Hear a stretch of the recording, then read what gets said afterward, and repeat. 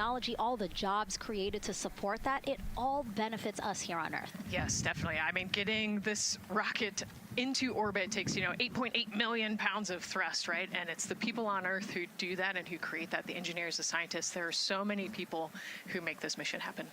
And so if all goes well, this crew could travel farther from Earth than any other humans before them and see parts of the moon no one has ever laid eyes on. And now, speaking of laying eyes, here we are in the suit-up room with the Artemis II crew. Yes. Looks like the commander's getting his comm cap on, so the communication cap.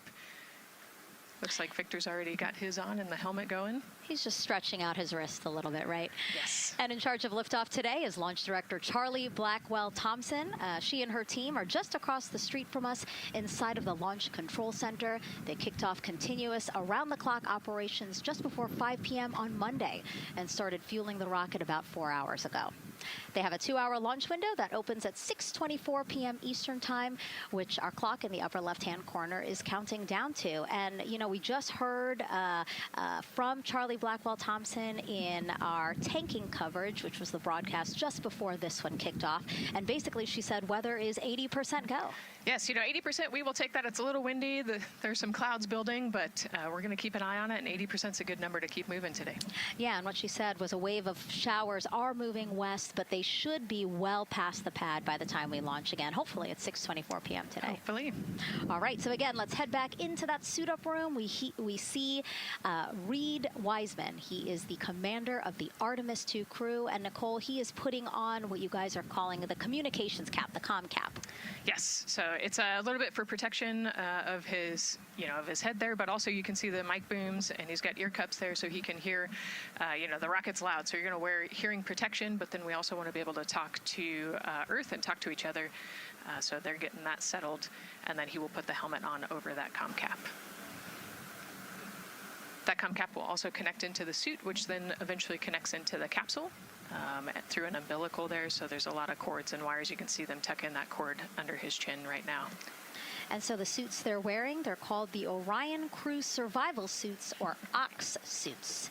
And so they're worn for launch and reentry or during high-risk or emergency situations. And I think a lot of people, especially if they're have been following NASA for all these decades now, they're kind of thinking, hey, these look like the suits that our shuttle astronauts used to wear. There is a lot of resemblance here. That's true. Yeah, they are very similar. NASA does a great job of leveraging the lessons that we learn from previous missions. So dating all the way back to Apollo, some of our first spaceflight missions, we learned lessons about the suits and how to make them better, and we just continued to carry that through all the way into the Artemis mission. Time now to introduce you to some of our teams today. We have Gary Jordan at NASA's Johnson Space Center in Houston. He's going to be inside with the mission control teams, which will take over from Kennedy's launch control team right at liftoff. And then back here at Florida, there's Megan Carter inside Kennedy Space Center's visitor complex, Jasmine Hopkins at a launch viewing location, and then finally Daryl Nail inside the Launch Control Center with the launch team. Now, each is going to provide a very unique experience today, starting first with Daryl, who has been closely monitoring the launch countdown for us. Yeah, and welcome into Firing Room 1, a historic firing room here at the Kennedy Space Center in Florida. It's a pleasure and an honor to be here reporting what's happening as we lead up to countdown and liftoff of Artemis II. So far, looking pretty good. You see the rocket out there on the pad. It is launch day, and we just got that crew weather brief that you were talking about from Launch Director Charlie Blackwell-Thompson to the crew. It looks like a countdown at this point is in good shape, and that's great news. Fueling continues to track well. We just reached all stages replenish. And while we're talking about the fueling, let's talk about that tanking. Pull up the tanking graphic if we could now. That will give us an indication of where we are with tanking, and I can just tell you, as you see from this board right here, we are all stages replenish. So all tanks on board the SLS. The 2 liquid hydrogen, lower stage and upper stage, and 2 liquid oxygen, lower stage and upper stage, are at 100%, and that's exactly where we want to be. This kicked off at 7:30 this morning with a go for cryo load, and here we are roughly about 5 hours later, and we're fully tanked and now in replenish. The amount of propellant on board, roughly 733,000 gallons. That's about an Olympic-sized pool and a half. Huge amount of propellant. It's all flowed in there. The great news there, no leaks, no issues, and we're looking good at this point. So let's talk weather now. The weather, while it is favorable overall, it's not totally clean, and that was hinted at earlier when we talked about the storms. There is, of course, some onshore flow. Currently, our overall attempt percentage stands at 80% chance of acceptable weather conditions at the time of liftoff, which is going to be within our launch window. That's tonight from 6:24 p.m. Eastern Time until 8:24 p.m. Eastern Time. Winds are good. The lightning risk is low. But scattered showers still remain possible around the Cape and including near the pad. So the expectation is that there'll be some more active weather coming our way, but we're expecting it to push to the west. So the watch item is really any isolated shower that could briefly move through the area and trigger a constraint, especially for flight through precipitation. Well, you're looking now inside the astronaut suit-up room, and of course we got the 4 astronauts there. They talked to Charlie Blackwell-Thompson today, and you know, everything looks good there. We're tracking one minor NC issue at this point. We'll talk, it's a non-conformance. We'll talk about that a little bit later in our next hit. But for now, again, looking good. And of course, our administrator for NASA is here in the firing room. He checked in with the launch director, chatted with her for several minutes, and he's here in the firing room, which is a good positive sign, of course, for the day. That's it for the firing room. We'll send it back now to Megan and Nicole. Daryl, thank you so much. Yeah, let's get back into the suit-up room here, where we now have a shot of all 4 astronauts, and it appears all of them are undergoing their suit leak checks. Can you talk to us about what that is, Nicole? Sure, yeah, you can see, you know, as the suit expands, that we're going to pressurize those suits. So in the case that we need it, if we lose pressure in the capsule, those suits will protect the astronauts and keep them pressurized and keep them survivable. So these guys are going to hold their breath for about 10 seconds. You know, any movement in the suit could cause changes in the pressure, and so we want to get a really nice, precise, accurate measurement on the leak check. And so they'll hold their breath. You know, even just their heartbeat could potentially make some differences in those super sensitive sensors there. So you can see the red and blue valves there, the air in and air out, and it looks like Victor just had a good leak check. Yeah, and actually they do 3 leak checks, again, just to get an average reading to say, hey, you know, we have confidence that these suits are holding the right pressure. As Nicole said, that tube that's going in, that's putting air into their suits, and then there was that gold instrument that you saw on their other side. That's how they can control how much pressure is being released in order to do these checks. Yep, and they will do the leak checks here in the suit room, and then they'll do more actually in the capsule as well. They'll do another leak check. So we're going to make sure the suits are ready to go before we even step out the door, and then we'll check them with the entire system on the capsule once they get out to the rocket. And you might also notice that some of the astronauts, while they're doing their suit leak checks, you might have seen Victor gave an OK sign. You might also see a thumbs up, and that's because concurrently, while they're doing these suit leak checks, they're also doing comm checks.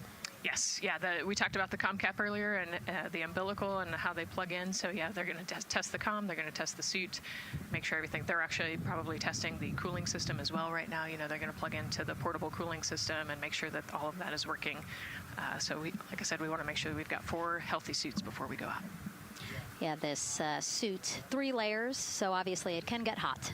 Yes. So one of the layers is a cooling undergarment, and basically they flow cold liquid through that undergarment to keep the astronauts cool and comfortable before liftoff today. Yeah, it's like a onesie with a bunch of tubes running around it, and the water flows through there to cool you down. All right, lots of information to share with you all today. If you have any questions, we'd love to hear from you. All you have to do is send your questions our way by tagging @NASA Artemis, and we'll try to answer as many of your questions live. And we'll also have some questions for you throughout the broadcast, so we hope you can participate in those opportunities as well. Okay, as we continue to be inside the suit-up room here, why don't we learn a little bit about each of our crew members? Right now, we are looking at pilot Victor Glover, but hopefully we can get a shot here of our commander, Reed Wiseman.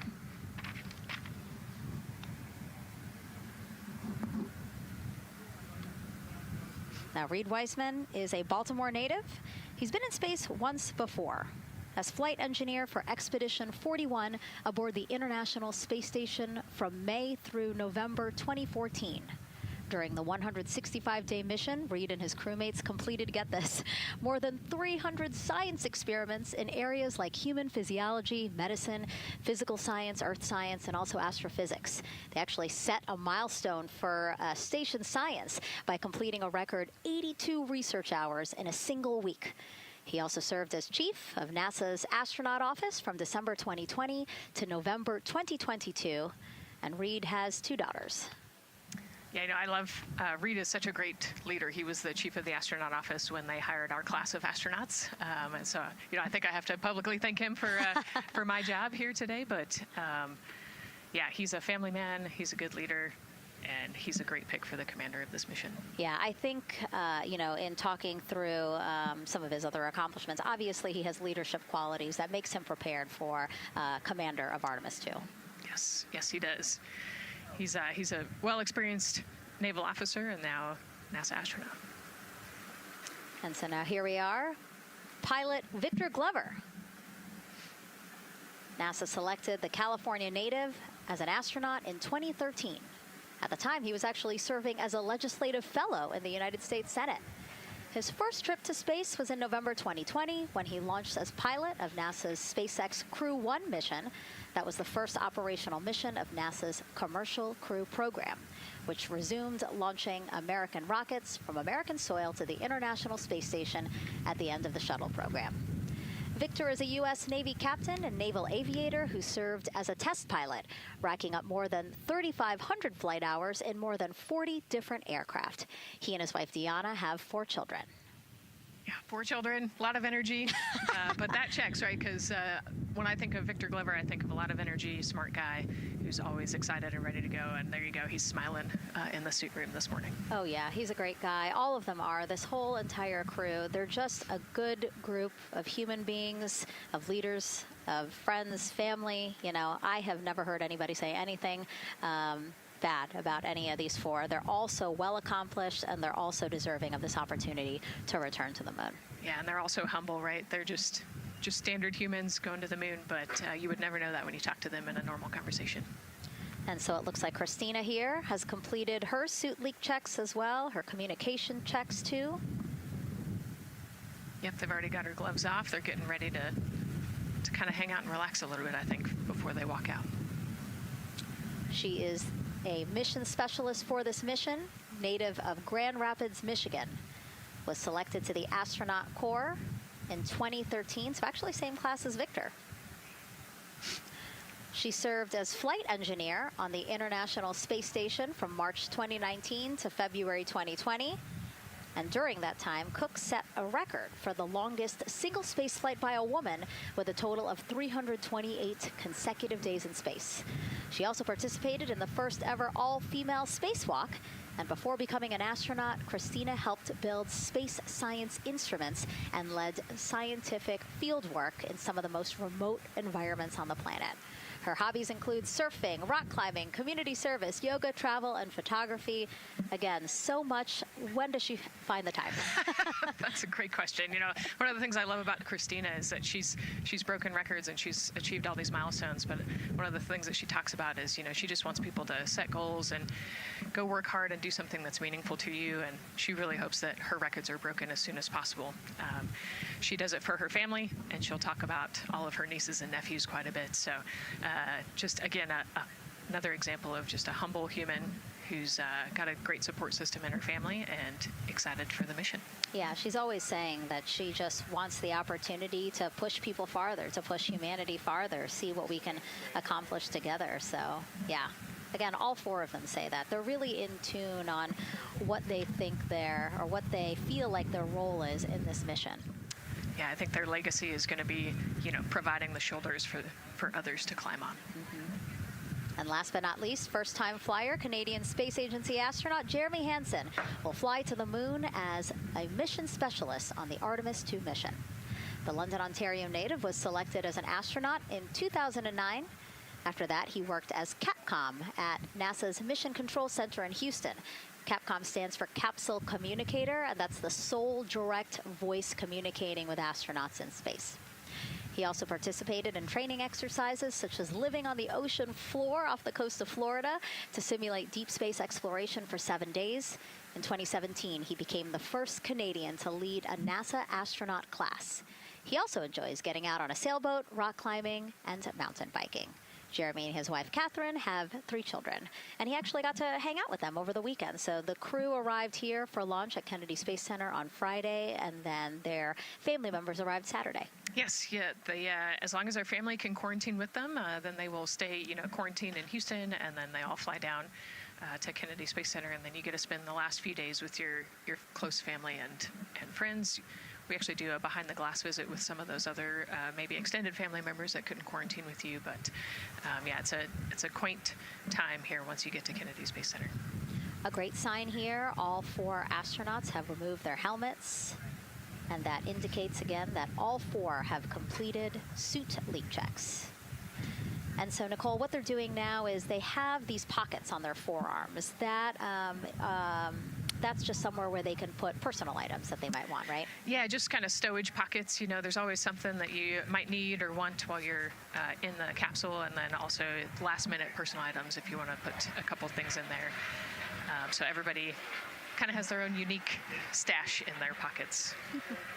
And then another pocket has emergency equipment that they might need, right? Like a signaling mirror, things like that. Right, yeah, the suit is basically all in one. It's got the oxygen bottles there on their right legs. You'll see in a different shot, they've got pockets with survival gear in it, and that is to keep them safe. So if they had to egress the capsule, either from the launch pad or from the water, then they will have all of the survival gear with them. They'll have about 10 minutes of oxygen as well from that bottle so that they can get to safety quickly and safely. We are now 5 hours, 3 minutes and counting from the opening of our 2-hour launch window, and we have our first questions from social media.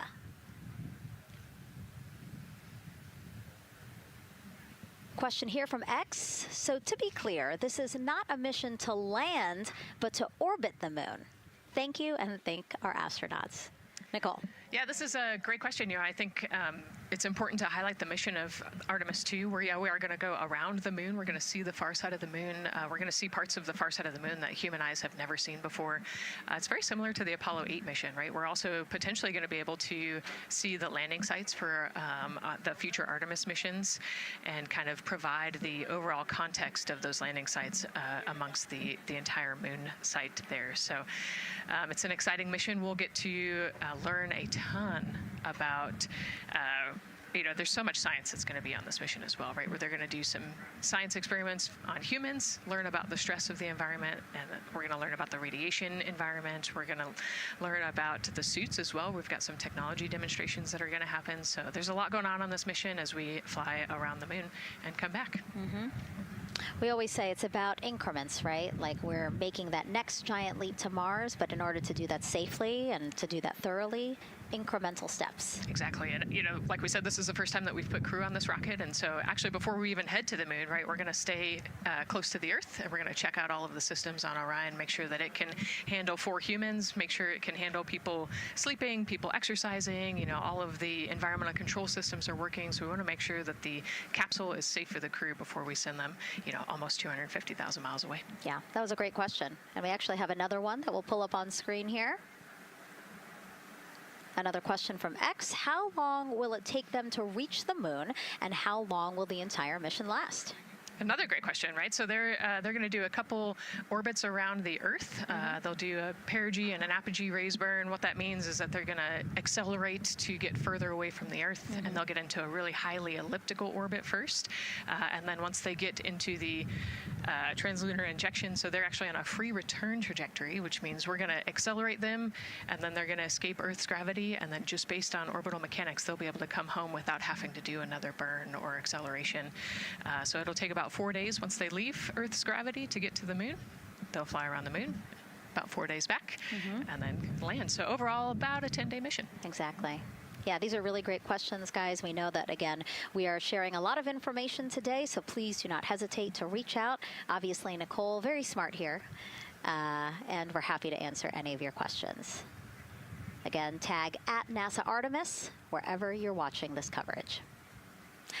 And now we actually have a question for you.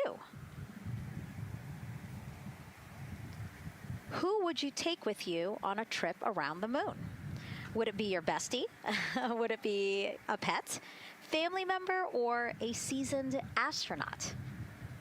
Ooh, Think about that good. one. I know. I like that. I absolutely know what I would say. I think it would make my husband upset, but I have my answer here. But we'd love for you to go to NASA's Instagram or Twitch accounts to vote. Again, who would you take to the moon with you? Bestie, pet, family, or seasoned astronaut? Try to go vote, and then we will share your answers soon. Again, husband is not gonna like my answer. And we're not the only ones with questions today. We will also hear from celebrities during our launch coverage. See what Stanley Tucci, Scarlett Johansson, and others want to know about NASA's Artemis II test flight. Plus the surprise of a lifetime as kids marveled at the rocket and spacecraft rolling to the launch pad. Look at those cute faces there. Oh, I love that. Love those suits. And we'll show you how the astronauts will eat, sleep, and go to the bathroom while in space. Keep in mind, the Orion spacecraft is about the size of a 6-person tent. Yeah, not super big, but, you know, it's 10 days with your 3 best friends, so I think it's manageable for sure. But, you know, every ounce counts when you're trying to get to the moon. And as we continue to look into the suit-up room here, a fist pump for some of the folks in the crowd there by Victor. Why don't we take a look around the center here? We know that there are some folks who are already getting ready to check out the team here as they drive across KSC to their launch pad. Look at that. Oh, that's so awesome. That's a great crowd.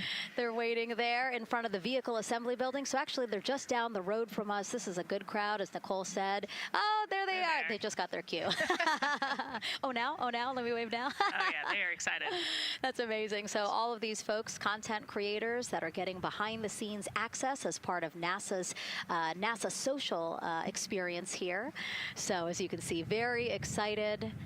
The crew will get into their convoy and drive past them here pretty shortly. Yeah, what an amazing way to share the Artemis story, right? By inviting these social media experts out to share the story as they drive by. All right, again, let's take a look at the clock. 4 hours, 58 minutes and counting from the opening of today's 2-hour launch window. So why don't we check back in with Daryl with the launch team. Megan and Nicole, and inside Fire Room 1, I'm listening to Launch Director Charlie Blackwell Thompson greet the Ascent crew who just came on console over there at Johnson Space Center. So good to have the mission control team jumping on with us. So far, the launch team here in the firing room has had a really good morning. Really smooth tanking that kicked off at 7:30 a.m. this morning. They got to all stages replenish just before 1 o'clock p.m. Eastern time, and it was an incredibly smooth tanking. That's great as we look here watching the crew and also with an eye on the rocket. Weather, of course, we've talked a little bit about that. It's favorable overall, 80% go for our 2-hour window between 6:24 p.m. and 8:24 p.m. We don't have an exact T0 right now because that's going to come to us closer when we get closer to launch, roughly about 20 minutes before liftoff. But it's going to be within that window. And towards the beginning, beginning, provided everything continues to go smoothly along the timeline, and so far that's been the case. I mentioned that there was a small issue in my previous live hit. That actually was incorrect. There was no issue. I've gotten the good data now that I'm on the headset and listening into the loops. Avionics engineers are keeping an eye on a display unit inside Orion that's just running a little cooler than normal. It's not going out of limit. It's actually completely fine. But they just were noting the trend and reported that to the NASA test director. So they'll keep their eyes on that. But again, there was no LCC violation. And once they get the cover off Orion out there that's protecting it from the rain, they expect the temperatures inside the Orion crew capsule to stabilize. And with that, we'll send it back to the host desk with Megan and Nicole. Thank you so much, Daryl. Now, Daryl is inside Firing Room 1 in the Launch Control Center, or LCC, as you might hear it referred to, which was built in 1967 to support Apollo missions. In fact, Apollo 11, the mission that landed on the moon in 1969, that was called from the exact same firing room. NASA then upgraded the LCC to support shuttle missions, and now Artemis. You can see there a shot from when we supported shuttle. Now with Artemis, the primary launch team for today is in Firing Room 1, but there is actually support staff in Firing Room 2 as well. And together they will propel this ambitious test flight off Earth.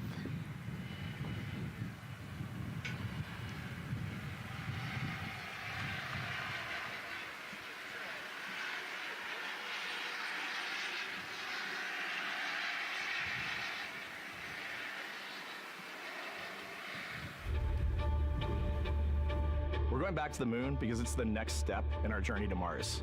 We need to go explore the moon. There's vast regions of unexplored areas with the coldest, darkest places in our solar system.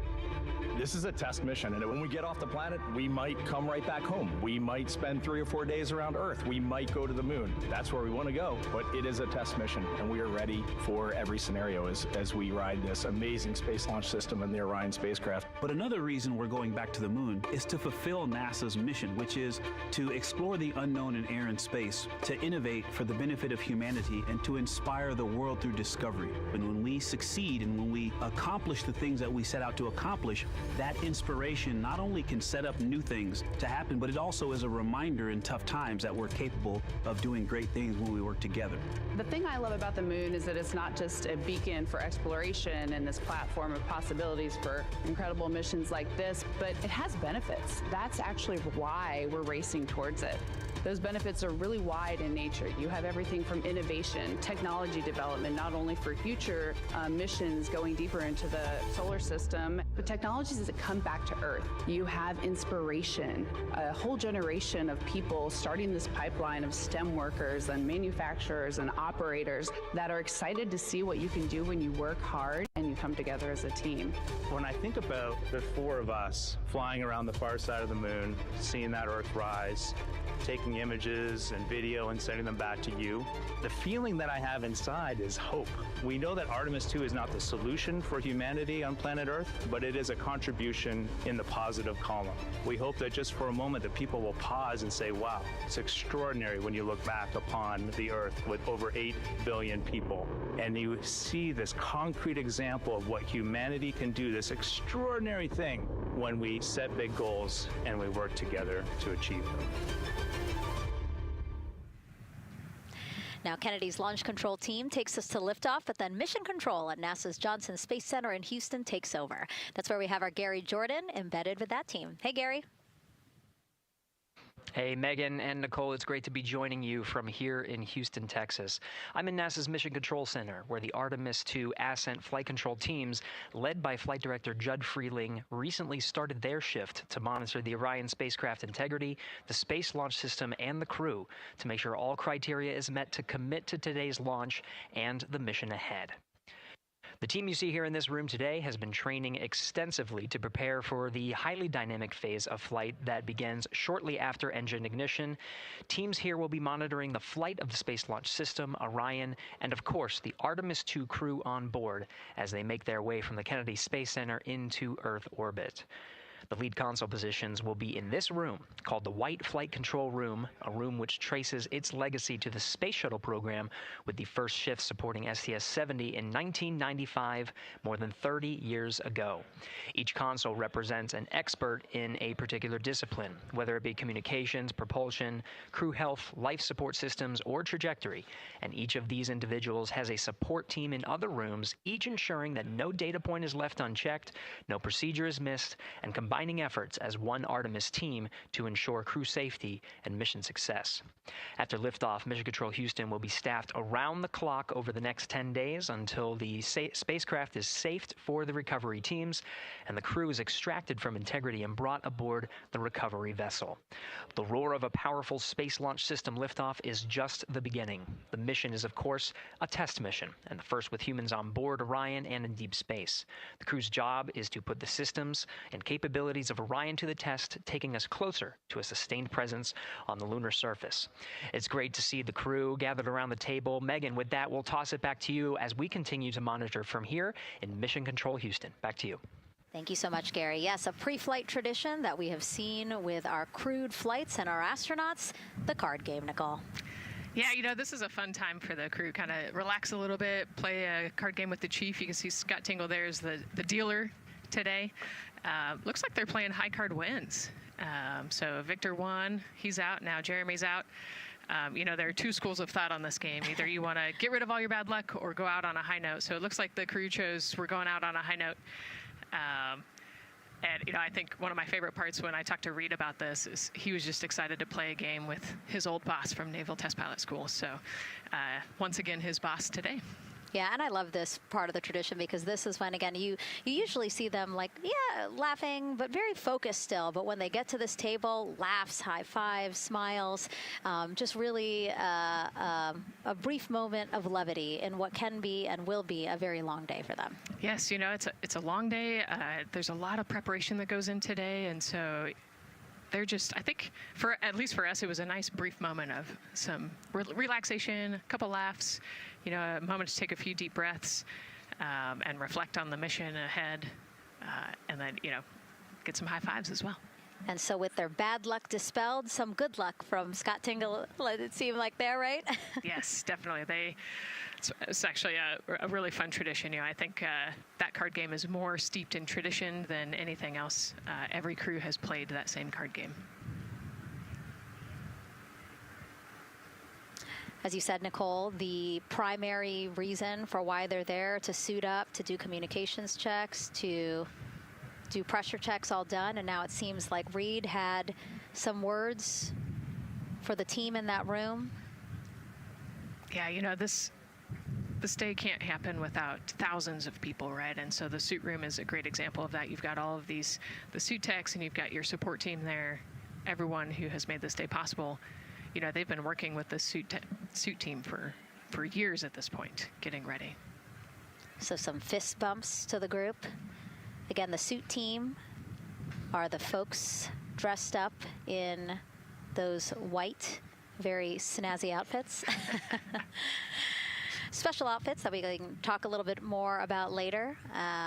But each crew member was assigned their own suit technician. So as you said, working very closely with the same person to make sure that the crew felt comfortable and ready in these suits as they lift off from Kennedy Space Center. Right, and you know, each suit is slightly different, each person is slightly different, and so these suit techs know each individual super well. They know exactly how they like to get into the suit, exactly where things might get caught, or, you know, small adjustments that might need to be made. So they know their suit techs well, and their suit techs know them very well. And so as we take a couple of pictures here, we really hope that you are learning a lot about the suits and the process of checking them out for a mission. But imagine the opportunity to get a hands-on demonstration from people who helped design these suits. Take a look.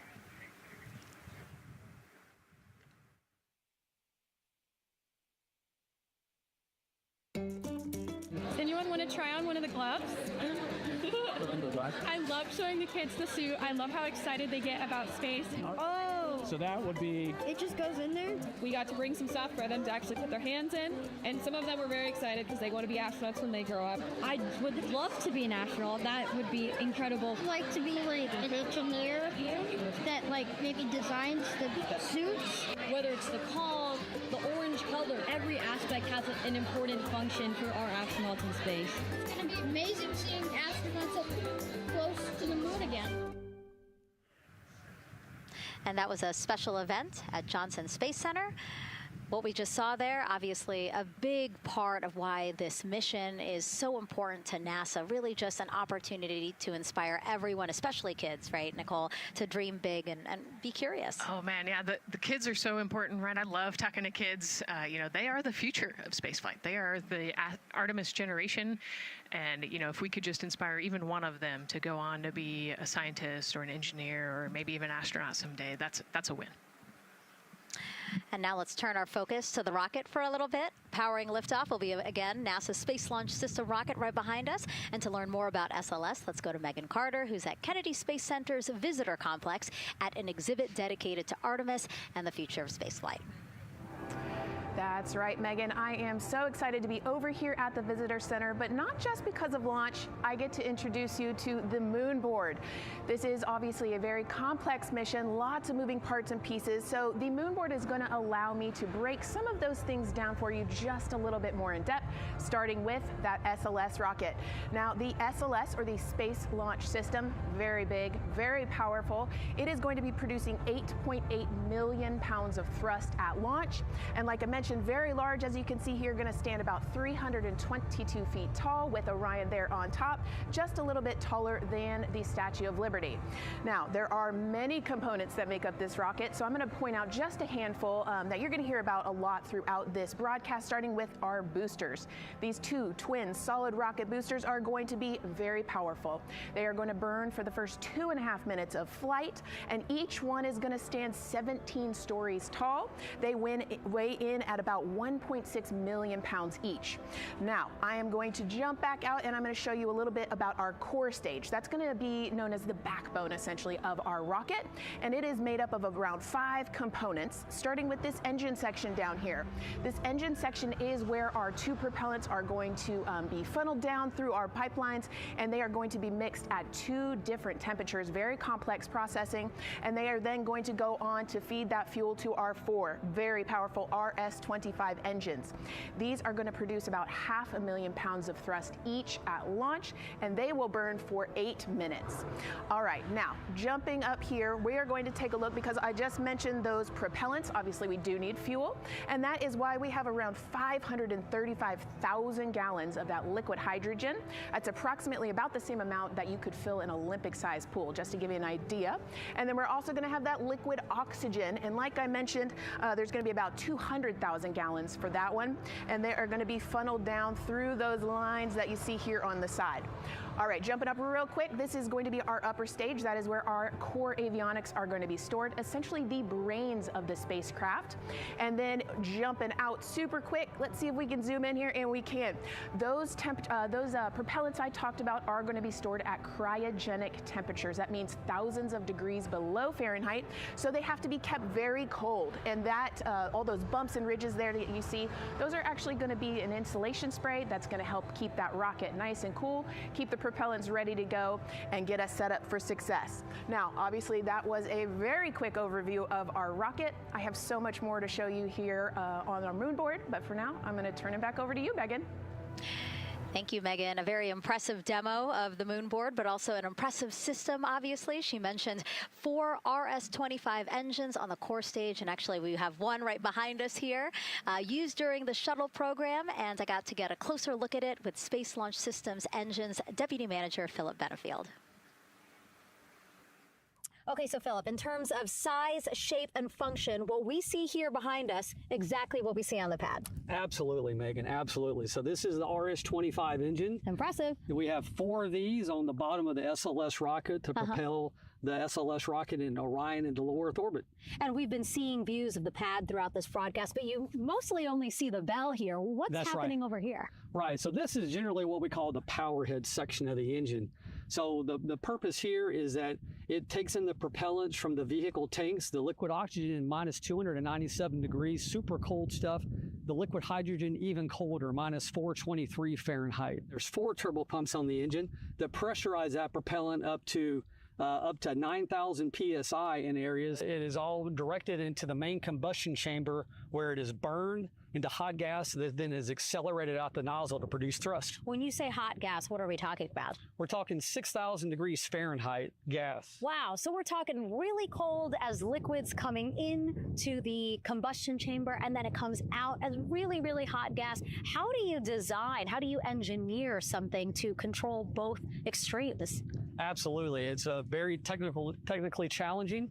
One of the main things here with the nozzle is that since you have the 6,000 degree Fahrenheit gas coming out, you have to cool that nozzle so it doesn't melt. And so the way the nozzle is constructed with these 1,080 coolant tubes. And so each of these coolant tubes flows a small amount of hydrogen. It keeps it cold, and so it doesn't melt during operation. Wow. I mean, all of this science that you're talking about, it is truly amazing that you guys designed this for shuttle, and yet you've reconfigured it, retooled it to be able to now support Artemis. What do you think about that? Yeah, I think that's really amazing, the fact that we were able to use the heritage hardware on the Space Launch System. The engine itself, developed through the Space Shuttle program, many upgrades to make it more reliable and improve the thrust as well. Perfect. Philip, thank you so much. I can't wait to see all 4 function. Same here. Thanks, Megan. Enjoyed it. And again, another idea and way that we are learning from what we've built upon and figured out all into this moment. Yes, with so much more thrust and capability, like we said, we learn all those lessons from previous missions, and we get to involve them here today.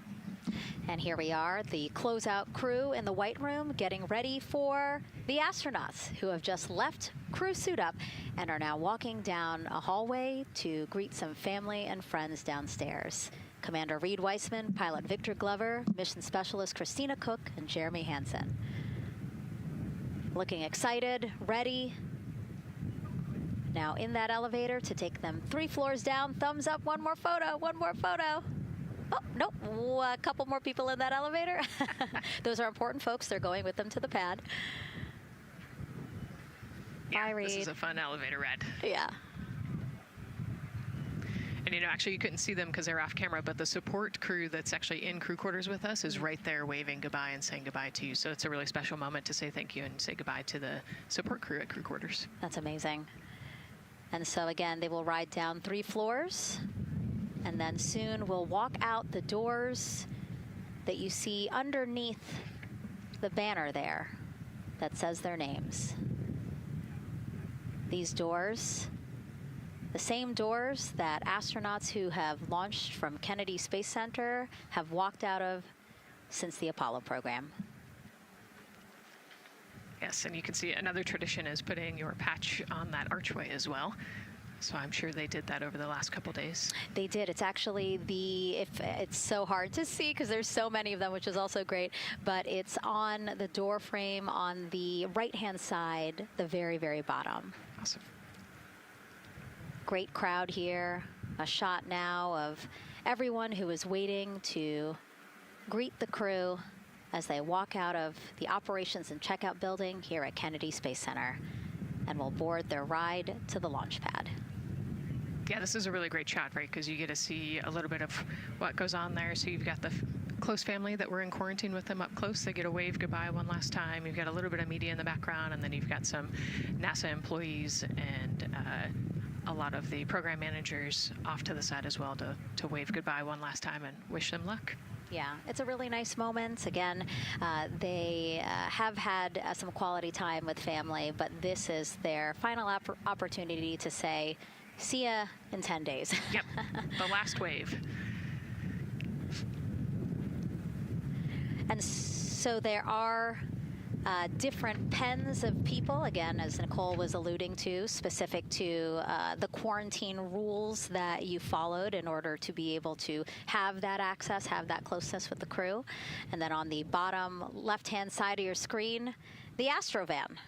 And that is going to be the crew's ride out to the launch pad. This modified Airstream motorhome can seat up to 8 people inside. It has a TV and sound system, and we know they plan to watch a video during their trip out, right, Nicole?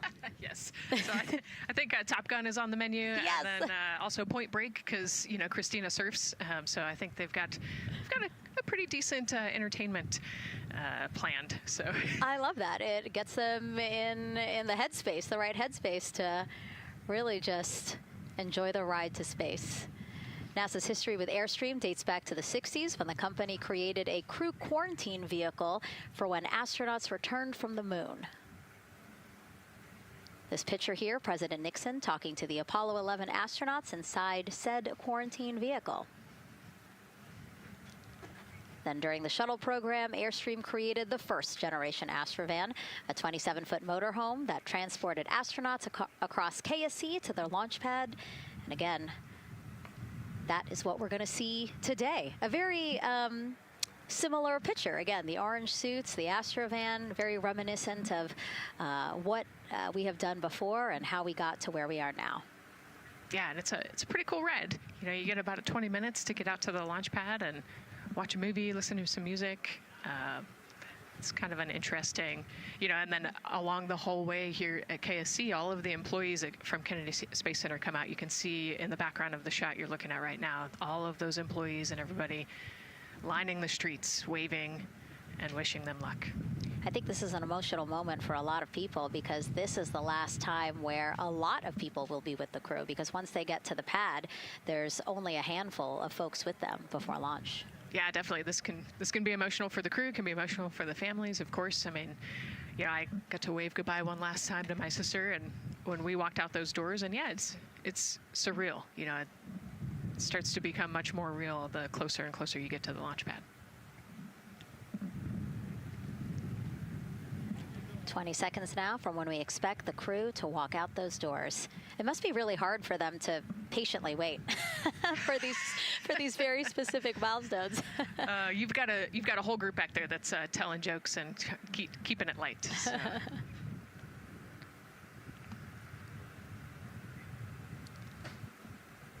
And here they are, NASA's Artemis II crew. Commander Reed Weissman, pilot Victor Glover, and mission specialist Christina Cook and Jeremy Hansen taking their first steps outside for their historic test flight. To a wonderful applause from the crowd. They're looking really excited. Some and big really smiles. Ready. I love that. It's a great day for us. It's a great day for this team. A few words from Reed. Great day for us, the team, he said. Thumbs up, more thumbs up. Of course, a lot of pictures. We hear some camera shutter clicks back there. I love the energy of this crowd. Let's go. And so now the crew walking over to each of their pens.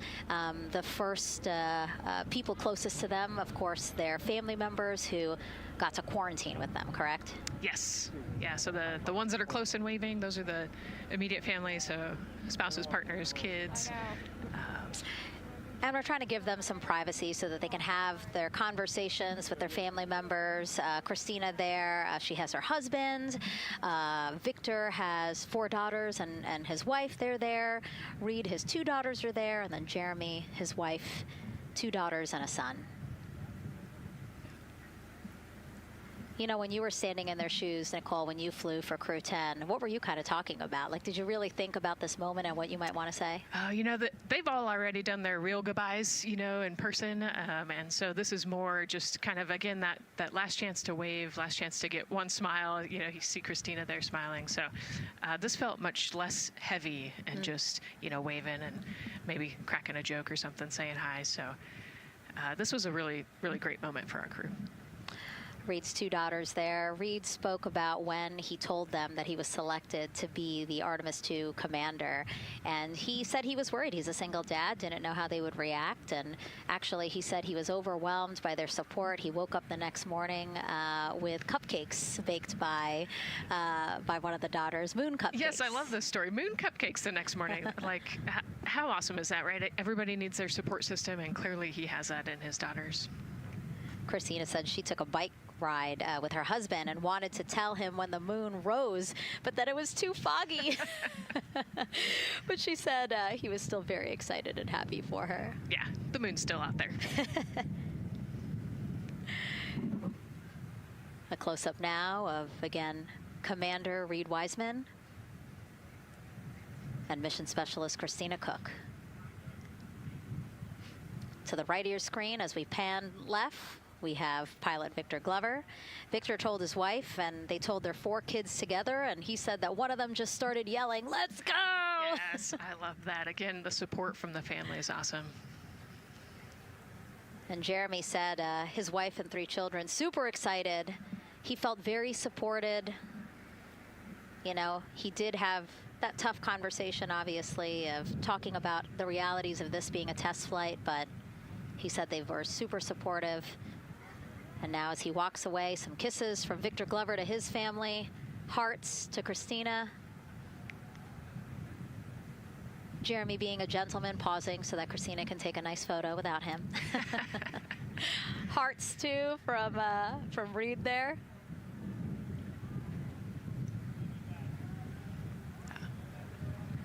Hearing Victor saying, "Love you guys," saying that to some of his crew members there. Woody.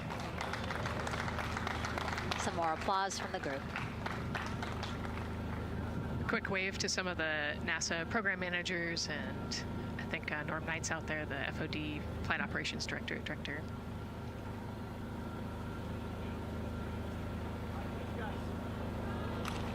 You heard Reed there saying, "Thank you guys," as the crowd picks up again with their applause, and the 4 of them step into their Astrovan. Looking at the clock, very on schedule right now. Again, according to the very detailed timeline of launch today, they're expected to drive off in about 20 seconds.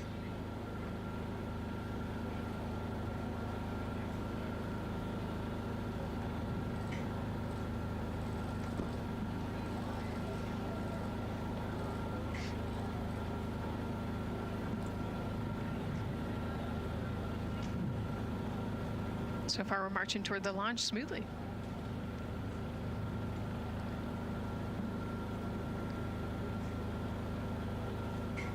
Do you think they're queuing up the video? Definitely. And that's why they haven't left yet? They're like, we can't go without Gotta get our your point snacks and movie break. ready. Yeah. Where's the popcorn?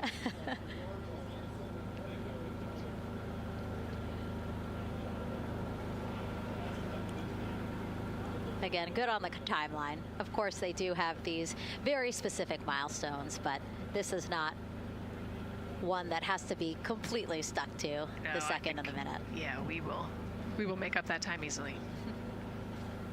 They will get a full security escorted ride out to the launch pad. It's a quick trip, 15, 20 minutes.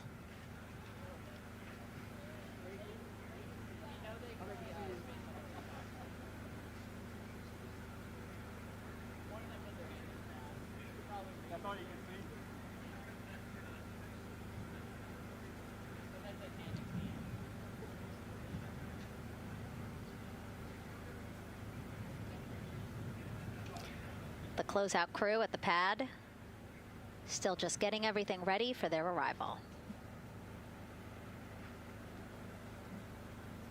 Configuring Orion, right, Nicole? Yes, so they're probably laying out the seat restraints and getting all of the umbilicals set and ready to go so that when the crew gets there, they can ingress and start getting strapped in and connected to the capsule. And in our smaller box there, we have a shot of our administrator, Jared Isaacman. Bouncing around quite a lot today, was in the firing room right after the crew weather brief, saying to the crew that they are good for them to start suiting up, and now here to wish them well as they drive out to the pad. Yes, he's so invested in this mission. I love it. You know, he's been an active participant today, and exciting to see him there at the walkout.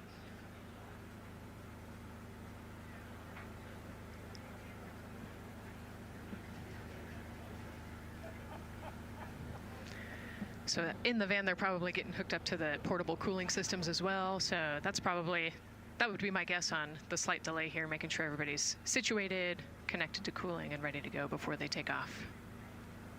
Right, because the orange boxes, we didn't talk about it when we were in the suit-up room, but if anybody noticed, there are these orange boxes, and that's what provides the cooling to those thermal garments.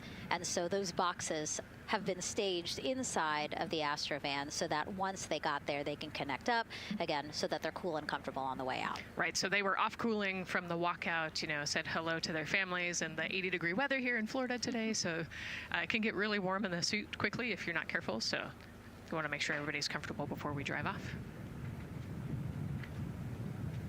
And then when they get to the pad, of course, and strapped into Orion, then they don't have any need for those cooling boxes anymore. They will get that cooling through Orion, through the different lines and umbilicals that they'll be connecting to there. Yep, that's exactly right. The Orion capsule and its environmental control system will take over once they're connected to the umbilical.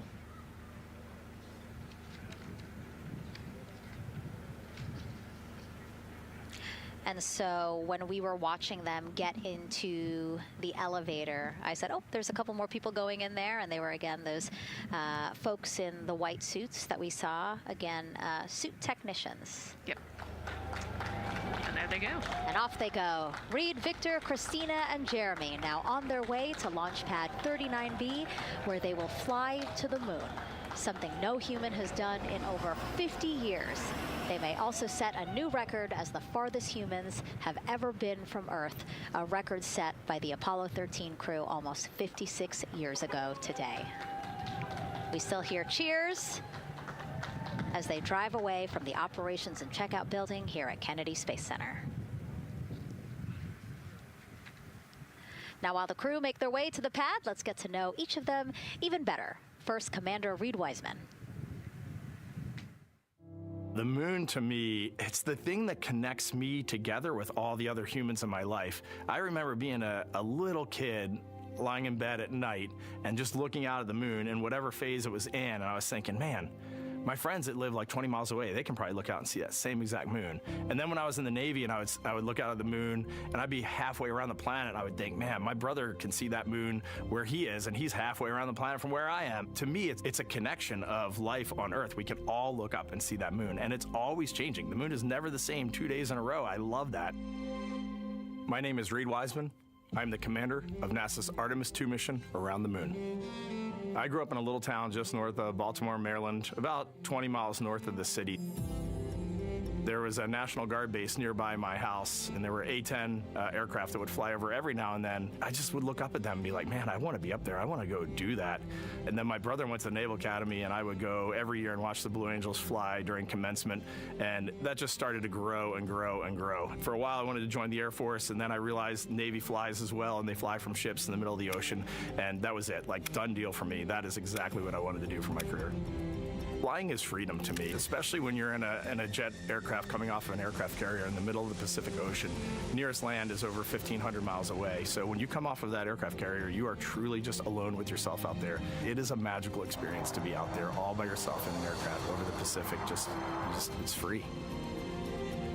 I think anybody who accomplishes something that they set their mind out to, there's no one thing that does it for them. It's a combination of everything. I mean, the way my parents raised me, the way my brother and I, the way our relationship developed over time, my friends, being in the marching band, going to college, setting my own course, learning how to live on my own, being mentored along the way, being, kept on the path to success, but being given the freedom to, make excursions and fail every now and then and regroup and carry on. I think all those things come together in the end to get you where you are. I've had to overcome, I'm a human being. I've had to overcome a lot of fears. I'm pretty scared of heights. I joked about that on the International Space Station, but it turns out I'm only scared like at the edge of a building. When you're up on the International Space Station, even though you're 250 miles up, I never had that feeling of falling or that I was, at risk up there. I just kind of loved the feeling of floating and looking down at Earth. There have been challenges all throughout my life. By far, the biggest challenge was losing my wife in 2020 to cancer and now raising two daughters who are grown up now, but that's been the biggest challenge challenge by far I've ever had to face. It is not easy. Being an only parent, trying to work a full-time job, and raising 2 kids is something that I think about every single day. I'm very proud of the work I've done. I haven't always done it well, but I've always shown up and tried as hard as I possibly can. And now Artemis II pilot Victor Glover and his journey to this history-making moment. I do wonder what it's going to be like when we are really far from Earth and can see it. The sensation of being so far away from everything that you know. I had that sensation on the space station the first time I got to sit in the cupola for a really long time. So I can only imagine what that's going to be like from 200,000 plus miles away. My name is Victor Glover, and I'm the pilot for NASA's Artemis II mission around the moon. When I was in 4th grade, I was 10 years old, and that's when the Challenger accident happened. And it helped me understand how the general public felt about the astronaut corps, right? Like, these are the people that we want to be, and that just gave me an easy thing to strive toward. The biggest fear that I've had to overcome in my life is doubting myself. Going to college when no one in my family had gone to college was a huge risk. I had more confidence in my athletic ability than in my academic abilities. I could play football with those college students that I saw on TV, but my classmates that I saw in the lab and around the University Union, I didn't know if I had what they had. I think addressing that self-doubt was a part of, swinging for the fence and trying to go get an engineering degree, not just go to college, but get an engineering degree and then go do something challenging and technical like flying. Apollo is known for sending humans to the moon. Artemis has an opportunity to continue the Apollo story, but I actually think it's important for this story to stand on its own. Artemis is a new program, and we're trying to do new things. And it's great to compare and contrast. When you look at our spaceship, you can see parts that were designed, built, and integrated in another country. When you look at our crew, you see that our crew is international. There are also men and women. And I just think that comparing and contrasting makes the story even richer. The piloting role specifically, I will have an hour and a half or so where I get to fly the spacecraft by hand. We haven't flown that many spaceships. And so the ability to fly one actually in space on a test mission is just a really unique opportunity. I can't tell you how I'm going to feel when we fly by the moon and see the moon up close and the Earth from 250,000 miles away, but I don't use the word excited because I'm focused. What we do, this is very serious and it's very risky, and we are all intimately familiar with that risk. And so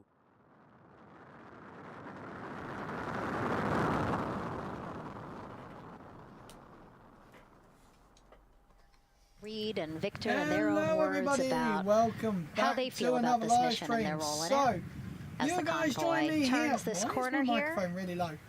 onto the I don't know road why my microphone's where the so low. vehicle assembly building you is. join me here, guys, for And where the Artemis the group II that we mission. showed you earlier We are today, here ready to witness with their 4 flags. humans Wow, that group going has around the moon. expanded I love exponentially. this. Yes, this is was great. it So the many people. first time since 1972? Flags. Oh my gosh, I love it. It This is looking must feel amazing. so The crew special are to the on their crew to way. see all of these people here to wish them well. Why Yes, is this not is working?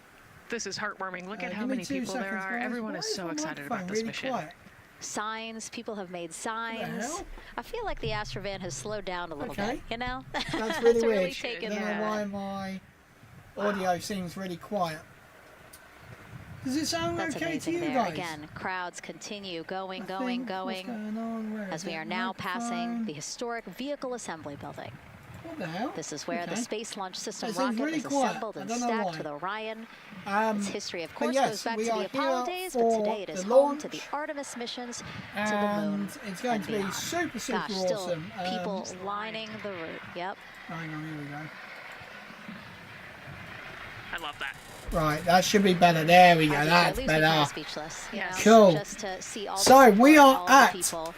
L minus know T that they're minus thinking of them 4 with them, hours and and the fact that this 18 crew minutes, specifically guys. has always said So obviously we are my going for all by thing will be slightly This further must be forwards, really special to them. just because And it's that's just here on Kennedy stupid, Space Center. Imagine and the I rest can't, of I can Florida never right get now. the delay down. Right, I'm just going to turn my banner on. Here we go. So, what we are going to be doing is we are going to be playing some KSP1 while we wait for the actual launch. Obviously, we're going to keep it like this. This is going to be our sort of layout for today. It's going to be super awesome. I might switch the two around and put Artemis now on the... Oh, hang on. I don't remember. Reverse the camera. Artemis will go over there where the weather is, and KSP1 will go down here. Sort of more focusing on what is actually at hand today. But it is super awesome. We are going to the moon. I am loving this mission. So at the moment, in our poll, we have 6 people voted, and it looks like a lot of people are saying that it will not do the dreaded S word. So I'm going to turn this down a little bit, just because it's absolutely blaring in my ear. But yes, so for now, what I'm going to quickly do is quickly shuffle these around. So we're going to go here. There we go. And we're going to load up, if I can even find where I've put it. So we are going to try in Kerbal Space Program 1 to build an SLS rocket.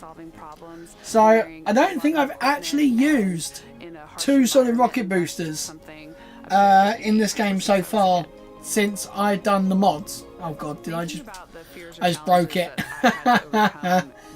I forgot, it's very temperamental at the moment. So I'm not allowed to touch the mouse until it's loaded up. For some reason it seems to really go funny.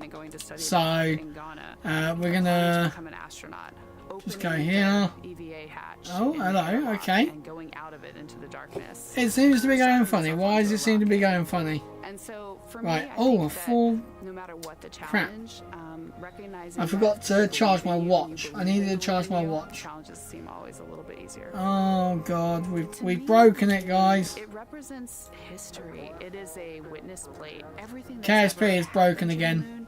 Why is it broken? Did we delete the mods thing again?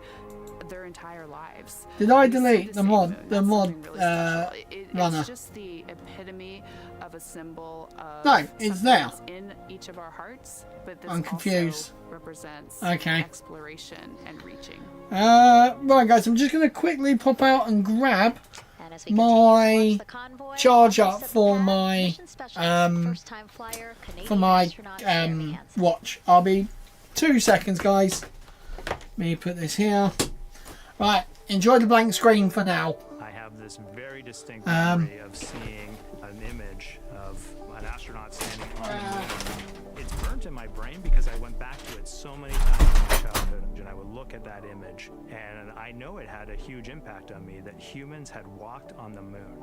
My name is Colonel Jeremy Hansen. I'm an astronaut with the Canadian Space Agency, and I'm a mission specialist on NASA's Artemis II mission around the moon.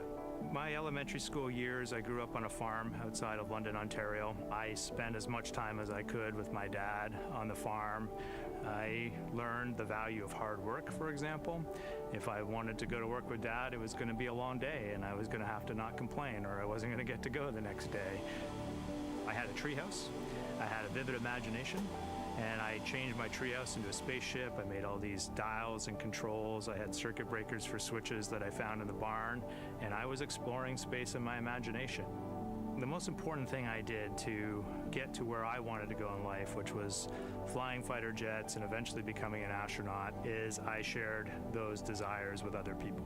And it turns out, just like you don't go to the moon on your own, if you could, I would have done it a long time ago in my treehouse as a kid. You have to go as a team. I think the biggest impediment to achieving my goals was, of course, myself. And I think that's a common human experience. There are many times where just little things would get in my way, and my immediate interpretation of that was, well, now that goal is out the window. You know, people must have lifted me back up, and somewhere in the back of my head, that persistence came through. And I think that's a common human experience, to doubt ourselves. I've come to this, I guess, realization that I believe that we all have gifts to contribute, and the goal is to figure out how to use your energy towards adding positively to humanity's existence on this planet. But I love it when humanity sets big goals, like sending humans to the surface of the moon with an eye to eventually going to Mars, because when we do that, we can bring together genius from not just even in one country, but around the world. I've also learned from my indigenous mentors that they refer to the moon as Grandmother Moon. So you've probably heard of Mother Earth. They use Grandmother Moon because Grandmother Moon is responsible for the water in their community, just like the moon moves the water around the planet, affects the tides. And I think that's a really beautiful thing for us as we go back to the moon, to think about all the different cultures around the world and how they view the moon differently. And that's really neat because we all share that same moon in the night sky. What's really neat too was that drive to the launch pad, that point of view to see what the crew is seeing as well as their astronauts. Oh, they're just coming up to the rocket! Woohoo! And are now on the surface. How's about that? To their vehicle. Yeah, you know, we talked I'm going to put my watch on charge. Because I did not charge it last night. There we go. Cool. Look at that. Another historic What is that bus? place here at Kennedy Space Center. Construction began Right, why is it not? Finished 3 years later. Apollo 10. Yay, loaded, that's good. Right, we're going to call this mission. We're going to start a new sandbox. You know, we modified the pad in the 70s and 80s, and then We're going to call this Artemis And then, of course, Artemis I II from this launch pad, December launch. 2022. Right. And now here we are about to see the Artemis II crew get out of the Astrovan and make The their way Astrovan. to the 200. We like Astrovans. Where they will Rocket photos. on their first crew NASA. test flight of the Artemis program. you know, I think that button in the elevator actually says space. It does? Yeah. Really? At least on 39 Alpha it does. So I imagine it says something similar. Do. Again, let's take a Right, so you guys aren't going to hear any of the sounds or anything from the rocket. So we're just going to literally have like the background noise for Artemis on there. Thank you, Megan and Nicole. And here inside Firing Room 1, we had a nice moment. The launch director, Charlie Blackwell Thompson, NASA's first female launch director, Right, standing so up at the console, taking her cell phone come on, and pods. snapping photos as the Artemis crew that she had just given the go to leave Twin the seater. astronaut quarters, driving by, and of course going Huh, to Causeway okay. until they got there to the pad. And now we see them coming Let's out of the use- Astrovan there and getting ready to ascend the launch tower.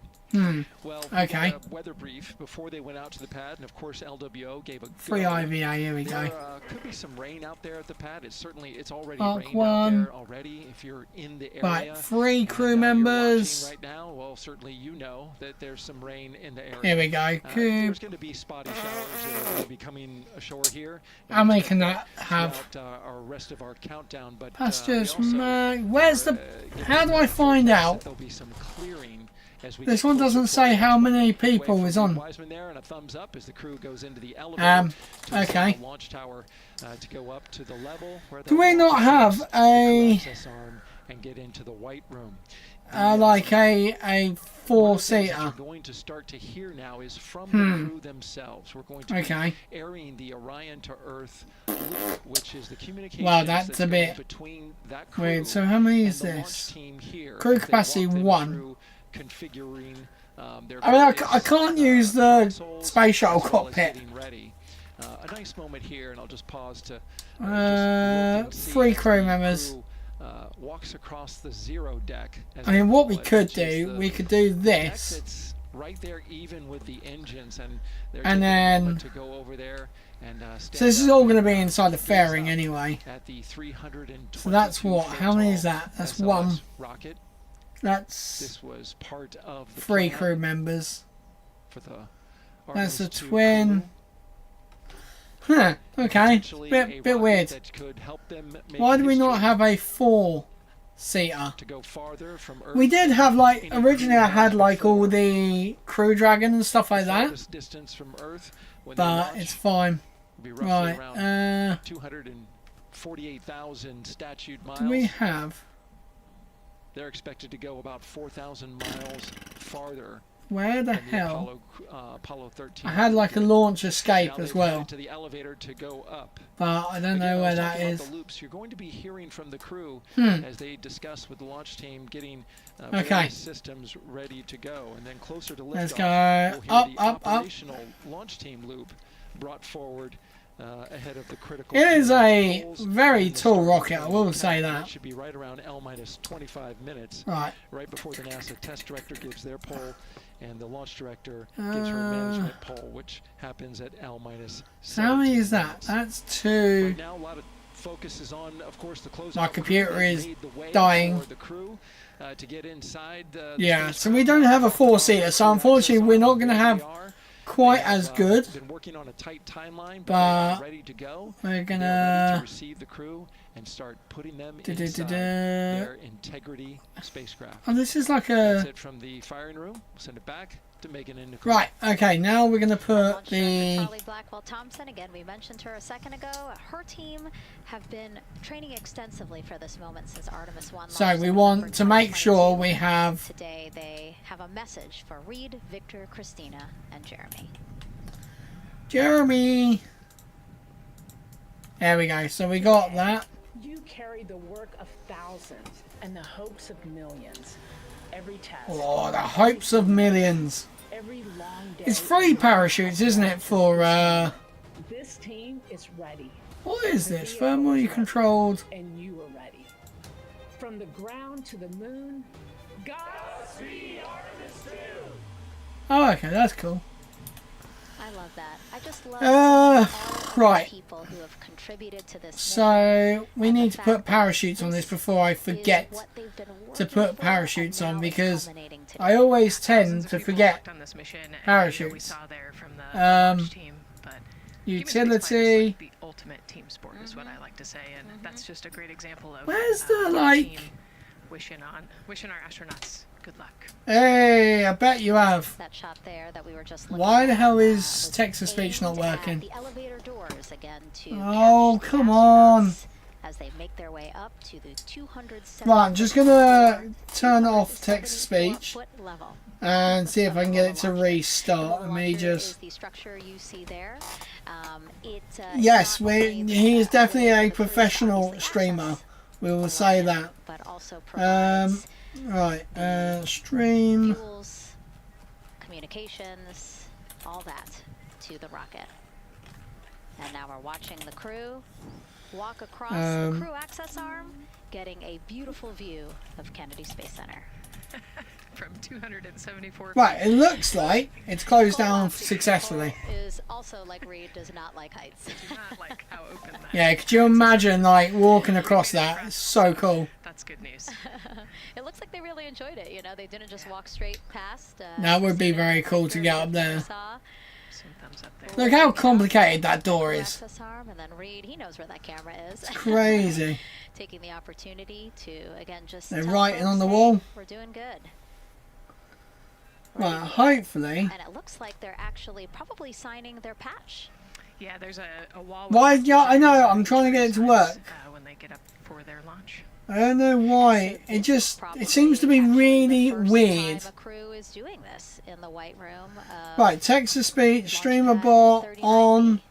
Don't quote me on that. Everything's on. Everything should be working. Started with the commercial crew program, so right. There's a lot of that in processing users. 39A, but again, this is 39B. Yep. Settings. Speaker bot.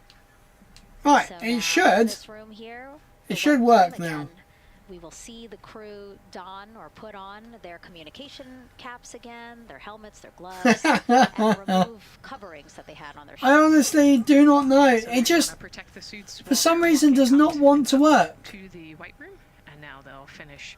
I don't know why. It just doesn't work half the time. I'm pretty certain it's something to do with, like, so YouTube watch itself. This process unfold Right, I'm logged in. Everything's working. User input incorrect. Yeah. No, that's the thing. Like, I haven't changed anything.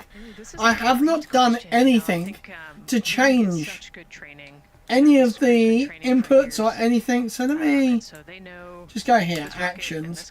So if I go to text to speech, if I go test trigger, your support system and your family, I think launch day is actually tougher for your family than yeah. it is for you. Okay. And that was different. It didn't do anything. Talk about the difficult conversations that they've had with their family. Speakable. This historic test flight, and so I think streamable. Yeah, the closer and closer you get to the rocket, the fewer and fewer things. Right. Okay. You know, they left their suitcases at crew quarters this morning. Streamable. They left their cell phones, their laptops, everything, and so you are just a streamer. Where the hell about to get on a rocket is speakable? Watching, and I think that can be That could be probably one of the most difficult parts about today. And while you were right, okay, there is a problem. It's not showing this is the first time a crew has signed the text to speech. The White Room. Again, here at pad 39B. Oh, okay. It's because I didn't even open it. I didn't open the software. How come? Obviously referring to the April opportunities specific to Artemis II. Oh, okay, that might actually be a reason why it wasn't wasn't working. I don't know that I would have the exact mechanics behind it, but it has. Right, there we go. Right, let me test this now. In terms of the Earth and the Moon relationship, and you know, like we said, we're trying. Right, okay, that worked for me, but I gotta put it on for you guys. I know. Right, let's see if this works now. There's a lot of math that goes behind these launch windows and why they shift and move and why we just so happen to be in the evening for the Green Bay Packers fan said % raw input %. My God, why is that so loud? Jesus. All right, and before we right, asked you guys, I don't. Just seriously, it's so freaking annoying. That be a bestie, a pet. I've done nothing to change anything. But yes, hello Highland Space Cow, welcome. Going to the moon. Right. Was that your answer as well? That was totally my yeah, see, that's not even working. Do you know what, guys? I'm gonna restart my computer. Be right back. Tech issues. There's a lot of training that goes behind it. These guys can react to anything that comes their way. And so, right. You don't have all that training. Maybe you do want someone that's a little bit more experienced. I'm gonna restart the computer, guys. So the stream will freeze for a sec, okay? We'll be right back. Let me just to know about living in Orion. What the crew save eats, this. How the crew sleeps, Leave. how to Save and continue. how free time Right. is spent. I will be back in a second.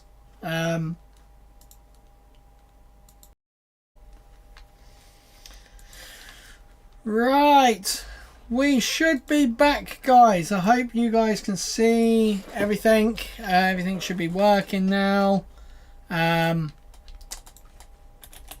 Give me a thumbs up in the chat if we are back.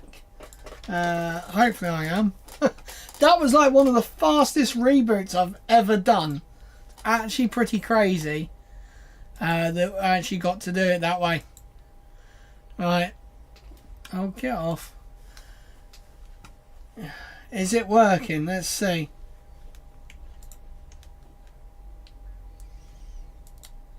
If it doesn't work, I'm going to be pissed.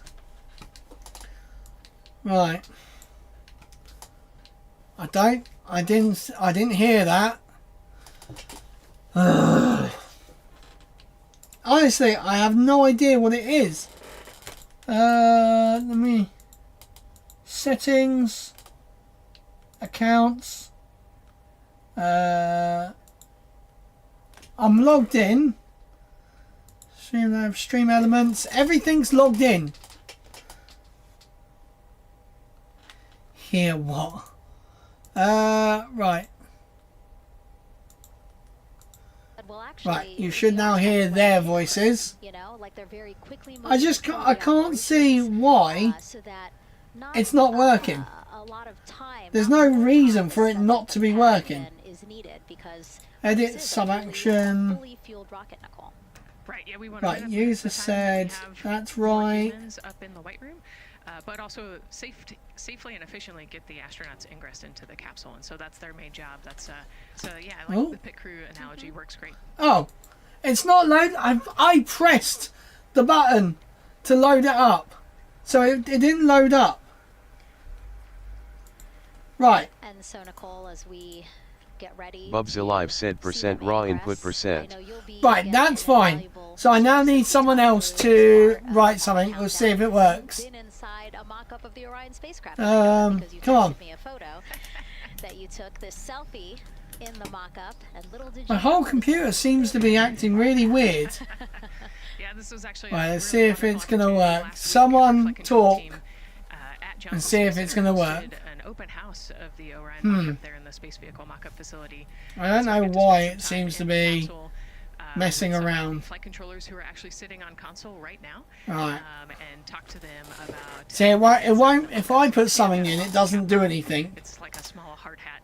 Because it's told to ignore me. So. At the end of the day, and so they want you to be careful while you're moving around in there. But I got to see, how the crew ingress. No, it's not. The umbilical and the seat straps, and I got to see, the emergency exit, the stowage, and the toilet. I got to see it all. Right, I'm gonna do a new right click. Add Yeah, because it's really YouTube. good to be able to give How about no? and as you guys will see, Chat. we do have cameras inside Orion, and we'll of Message. course take you in, but it doesn't Right, let's see if doing that will actually change it. No, it hasn't worked. Honestly, I do not know what is going on. It's like it's not connecting to. Let's see if StreamerBot's got the updates. It's just hard to really get a sense of StreamerBot. there, but Nicole is going to really help walk us through that. I don't think so, because I've got automatic check for updates. Somehow get there, and so they're actually going to almost You are on the latest stable version.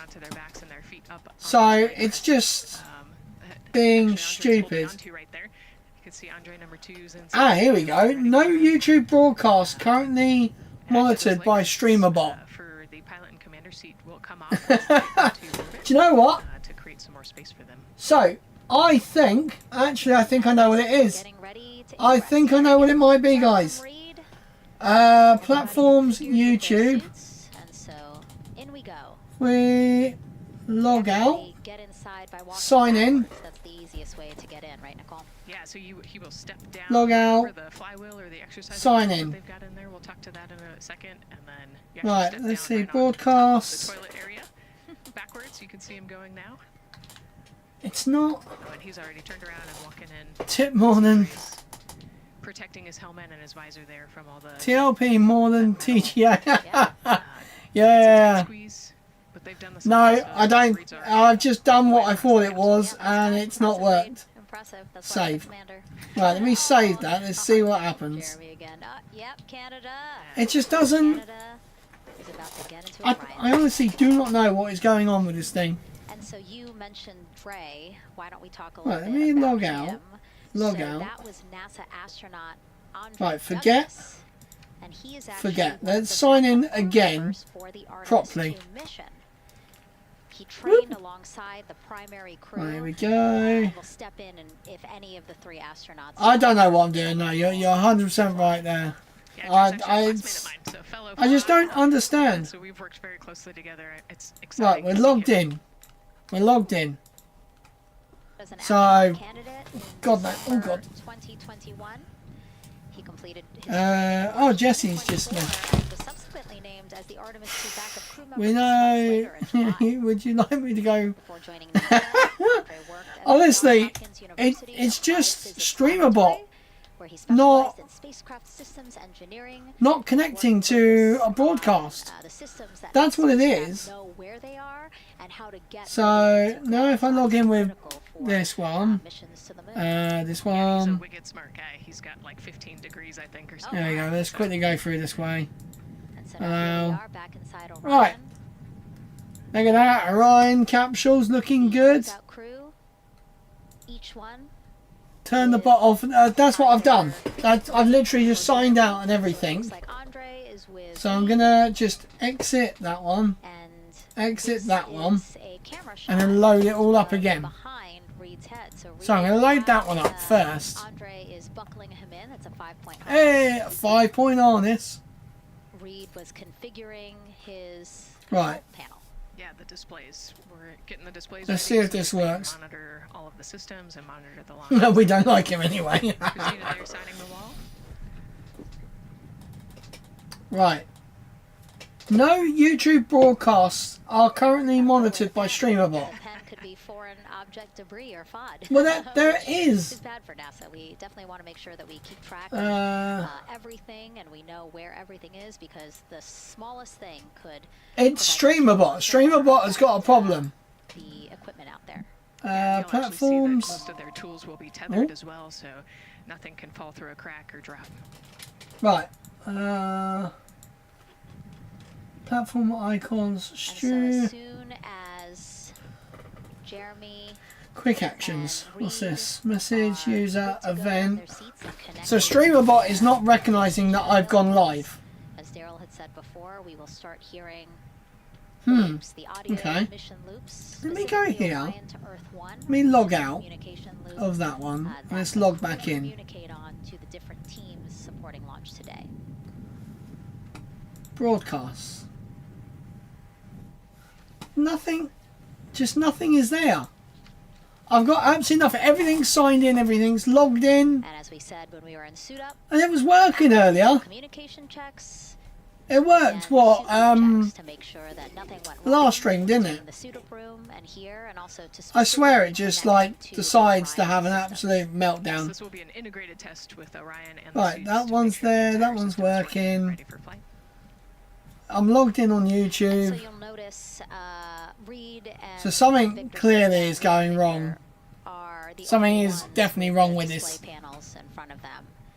It's so weird. Christina will actually share a personal computer device, and that will be on Jeremy's leg, and that's how they'll continue to follow along. Yeah, I know that.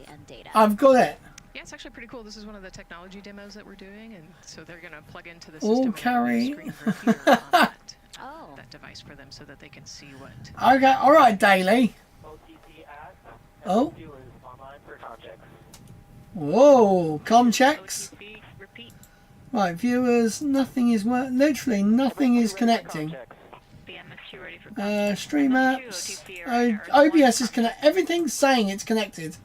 So look, guys, I'll show you. So I've just just got rid of it. Hang on, reload it back up. So on SpeakerBot, which is the actual text-to-speech, service started, everything turned on.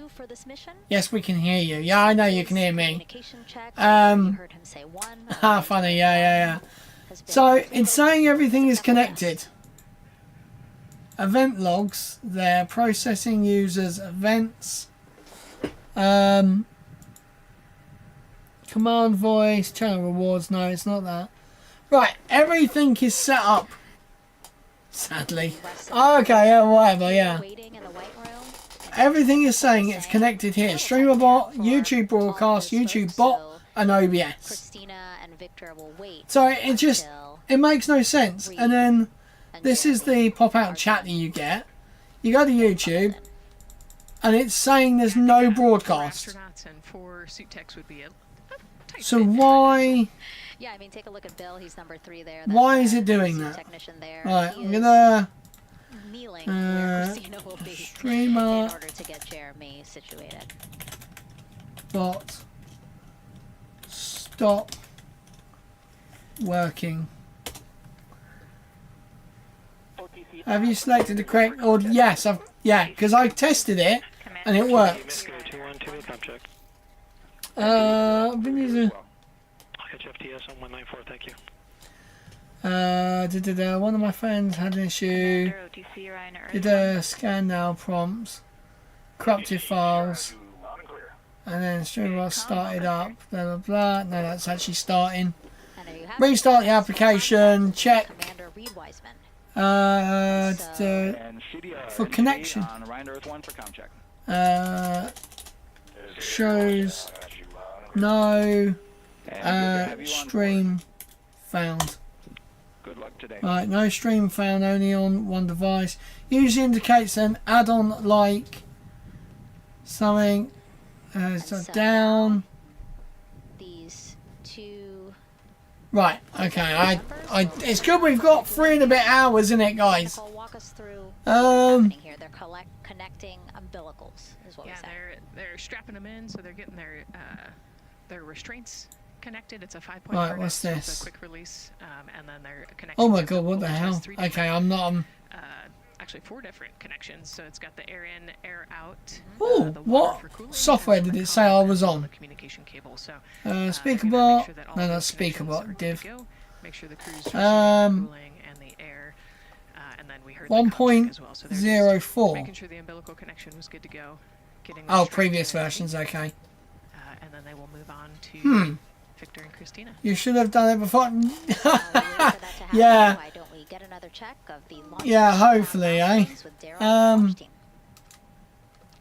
It just makes no sense why it was working and then it's not. The firing room 1 here, where right, I'm gonna quickly. Jeez, damn, that was loud. Administrator Jared Isaacman to bring that by. Hey everyone, in today's video I will show you how to solve one annoying issue. I was looking around in StreamerBot Discord and stumbled across one issue when sometimes StreamerBot doesn't see your YouTube stream. Okay, this is literally what we need. None of the actions, comments, etc. don't work. Right. I decided to investigate it, and I think I know who is to blame. In short, both. YouTube developers and StreamerBot developer made. Okay. I don't mean anything bad. In option 1, but behavior is different. Well, unless it's taken over the computer. StreamerBot will not work. It doesn't see this live stream. Stream info is another solution. Here we go. We're going to skip straight. The solution is simple. Always create your streams in advance using scheduled streams. That's what I did. Then it will work. At least throughout all my testing, it was working all the time. Another solution for Nate is just changing request to YouTube API. Don't use filter mine, and instead use filter broadcast. That literally gave me nothing. And then filter it out on client side. And another tip for streamers, if you are testing your chat commands, change your chat setting from top chat to live chat. Yeah, that... Because YouTube doesn't care if you are the owner of a channel. It will suppress your repetitive messages. Right, okay, come on. I hope this is that it? Video helped to solve your... No, that literally did not. Now the rockets, tanks, they're in what's called replenish mode. So another I found another solution. By the way, the StreamerBot platform's account. After starting the stream, do a logout, log in, without forgetting the account. Seems to constantly live connect to less hassle. And getting all the systems, the high energy systems, strange. Online in order to launch this rocket. As they sit there, there is propellant boil off that's happening. Okay. All tanks are at so literally, everything I've done is what people suggest. Propellant, which is liquid oxygen and liquid hydrogen, those two propellants are minus 423 for hydrogen and minus 297. Okay, I honestly have no clue. Boiling right now. They've been boiling what the hell? What's going on with their as you can see. When we look view, that's terrible. Rocket, you can see the venting and the little wisp of of clouds that are coming out from the top of the rocket in the middle part of the rocket, and that is because just like you boil water on your stove, those propellants are boiling. Of course, their boiling point is much lower. Right. Okay. That's because also the Discord thing's not been working with this. Just as if you were to. Could it be actually that I've got my other computer? Well, it would completely boil. Right, I'm gonna open another OBS. Launch anyway. On in safety mode. So we're gonna. The rocket with propellant, liquid hydrogen, and oxygen running from those propellant lines that you see there going into. Sorry guys, if that's gone to you guys. That scared the crap out of me. This has been right. Okay. Very smooth. You're going to get 2 lots of me for a second. Exceptionally well. Flipping Nora, that was loud. Right. is really in a good mood right now. Cautiously Right, view, scene selector. With a system this complex, you can have something unexpected Oh, happen. come on, But give at me this the right point, one. The firing room is really encouraged. There is a massive problem with this computer. This like OBS, for some reason, it does not want to allow me to do certain stuff. Until we open up that window for launch. For now, we'll send it back to Megan and Nicole. Thank you, Daryl. Sources. Oh no, scenes even. Decided to name Orion Integrity, and it was Integrity is the name. Scenes. Came too easily. You know, they really wanted to put in a Other lot of PC. thought, and what they came down to is integrity. See, I know that the other PC is in massive need of updates because it's been moaning at me every day I go on the computer. It goes, you need to do this update, you need to do this update. And it's absolutely screaming at me. Right. It's a fitting name for this capsule. Where is... the crew said it took them a streamer bot on here. They wanted, but I think they made the perfect choice. I agree. Aha! There we go, look at that. That's signed out. Why is that signed out? Here we go, this might be one of the reasons. Because we got two... Well, do the update. Yeah, so after SLS launches, I will be getting the 24-hour stream off for a little bit. Oh god, AVG, go away, I don't care.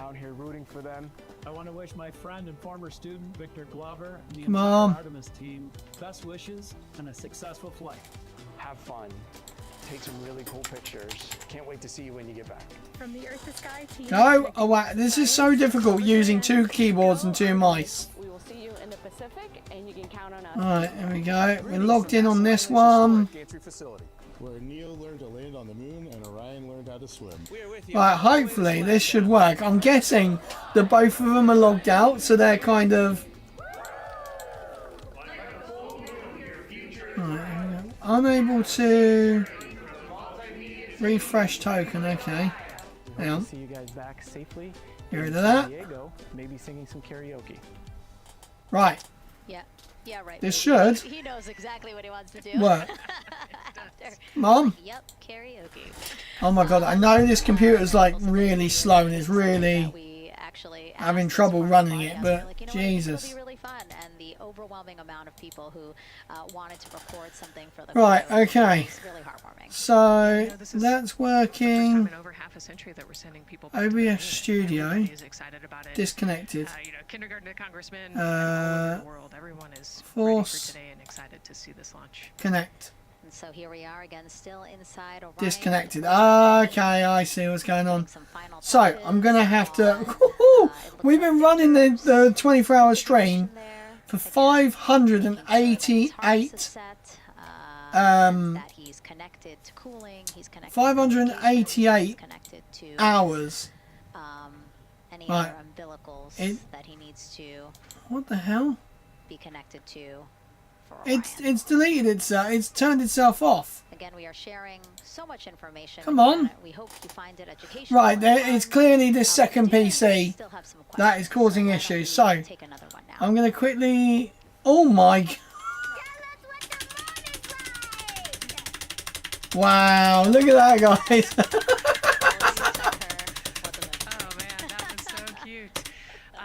The moon is really cool, right? So it's a lot of like There is already. Oh, okay. This is the problem I originally had.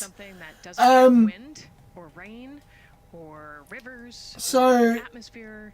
It seems to get stuck, and then you have to go into here and end it. Where is it? Things hit it all the time. It's so difficult to find it as well. All sorts of things hit the moon and create these impact craters. That's part of what we want to go and look at and learn about on the moon. It can tell us a lot about the age of the universe and the age of the moon. You know, it's 4.5 billion years old, and we can learn a lot from just looking at the regolith or the dirt that is on the moon. Stream Deck. Thank you for that question, and thank you for that answer. She was cuter. Right. Nicole. I think I got rid of it now. And we also need to launch today we wanted to ask you what do you want to know streamer about bot. living in Orion? And we told you to pick And I between what think the crew I'm gonna eats, go. how they sleep, how they fly the vehicle, and how free time is spent. And the winner, most of you wanted to know how to fly the vehicle. And we are going to be doing that. Right, so that one should be done. That should now. We're going to go do so the Okay, so these are the updates I should have probably done. and the whole system knows when Let's quickly do the update on the other one. Honestly, guys, this is why I need to shut the 24-hour live stream down, just to do these little updates. separate from the ICPS. Oh, by the way, guys, we have a lot of chocolate. I've got some Kit Kats. I've got some Galaxy Ripples. We've got some Whispers. We've got some chocolate buttons. Like, we've got a lot of chocolate to have today. Right, here we go. Partly connected. What's not connected? OBS. Oh yeah, because I haven't even started it yet. Right, let's get rid of this. This computer is not the best. Like, this second PC, there's a lot of upgrades I've got to do. Stole that from a truck. Yes, I did. Yes. Oh, you have some ripples. Oh yeah, funny. Skip version. Because I'm not doing an OBS one. So now I'm gonna just quickly manage 24-hour live stream. You stole that cat from a truck. Yes, I did. Let me just interact. Let me just put these all full. So speaking of their 10-day mission, why don't we take a It's only going to be 10 days, guys. They're going out 10 days. It always seems a bit like more than what they say. Boss, you have a cat? No, I don't. I kicked the cat. Right, here we go. That one's done. Feed number 1. So you guys are actually seeing the behind the scenes of how the 24-hour live stream works. Right. Sweet. So now let's see now if it's connected. Right, partly connected. Is it because I have to do the... I think I have to do the update. Yeah, I've got to do the bloody... Right, okay, I've got to do the update, guys, for... got to update OBS. At least the cow one. No, no. Yes, the cow will now know that we've been around the moon. Yep. The cow jumped over the moon. Oh my god. Because at that point, the crew can actually abort their spacecraft safely by themselves. Now, we've talked a lot about launch OBS. This is where they are going to spend the duration of their flight. We're going to talk a lot more about that one in just a little bit. We're going to quickly do the NVIDIA one as well. Think of this as the powerhouse for the spacecraft. It's pretty much going to provide them with almost right, everything okay. they need for the Now I've got to do all them bloody things again. removing the carbon dioxide, providing them with oxygen. They're doing comm checks while she's talking. And things like that. So, super quick breakdown, but as right, you can see, interact. all these components together are going to make the spacecraft one that is built. Well, of course you're not going to see any. Sustain and bring those. You're not going to see any because we don't have telescopes But let's see where we are. good enough. Back over to you, Megan. Hey, thanks so much, Megan. A lot of useful information there. And we did want to point out that you did yeah. No, it's only because I'm running so many different things and I know one small thing is enough to destroy this whole system. Yeah, the buggy is up there, yes. Right, here we go. Let's now go back to 24-hour live stream. We then press start stream. That should now be working. Let me just double check on my other monitor. Right, let's see, is that working? It's saying excellent. 10.1.1 crew ingress and vehicle pre-launch. Right, let's see if this has worked. Oh, oh. 10.1.1 crew ingress and vehicle pre-launch configured step 1. Nice. Right, that's... And so see, now we are privy to some of the... right, that's live. I can see that's live now. That's working again. Is asking for the crew to do. Yeah, so they're going to work. Right, we're loading streamer bot out on here. Portion, as you heard. Is it actually going to load? This is where the crew's going to start building their nest, if you will, running some procedures. Getting no YouTube streams found. Right, it has a... Look at the clock, 3 hours, 30 minutes and counting until the opening of our 2-hour launch window, and we right, are I think pretty good on time. We are as we are OBS Studio, it just does not want to connect. Will be wrapping up soon. Why? Why do you not want to? You're gonna force it connect. Again, our commentator inside of Mission Control at Houston. I cannot get this to work. Let's check in with you about mission It preparation. literally does not want to work. Right, okay. We're going to just leave that turned off. So it's turned off. We're not going to use that one. Right, let me turn the keyboard and mouse off for that. Right, we're going to get rid of this OBS. Let's watch it crash, because OBS always crashes when I try and close it down. And it might set your one off. You guys, I might lose. Oh, I'm going to lose you guys because this one's now going to muck about. Oh. And again, we're waiting for those comm checks. It's so annoying, honestly. It's just so annoying. Why is it? Look, I'm... Oh. Right, here we go. Let's go here. Close. Right, guys, I'm gonna literally pause for about a couple minutes, a couple seconds, because I'm gonna have to close the whole of OBS down. Right. Oh no. Yep, no, that was just my camera going funny.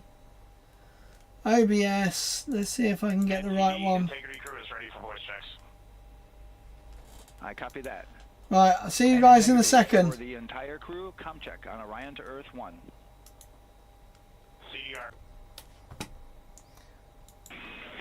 Integrity Houston. Right, guys, I should be back again. I should be back. Honestly, I'm getting sick and tired of this. I don't know what's going on, so we're going to just leave it at this. Houston has all 4 everything's saying it's connected on this end. Again, so we shall see. It doesn't say it's got... Right, here we go. Pop out chat. And it's still saying no current.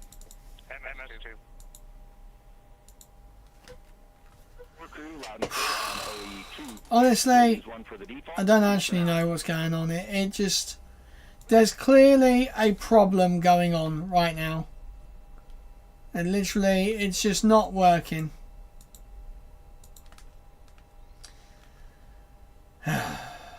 Man alive. It just... And CDR, NTD? Nothing ever seems to work.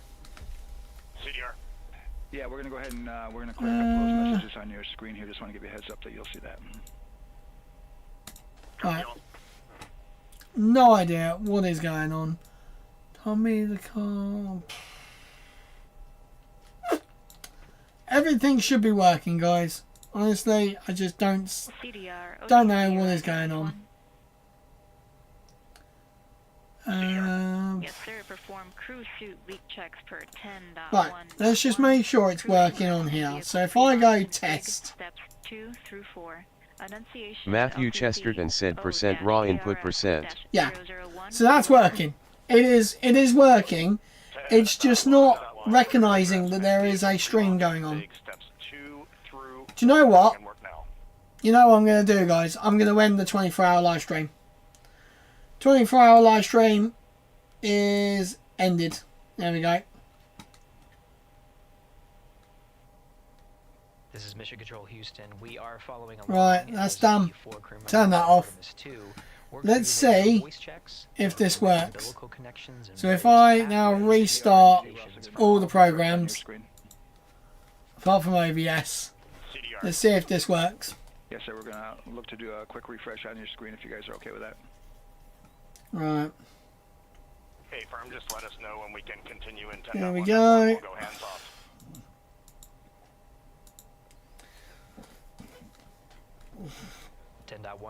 Referring to the procedures that they have, the various phases of ingress and some of the checkouts needed to prepare for right, today's okay, launch. that's... I didn't even know I could do that. Cool. Here at Mission Control Houston, Right, let's see what goes on now. will be confirming the leak check status. Honestly, it's just so annoying that certain things seem to work, certain things don't seem to work. Good configuration ahead of launch. At least we've got plenty of time. Teams here in Houston launch is just the beginning. The first flight day is jam-packed with activities. Shortly after No current broadcast. will enter into a coast phase. It just does not want to work at all. Or ICPS, and prepare to Everything is all connected. with power being generated. So let's go platforms, YouTube, Go ahead, NTD. broadcasts. With that refresh, and you got to go. We're gonna log out. 10.1.1. Log out. Picking up 10. Log back in. 2.3. Log back in. Now let's see what's going on. Right, chat.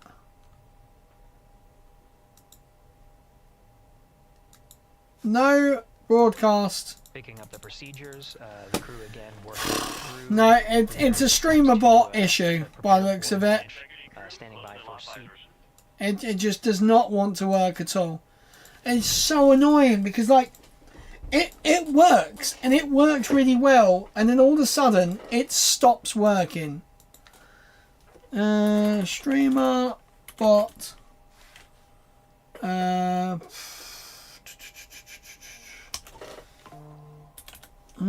This is Mission Control Houston with visors closed. The pressurization test. Oh, okay. Fuel prices mentioned me. For word of leak check on all four Can't crew member suits find Artemis II mission.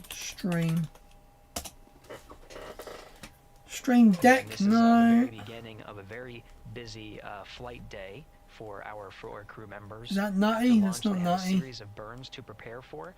The first major Cannot burn connect streamer bot to OBS. No. continue in low Earth orbit, and the next apogee rays burn that puts them. Here we go. The official Reddit of This is an orbit that takes them around OBS Earth for of a day, streamer bot. 23.5 hours to be precise, and allows the teams, including the astronauts and the flight control teams, to check out critical systems ahead of committing to the next day's translunar injection.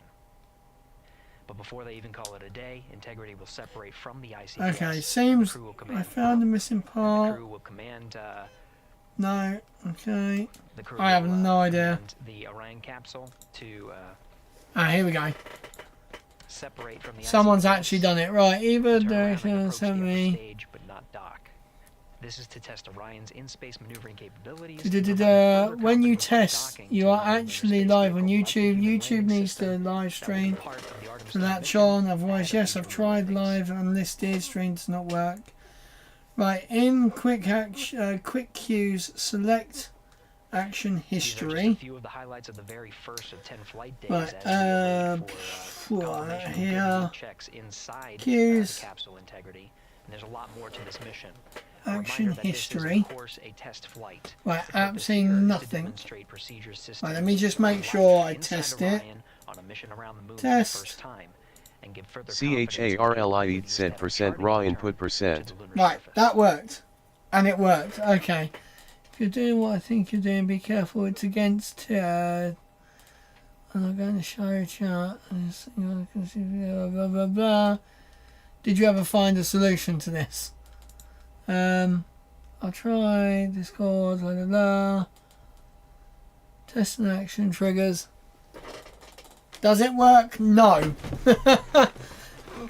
Absolutely not.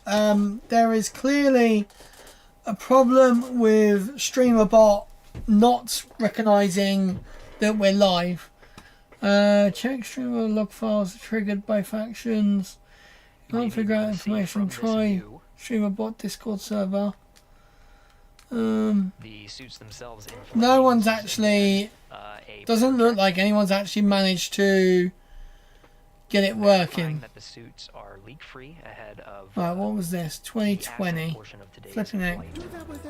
How you see the crew now with visors down will be the configuration of their ascent all the way through core stage separation about a little more than 8 minutes and welcome to after a booster short, ignition. sadly not very positive video. Basically, I want to explain why things are going to be a little bit quiet on my channel. As many of you know, I've been doing a lot of live streaming recently, and it's really kind of motivated me to start doing more content again, and I've been having a lot of fun with it. Unfortunately, recently, there's been a really big problem with bots in the chat. And what's basically happening is existing people oh, okay, no, that's not what I was looking for. Good leak checks. In the meantime, there are no showstoppers here. How to read, blah blah blah blah blah blah. Troubleshooting. Oh, actually, let me see. Do I have a? Thank you so much. Yeah, as we wait for confirmation. How do I turn off iCloud? For all 4 astronauts, why don't we go back to Daryl again, who has been following along with the launch countdown as we inch closer to the opening of our 2-hour launch window. Right. Okay, that's not going to be the reason. Getting some good communication from the crew. Honestly, I just do not know what the hell is wrong with this. As they move through those various comm checks and then get ready for I just do not know what is going on. Fantastic views inside Orion that you're looking at now. Everything says it's connected. Give you an update. It just nothing seems to be working. We're still 80% go. Still 80% go. Launch window, which nice. starts at 6:24 p.m. Eastern right. time. Okay. What's this? Streamer bot. At 8:24 p.m. Eastern time. That's the good news. The bad news is that we've got some rain showers that are starting to hit in. Looks like it may miss the pad. Wouldn't matter if it rained on it or not, though. It's received some rain earlier today. Water Backups, defaults, groups, variables, at this point. But labs. The rest of the area might be getting a little bit wet, which may include the hostess. So keep an eye out for that. Right, I'm gonna just try something. I've turned on some experimental features. Inside the Orion Integrity spacecraft, you'll be. I really do not know. From them, especially. Let's just sit on our. Mission specialist number 1. Oh yeah, that's now going to be making history. Oh, visors open.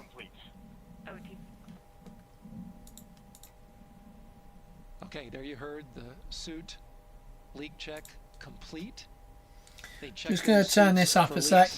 In the astronaut crew quarters, right. They check them again inside the spacecraft. As you can see, the closeout Where's it crew, our astronaut support there person it is. Moving around. Settings. Turned off the camera, labs, so now we're looking from outside services, the Orion timers, spacecraft, looking towards file trails, process wizards. Get oriented here. Process back watcher. Inside, we've got the view, but basically what I was saying about Christina Cook is that she will have the role of reading. Right, credits. Record, subs, followers. I don't know if this actually works. Moderators. She will have the role of reading out a pressure reading users. That tells the team that. And CDR or NTD. Let's see. Go ahead, NTD. Integrations. Yeah, we're gonna do another cleanup on those suit leak check. Where the hell is it? So, streamer website. Yes, it's connected. Integrity copies. Yeah. Okay, this is really going crazy now. Speaker bot. Auto connect. Orion. Auto connect. Commander Reed Wiseman and NASA Test Director Jeff Spaulding. But as I was saying, Christina Cook will let's get rid of that. Reading and let's from the restart counterbalance that. Assist arm. So you're going to hear her. Hopefully that'll work. Be asked by the NASA Test Director to read that. That CBA, counterbalance assist arm, It's mechanically latched by the closeout crew using tools, but there's a hydraulic assist. It's pneumatically opened and closed, rather, with a pressure assist that helps open it up. Not only that hatch, but also the last hatch. There's 2 hatches there that we'll see that will be closed. Server, but this is in case of an emergency out there at the pad. If the crew, for some reason, needed to exit quickly, then they would exit the spacecraft. I think I might get at least one part working again. Which would open both hatches. Those hatches are heavy. Right. Please work. Please work. Hatches, hundreds of pounds. HHD cameras 1 and 2 both set to record. OTC copies. Right, let's see if this is going to work. Launch countdown, continuing to monitor the team's communications here in Firing Room 1. Everything going really smoothly so far. We don't have any right, it's still significant open constraints to launch at this time, so we continue. Still going weird. Counting down. It is not letting me. And for now, we'll send it back to the host desk with Megan and Nicole. Test trigger. Thank you so much, Daryl. And no, so it's still not working. It just does not recognize that we are into the hatch prep and closure phase. We will now start does not recognize that I've started out of Orion a live stream soon, so that they can start getting ready to again close up Orion, close the 2 hatches, and then get out of the pad. Yeah, the closeout team will take the hatch seals off and they'll inspect I the seals, honestly make sure do not know, go, guys. What the hell is going on? They close that hatch, it is not working for me. Talked about, then Christina will have a role in looking at. It didn't even. It actually stopped. Yeah, you might have heard say over the loops again that drag on camera. So basically, it's a camera that they can move around, and you might have seen it in a couple of our shots already. But they will take that camera. Let's see if I can. If I load it up one more time, we're going to try one more time, guys. And then we're going to go on to KSP 1 if it doesn't work. I'm going to just open up some chocolate buttons. Yeah, they want to make sure there's not a single hair or piece of dust on those. Make sure that there's no damage and everything's ready to go, so that the seal, they will do a leak check on this hatch seal as well. Actions. Make sure it passes. Yeah, and we'll know they're doing that because Text we will actually see one of the Matthew Chesterton said % raw input %. And they will pressurize again just the seals, and they have to see if it will hold pressure for just a minute. And if it does, then they will go ahead to pressurize the entire Orion spacecraft, and then that again is to make sure that the spacecraft is holding. Hang on, let me try something actually. It'll take them like 8 minutes. Like it takes time to pressurize it, then they have to hold pressure, and then it takes time to depressurize it. Right, and they want to measure the difference in pressure. Let's just see if that works. End of that, and make sure that it holds the right. Let's hope so. I know. The vacuum of space, obviously, the capsule holds its pressure. Yep. Okay. Well, again, as we continue. No broadcast currently found. Nope. Inside of Orion, why don't we go over to Moon? Yeah. It's not working, guys. Kennedy Space Center. They will have. Unfortunately, I think something is clearly wrong with Speakerbot, surrounded by the Streamerbot. On bleachers there. I almost feel like uninstalling it and doing it again, but there's going to be so much work to do that. Banana Creek to enjoy NASA's next big mission, and where is it actually located? That's the thing. A gorgeous day. Where is? Here actually by some people who are probably slam your door. People on center who are a little bit more excited than me to see right, this rocket documents. lift Where up. the hell is the actual? And why are you here? So we're from the University of Tennessee Knoxville. We're a group of Tennessee Knoxville engineering students. Here with Josh Dobbs, former quarterback of the University of Tennessee, with his extraordinary Dobbs Foundation. Now, you were actually telling me a little bit earlier, you're here local, you're from Orlando. What's it like being an aerospace engineer and then having the opportunity to come back here to the Space Coast and see this mission lift off today? It is absolutely amazing. I feel like the little 9-year-old girl inside me is so excited. Like, I'm from around here. I grew up watching launches in my backyard, and so this seems... Right, guys, I'm going to uninstall Now, you are an aerospace engineer looking hopefully Streamer to join the bot. workforce in the future. How does it feel to be here Oh, and hang see on. firsthand what that work does? I'm gonna have a lot of work to do, For the last 4 years and then 12 years before. but I'm gonna get rid of it, Physically happening in front of me. It's something I never dreamed of as a kid. and I'm gonna And reinstall I'm it. by the astronaut himself, Mr. Josh Dobbs. Now, you have a history with NASA as well. You did an externship here. Hey, I recognise him. Passion for aerospace, and then the foundation that actually provided. Right, streamer bot is gone. 100%. So I spent a month here around the Artemis I mission, which was a tremendous opportunity to learn about the space program and also what's next. No, not stream and so elements. To be back here for Artemis II, and unfortunately Artemis I went in the middle of the season. So it's surreal Do I to be have here for time to Artemis go II, for a and pee? my Yes, you, foundation, like, the goal is you have loads of time, Highland. of the opportunities that I've had and By the time I get this downloaded, of the industry, and I give them the opportunity to see what all their hard work can accumulate into. So it's an honor to be here. We're really appreciative of all the engineers and all the hard work that's gone into this moment, and we're excited to watch history happen today. Absolutely, and as a group, I think if you guys had one well wish for the team today, what would you say? I think we can all join together. Thanks, maybe boss. say go Artemis. Go Artemis. Right, let's That go was a here. fun interview, and again, just so neat to see all the people who are here. I mean, still hours before liftoff. Not even Yeah, hours we before are liftoff, but hours. before We are 2-hour launch 3 time. So hours, people 8 just really minutes. committed to being here and seeing. So it in mine, person. my one is about 30 odd seconds in front. You could hear the chatter in the background. It's an exciting time. Right. Yeah, you could tell that it's a lot louder than we noticed because we just have very good mics, but you know, she's obviously yelling over a huge crowd there. So super fun, super exciting, and yes, I hope that we all get to see liftoff here shortly. Okay, so You should just as call we me know, shortly. Victor, Reed, Christina, and Jeremy will have their Oh my hands God, did full it during their actually- mission. So for some of their test flight objectives, let's go back to Megan Carter at the moon board. Oh God, it put as it you have all seen in. From those camera views, their capsule is very compact, obviously. So let me show you a few cool things about Let's this put all piece. this in a the folder. Orion capsule is Crap. going to only be about 16.8 feet in diameter and a New whopping folder. 10.5 in height. Think of it about the Goodness same sake, cubic how do you feet make as a new 2 folder? minivans. There you So go, no. obviously, Folder. every piece of that capsule has been planned with purpose, and a really great example of that is going to be these seats that we have seen that live view of. Now, Right. these seats are going to be out for launch, re-entry, and splashdown, but in between Yeah, they have retractable, retractable seats. While they Pretty are cool. on board, obviously they are going to have a lot of things to do. One of those is going to be to manually fly Orion, as we've discussed, but they Right. also have several other objectives. Let's see if I can as get well. this done.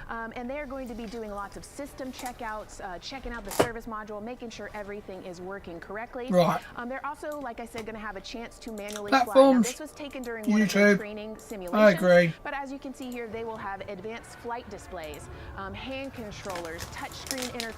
So Yeah, Artemis is very in the middle between like old tech and like Dragon. Specifically for microgravity. I think I saw somewhere that one of their meals is going to be mac and cheese and brisket. So that makes this company very happy. All right, but That's they are disgusting. gonna have also some time to look at some things like power and propulsion. They will have 3 key propulsion systems that are going to help power Orion as well. And speaking of power, I want to bring you back to the service module real quick because I wanted to point out these 4 solar panels. These are going to take about 18 minutes to unfold like giant wings, and they're going to stretch 62 feet from end to end, and these are going to help power the service module and in turn provide what the crew needs for their journey. So as you can see, OBS is not spacecraft is connected. built Connect. specifically for Oh, what hang on, they I need the password, and to don't I? guide them and get them home safely. All right, back over to you, Megan. Where do I get the password from? I can never remember. You know, it's taken thousands Tools, of people many years server to get web us to where we circuit. are today. Let's meet some of the people of Artemis who've made this flight test possible. I am the Artemis Launch Director. I'm the Orion Crew Survival System Manager. I am the Artemis II Chief Training Edit. Officer. Password. Launch Integration and Mission Operations Lead. I am the Recovery Director. And I'm Boeing's Core Stage IPT. There we go. Right, we're connected. I am the Artemis II Entry Flight Director. That I'm the Right, lead for let's see what the chat is saying now. Suits that the crew will wear for the Artemis II mission. The team here at Johnson Space Center in the Orion Crew Survival System Why? does pretty much everything. It's still saying no broadcast. Designing the suits, How? modifying the suits, testing them for the Orion mission. Oh my god, are you fucking stupid? To manage both I don't understand. Of how we are going to train our astronauts and run our simulations. So I've just deleted everything. For the mission, and then go implement that plan. Recovery team is responsible for 3 things. So recovery is what we call our nominal recovery. Through Discord. We go recover the crew and the capsule at their designated landing site. Rescue. If you guys haven't already, go join my Discord where we chat about crap. Often, usually about how bad the weather is in the UK. If you go to my website, there's a link here that takes you straight to it. SLS program, one of the specific things that we do is support launch operations. It means a lot to be a part of this Artemis team, to show the next generation in seeing what may come. I have absolutely core stage processing at Kennedy Space Center. done myself in right now. Responsible for that core stage, and it's our responsibility to make sure that core stage is safe, built correctly, and there's going to be 4 astronauts, and it's going to get them to their ride around the moon. I've been a flight director for over 10 years now. I worked on the Artemis I mission, and after that mission completed, I was assigned as the entry flight director for Artemis II. I can't wait to see the hatch open after splashdown. That's when we know that our mission will be complete and the crew will have safely returned to the moon and back to Earth. User responsible for getting the astronauts up to the white room, getting their helmets and gloves on, getting them into the vehicle safely, connecting all their umbilicals, making sure they're ready to go for launch, and then closing the crew module hatch. The reason we do this is to expand raw. If I can be a part of that, doing anything, I want to do that. The launch director role really is to step back and kind of take that big picture view of launch. How are we doing on any NCs? How are we doing on our timelines? Underscore input. It's going to inspire. I cannot. It's going to remember to like. Yes, thank you, Highland. Thank you, Highland. Yes. Never been before. We're gonna get 2,000 subs this year. And to meet more people of Artemis, you can head to the link we're going to put up on your screen there. Just, again, really nice to see all the faces that have put in the work, the time, the hours, the dedication to get us to today. YouTube, so many professionals that worked so message. And what was really the gaming astronaut said %raw underscore input %. Okay, yeah, I've got that wrong. But that works. The actual main part works. So I do not know what the hell is going on, guys. One of 2 hatches we have. Yes, you do get another pay rise. Yeah, Highland gets a pay rise every 500 subs we get. The capsule so is ready to go, and now we the shall white see. is very busy as they're getting ready to close both of those hatches. It's a great shot right there where you can see them. Almost looks like they're doing that hatch seal inspection that we talked about. I have no idea what the hell is going on. I gotta now do all them like things again. Side hatch. Let's take some questions now. Sounds good. Right. I'm closing it down, guys. Since Apollo, and I have a few questions about. Hey, wait, Scarlett Johansson. What part of the moon are what we the hell? exploring through Artemis, and what are some of the key points that NASA needs What's to she consider doing when here? planning missions like this? Were you expecting to see Scarlett Johansson? I think no, I was not. Yeah, I mean, took you aback. We've talked about this, but everybody has an interest in this mission. You know, it's humanity trying to explore and go back to the moon, and I love this question. You know, what part of the moon are we going to? That was weird. Eventually, we want to get to the polar regions, the South Pole specifically. We think that there are volatiles there, so water ice, something that can be harnessed as a resource as we create the permanent base on. I see 2 moons. I do indeed. It's a tricky mission. You know, we're going further than we have in a long time, and you know, on the International Space Station, we're 250 miles from the Earth, and so we're pretty close We resupply that spacecraft pretty often with cargo missions, but the further and further you get away from Earth, the more you have to think about the lack of cargo, the comm delay. Come on. There's a communication delay. This thing is so slow. And so there are different and unique problems as we continue to explore further and further out into the solar system. And there is so much to learn about the moon, so it's no surprise that yes, even though our goal is to have a moon the lunar South Pole, the lunar South Pole. I love it, Andy. I love it. Nice to see you, sir. Hope you're doing well. So this is actually an yeah, some lovely craters right there. The moon to look like if the crew launches today. This game is not loading at all. Oh, there we go. Oh, look at that! The far side of the moon, which when again the crew does that's so cool. Flyby on flight day 6, we are expecting this will be their view. Day 6, so that's what they're going to see roughly on day 6. There's so much to learn from this. Thank you very much. Thank you. With this mission, and so they actually potentially could see the South Pole and kind of scope out what. My computer's already going haywire. I can hear it in the cupboard. But also, they're going to see parts of the lunar surface that have never been seen before by the human eye. Yeah. So no one's ever seen the certain part of the moon that they're going to go to. Astronauts, especially this Artemis II crew, they did a ton of geology training. I love this Nine Cat. It's so good. Pick out the unique portions that we want to go study. You know, how do to actually get a little. What parts of the moon look interesting? Get the game off my screen.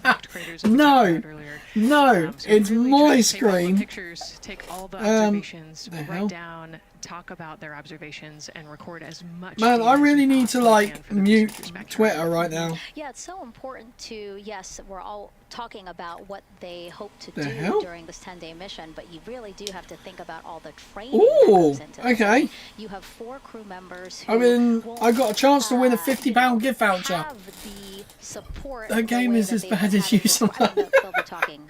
Yeah. No, this one's going to be quite fun. Them and the moon, right? So they need to be fully aware and equipped with everything that they'll need to do to be able to accomplish the objectives that we hope to accomplish during this mission. Right, and their specific flyby. Why am I getting so much crap? The lighting will be different, and the path will be different depending on when we launch. If we launch today, it would be different from tomorrow. Come on. You know, they actually had to learn the geography of the moon so that they can orient themselves when they're on the backside of the moon, because they're not going to have communication. You know, they're just going to have a. Oh yeah, there's going to be So when they go around the moon, would that voucher be a computer? So they themselves have to know. No, it was a £50 gift voucher for. How to get the data that we're looking for. Yeah, really ambitious mission. Excited to be here. BP?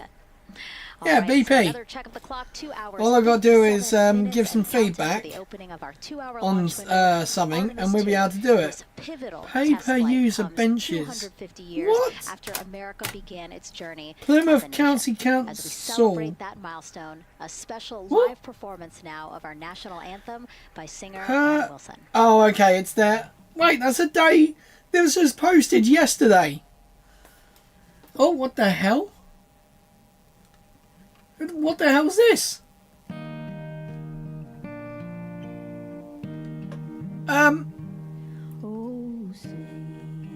Oh, okay.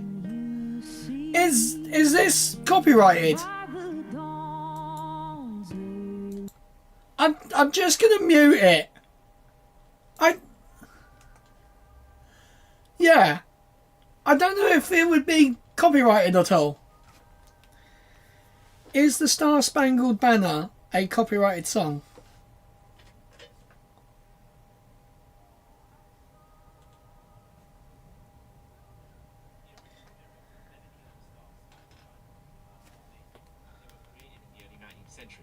However, new arrangements, performances, or recordings of the anthem can be copyrighted. For example, Jimi Hendrix's 1969 rendition is protected as a sound recording, but the underlying song remains public domain. Could I use this if someone's singing it on a YouTube live stream?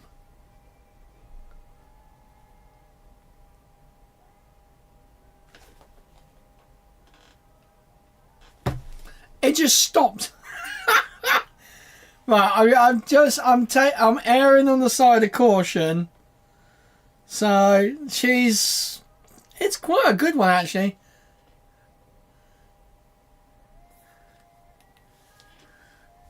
Oh, okay. Okay, Highland, if you're saying that. There you go. You get to listen to the end.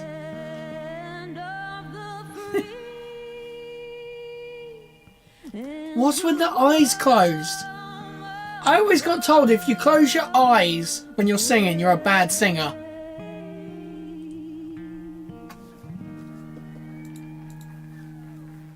Yeah, that was a bit...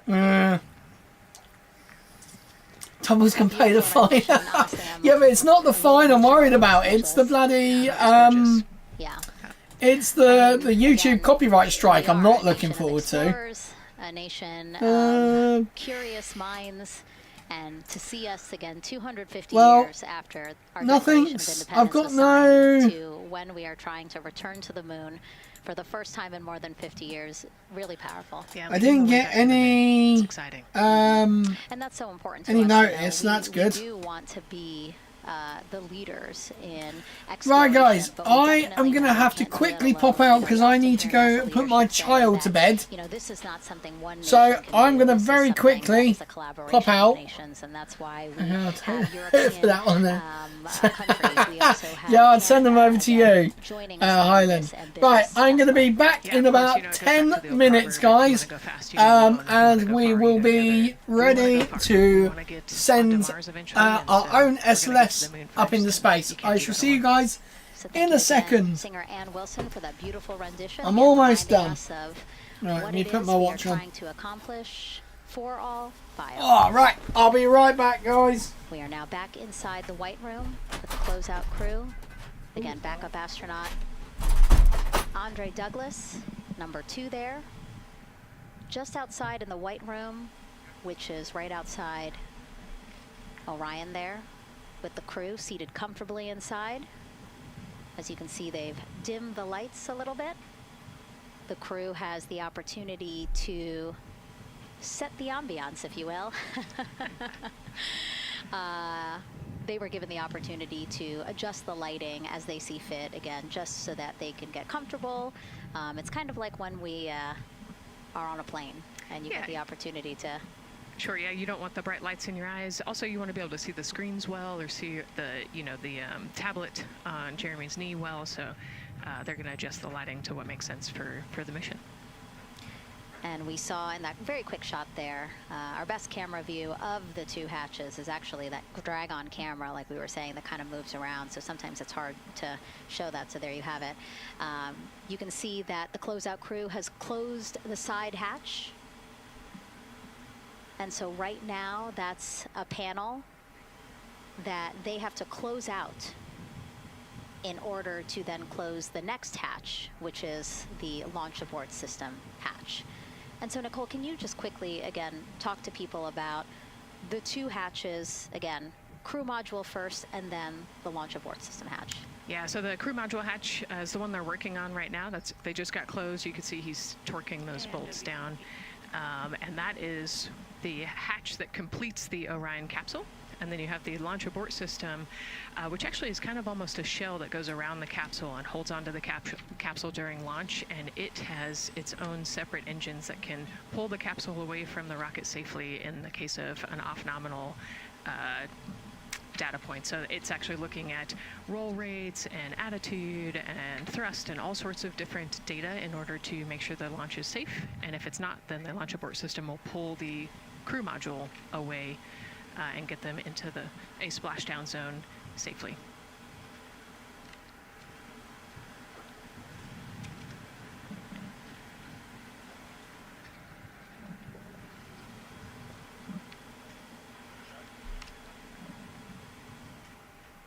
And as we wait for the crew to complete closing that side hatch of the crew module, let's head over back to Banana Creek, where we have Leah Martin standing by with the person who designed this mission's zero gravity indicator, named RISE. It was 2nd grader Lucas Yee from California. Hey, Leah.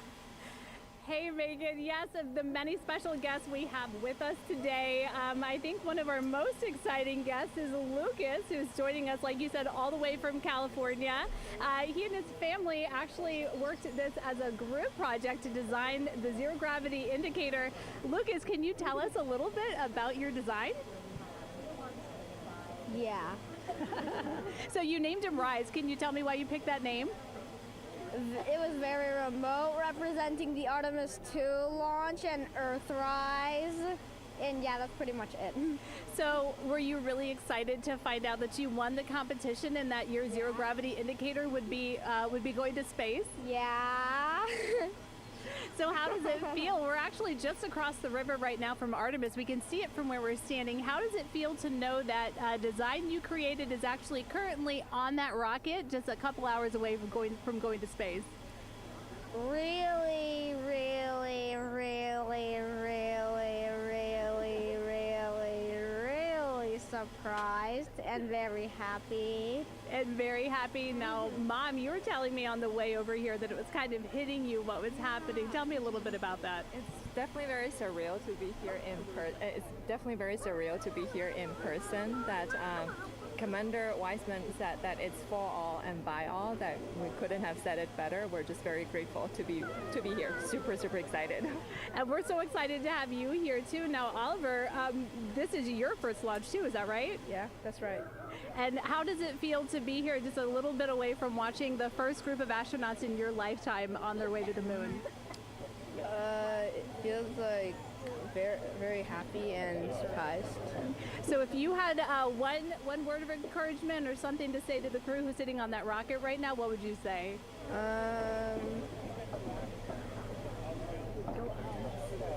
What? Go Artemis. Go Artemis. Thanks so much, Megan. I would say have a nice trip.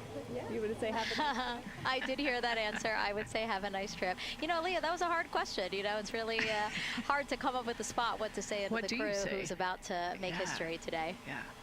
And so the Artemis II crew, again, ZGI, Zero Gravity Indicator. It's a plushie, a soft toy that is brought in to the spacecraft with astronauts so that it can be a visual indicator for when we have reached the weightlessness of space, right? Yeah, you saw a little replica there that Lucas had, and then in some of the views in the cabin view, you could see it swinging and hanging earlier. So I think actually Jenny was the one who installed it into the capsule. Oh, really? Yesterday, yeah. So. Oh, we have to unpack a lot here. We got to talk about Jenny, who we will get to here in a second. But then, yes, we will also go back into the capsule so that we can show you where the ZGI is now. But the ZGI was chosen by the crew after a contest where the crew asked for submissions. They got submissions from around the world to, again, design their ZGI that is going with them to the moon. It's kind of like any other road trip. You need clothes, food, a map, your favorite toy.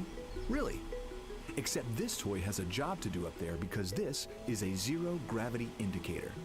While not a scientific instrument, this safe and soft object tells the strapped-in astronauts that they've reached weightlessness. For Artemis II, the crew wanted a one-of-a-kind ZGI, so we asked you to come up with it.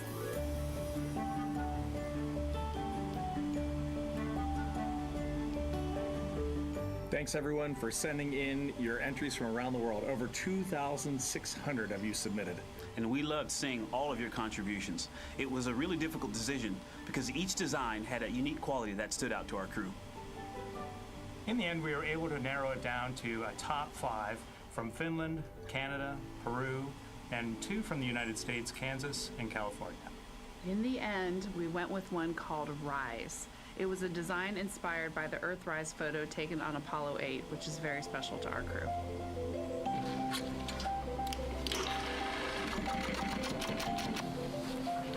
With the winner chosen, next came the task of bringing it to life here in the Thermal Blanket Lab at NASA's Goddard Space Flight Center. This lab specializes in custom materials to protect sensitive spacecraft equipment and is perfect for creating a ZGI that meets the rigorous safety standards of NASA. Because you have to be concerned with whether the thread's going to outgas or if it will hold up, if it's flame retardant. This is the Rise ZGI doll. All I have left to do is to close the opening here and hand sew the hat on, make sure it's stuffing is stuffed in there. And we have our pocket here for the SD card. And on that tiny SD card will be millions of names submitted to virtually join the crew aboard. And I'm back, guys. I am back from outer space. Not the real one, obviously, but this is a replica. I mean, so clever for Lucas and his family to design. Yeah, I love that. The chat is being replaced. That we all love of you are correct. I love that the bill roll on payday. In between the moon and Earth. It's just right, guys. Wonderful way to represent this mission. Yeah, and again, right, let me get rid of that. To this crew, it harkens back to the picture. And we're there. Sweet, perfect. Where they saw Earth rise. So, and so very appropriate. We are going to now be. Oh God. This mission. Yeah. This does not seem to do up as tight as what I want it to go. You heard in that video that there is an SD card that is zipped inside with the real ZGI with the crew. So get this, more real than ZGI people submitted their names as part of NASA's Mine's on there. Space campaign. And actually, Christina said that her niece and nephews' Alexa, names are inside. turn off carbon lights. How cool is that? Her nieces and nephews are going to go with her. Yeah. So my name is on that SD card. And actually, if we take a look back inside of Orion, we can actually see the actual ZGI inside with the crew. Mark 1. As we said, the Mark 3. purpose of zero gravity indicator is to show when we've reached the weightlessness of space. Now, I know that it's probably dark in there because, as we said, has your weight killed the chat? No, it has not. No. But here again, as we see, it's just a case of I want something a bit more comfortable. This does not support as well as it should. So I'm getting one that will allow me to actually. Victor and Christina is where Jenny can you go? has placed the zero gravity indicator. Do something, NASA. Because I can. Jenny is one of the backup right, actually, what I'm going to do. There's the launch escape tower. Astronauts. Jenny is the backup crew member for Jeremy. Yeah, Jenny's one of our Canadian astronauts, and so she's been also helping with preparations for today and helping get the white room ready, get the capsule ready, and she's actually going to be a Capcom for Artemis II as well. I want to put it. Yeah, she's from Calgary, somewhere Alberta, that astronaut training in 2020, is not going to interfere with anything. Combustion scientist, and actually before becoming an astronaut, she was an assistant professor. So again, another very well accomplished person on the team. And so it's just I know always in the way. Crew has really enjoyed working alongside both Andre so and Jenny. Annoying. Yeah, actually, Jenny was our EBQ mentor when I went through our AskCanner initial training. So she. There we go. That's better. That looks better. Okay. Cool, right. And there we have Andre again, number 2, with the rest of the closeout crew team. Oh, no, we need. See how the launch countdown is going. Will allow us. Oh God, no! It will be much nicer to be in. Launch team working. It's going to be a to launch, which is great news. What's the word I'm trying to say? An update on much more comfortable. Launch weather officer and his team released. This is an important weather balloon released right around the 3-hour mark, and what it told us is that winds are. So I want to. Where is it? Knots in the upper parts of the atmosphere. What am I trying to find? That's important information for fire. There we go. System. Should the astronauts need the last. There we go. This would, of course, pull the Orion now we're going to go top of the rocket in case one. there were an emergency, and then take them decoupler offshore, to a water landing in the Atlantic Ocean. And so the winds are pushing onshore. And because they're pushing onshore, the launch weather officer is keeping a close eye on the strength of those winds, because if the Orion were to come off the top, and it's powered by 3 rocket motors which can propel it or pull it especially fast off the top of the which rocket, is that bit right there into the air thousands of feet and then splash down in the water. And if you've got wind pushing against it, you don't want that spacecraft to come back and land on land. Right, okay, now we're going to go fuel tanks. Closely because of the onshore flow. that onshore flow is also what's giving us a little weather action down Ooh, to the south of us. a little bit of weather What's action. called the beach line, 528. We got a whole lot of people out there getting ready to watch the Artemis II historic launch. Well, they just got a good soaking. Right. Line of storms, line of rain yeah. showers, I should say, passed through that area and soaked the place. Certainly rain is a Where the hell is possibility. it? Spotty showers from time to time, but overall the launch weather officer tells us Right, that Jumbo. we are trending towards getting that stuff to all push This one. to the west. The closer There we go. get to So our that launch is window. A the reminder that window is from 6:23 the helium to version. 8:24 p.m. Eastern time. So now We don't I have a need specific to. T0 at this moment. There's a lot that needs to be calculated. Oh, hang on! I just remembered something. We also need to get This through actually the rest of the has countdown, a on third time. stage As on of it. Right now, we are Right, right I on was time. forgetting. The launch countdown Um, is going exactly as planned. That's not something that we saw Right. certainly in Artemis This I. actually has a There's little lot of tiny flexing in the stage timeline here. during those 3 launch attempts back in 2022. But so far today, on our first launch attempt, we're really enjoying some really solid countdown work, some solid Right. operations by the launch team we so want far. this. And to quote our friend Lucas, who created Earthrise, Come on. we all really. Where really is like the that. We'll send it back to one the I'm host desk. looking for? Thanks so much, These are Daniel. not the Yes, droids we you're looking for. really like that. And we There we go. really That's like what I'm looking Rise for. and Lucas, so. Right, so we're going to stick a little engine on this. Okay, so again, here we are. In the big box here, we have our That's somewhat roughly what it would look like. Glorious on there with, again, some clouds, but So- still weather is good for launch today. And then we have the closeout team continuing to do work in the White Room. We got confirmation. Confirmation. They have successfully completed pressurizing. Right, we're going to do counterbalance it's pressurization. 2 of these. Basically, as Daryl So we're going to go before, the side there, hatch for the crew module is and I'm going to move them in. So in order So to this is open it, kind there of needs to be pressure our applied to it. That's Artemis. what we've just completed, right? Right, that's exactly it. So the CBA, that counterbalance assembly that we're Remember talking about, rightly, has to it be actually pressurized as a goes pneumatic system in. to help. So in the case of an egress, So I need I actually need a picture of Artemis. unlatched and unlocked, I don't have then one. That pneumatic system will help move the hatch. It weighs a lot. Right, and what we're so going to the do, we're going to do average that. human, cannot open that hatch by themselves, and so that's why we want to make sure that the system is pressurized. There you go. but Oh it's god, not look at gonna that. leak, So that's and that terrible. it is ready to go in case they need to open the hatch. Right, can I do a fairing So that is complete. from and the now what is happening are the seal couplings? checks. No. So that is in progress. Again, Aerodynamics. 2 seals go through the entirety. Where of the hell? hatch, It's got to be payload, and surely. We will take the seals okay, to this, pressure, no, not that hold one. it for about a minute, There. and just make sure No. that it is holding pressure. There we go. Again, we want to make sure that the crew has a safe, pressurized environment in any sort of situation while they're in Orion.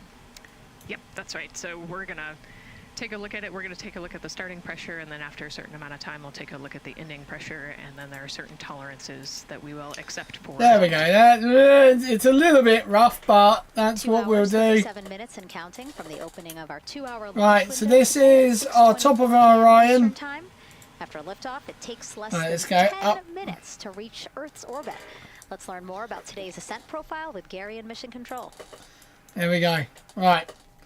So this one's now going to have We the... are monitoring here in Mission Control Houston. Flight controllers are looking at data from integrity in the Space Launch System during the countdown.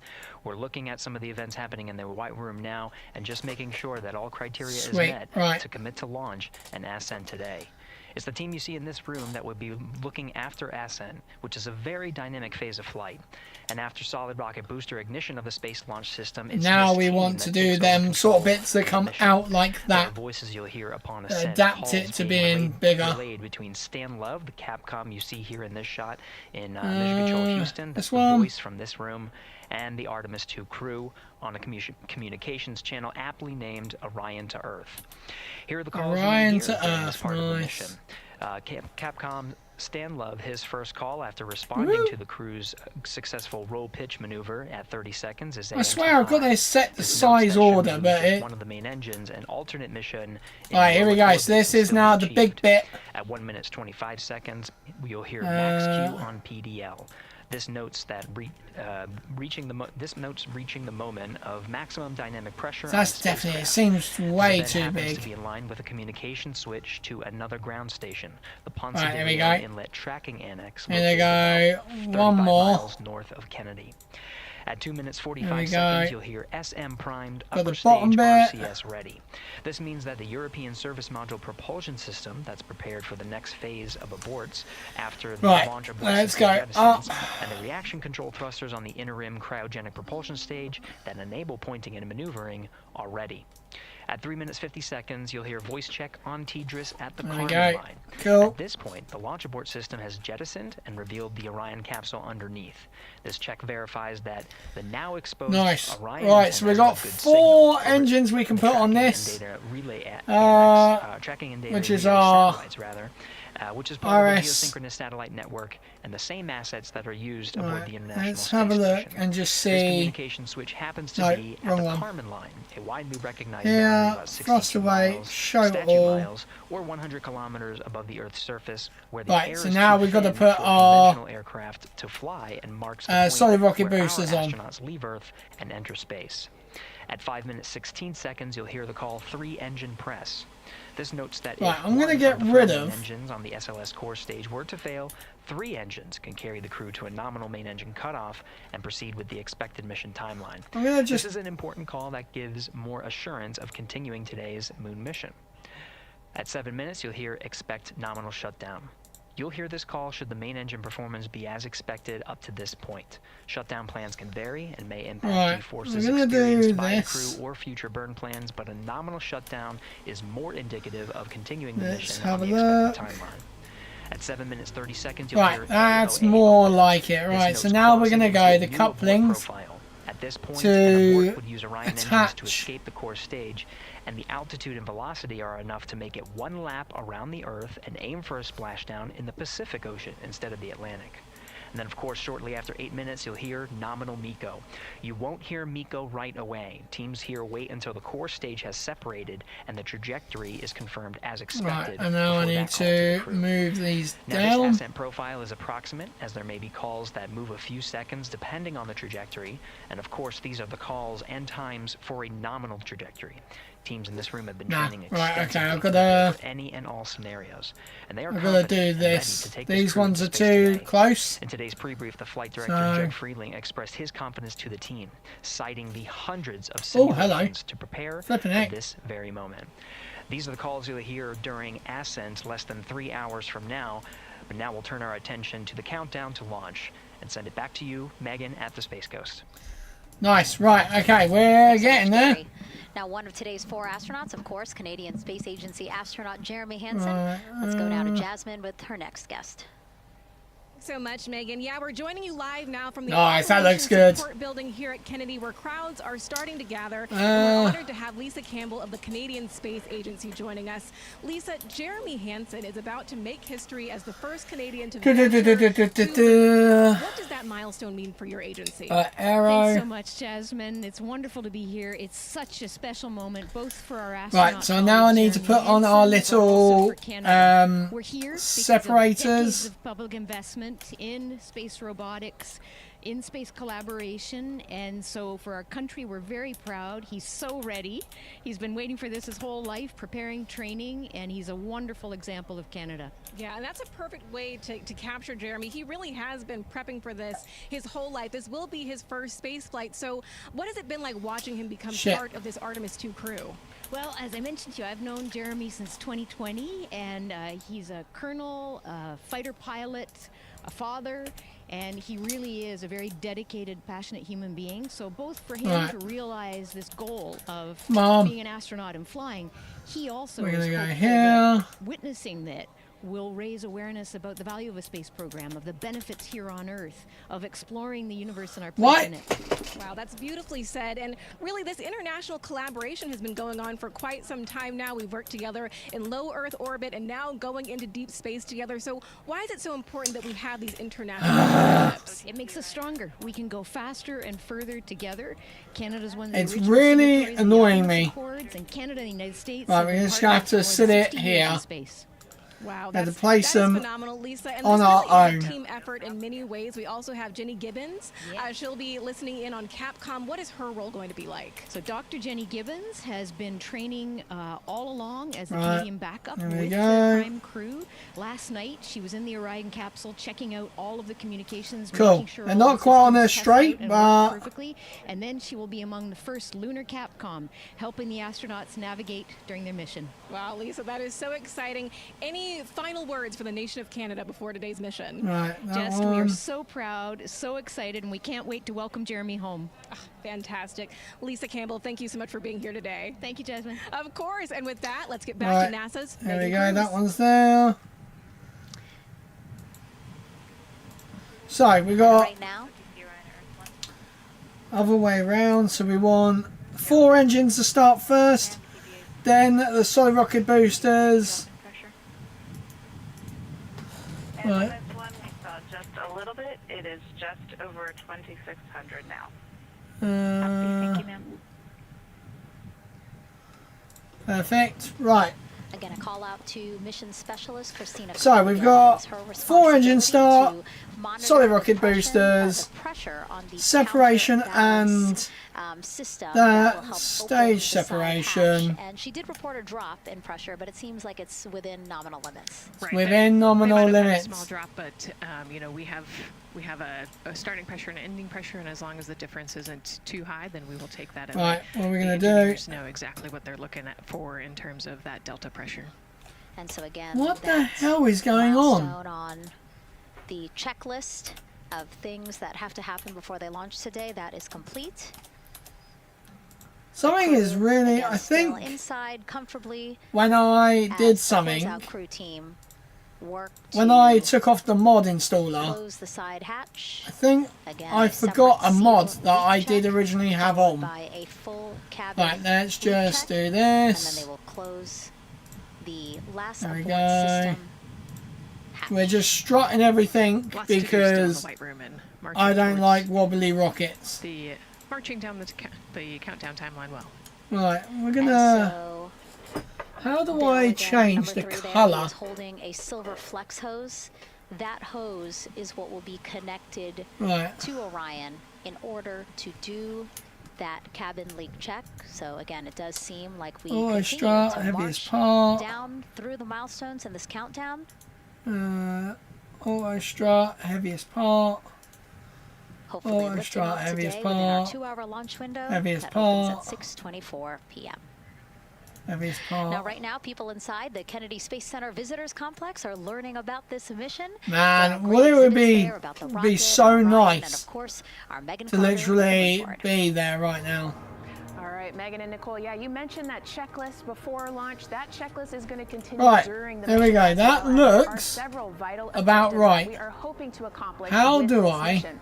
So we've talked about the rocket. We've talked Right, a we're little gonna bit put about our crew Orion. in. Obviously, during Artemis I, we had So we have that. we had that test flight, and there were no humans on board. That is our one big difference for this one, and we are going to have that crew this time. So, what are they going to be up to during this mission? So where the Let me hell tell is you the just paint? A little bit. Now, for Artemis I, like I mentioned, we were really I focused swear there on was the like SES, a making sure it enter had the power advanced and mode. Oh my capabilities god. that we needed. We were also checking out the Orion spacecraft in deep space environments, making sure that it was good to go. Now, for Artemis II, we are going to be taking the testing for Orion to Crazy. the next level by adding that human component. So, those Right, I don't know why I can't seem to change the as you color. mentioned, they are out there making their way through How that do we checklist. change? But these objectives are going to start now, and that includes safety. So one really great example Okay. of safety is going to be something called the There was a egress way pathways. They're out there in the spacecraft, obviously, and should a situation happen to come up, there was a way that you can paint it. You can change the colours. Those are going to zip line them essentially down to the ground within seconds to safety. Right, okay, we're going to try this out, guys. We're going to see if this will work.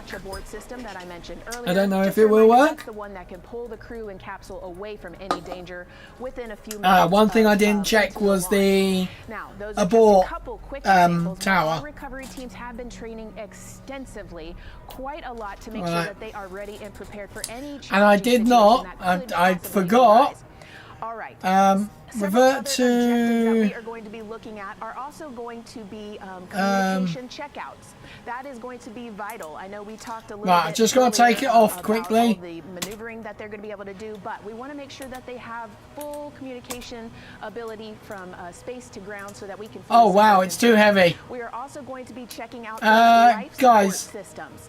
Obviously, we've talked it's a lot too about heavy. the service module and what it is going to do for the crew, but we want to make sure that those life support systems are fully functioning, obviously, before we send them. Oh, here it goes. Space. That's going to be critical for them. Yeah, so she's. On top of being able to maneuver the spacecraft and check everything out, we are also going to be making sure that everything is fully functioning. So, as you can see, big part of this mission is to make sure that the spacecraft, the hardware, and all the operations are working, and that the data is going to make sense. And speaking of recovery, we are also going to have the opportunity at splashdown to recover that launch or that flight data, and we're going to be able to take that back, analyze it, and make sure there are if there are any enhancements we need or changes we need to make before our next missions. We'll be able to. Guys, we have an issue. They're going to still lots to do. They're going to stay very busy, obviously. And with that, I will turn it back over to you, Megan. 2 hours, 25 minutes and counting, and the crowd, check it out, continues to grow at our Banana Creek. Oh god, we're running out of solid rocket booster already. A great view of launch, and we will go back now to Leah Martin, who's standing with her next guests. Hey Megan, yeah, we're surrounded by thousands of people, some here local from the Space Coast, but we actually have there we go. Oh my god. Pretty far distance to be with us today. I'm actually guys, we've got a problem. So I'm gonna disconnect.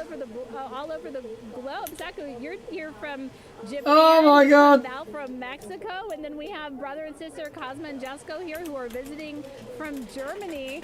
You actually told me that you participated in the NASA rover in Huntsville. How was that?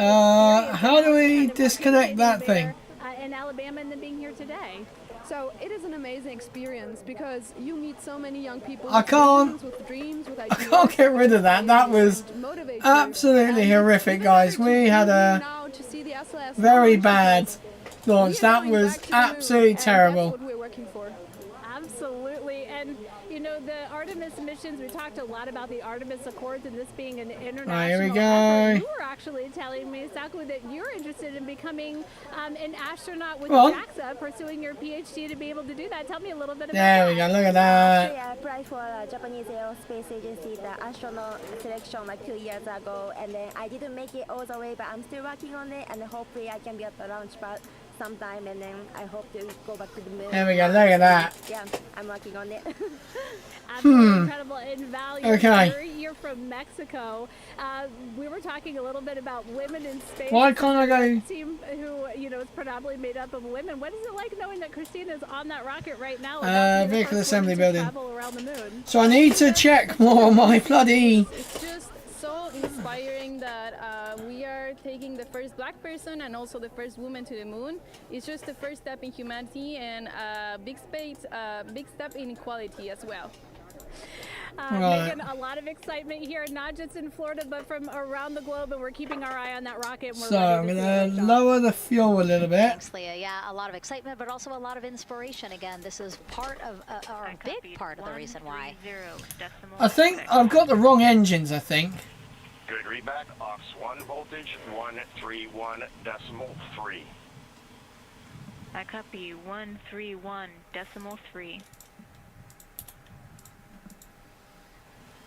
Again, those numbers you hear, they're referring to specific steps in the launch countdown that the crew have to step through in order to get us to launch today. No, they're not So we were saying, yes, inspiration, Go a on. big part of why NASA does what it does. We want to go together and we want to explore together to learn more about ourselves and here on Earth. Yeah, humans, I think, naturally want to explore, and so going together, like Lisa said earlier, we're going to go farther and faster than we possibly can alone. And, you know, what a better way to celebrate that today. Yeah. Going back to the moon for the first time in over half a century.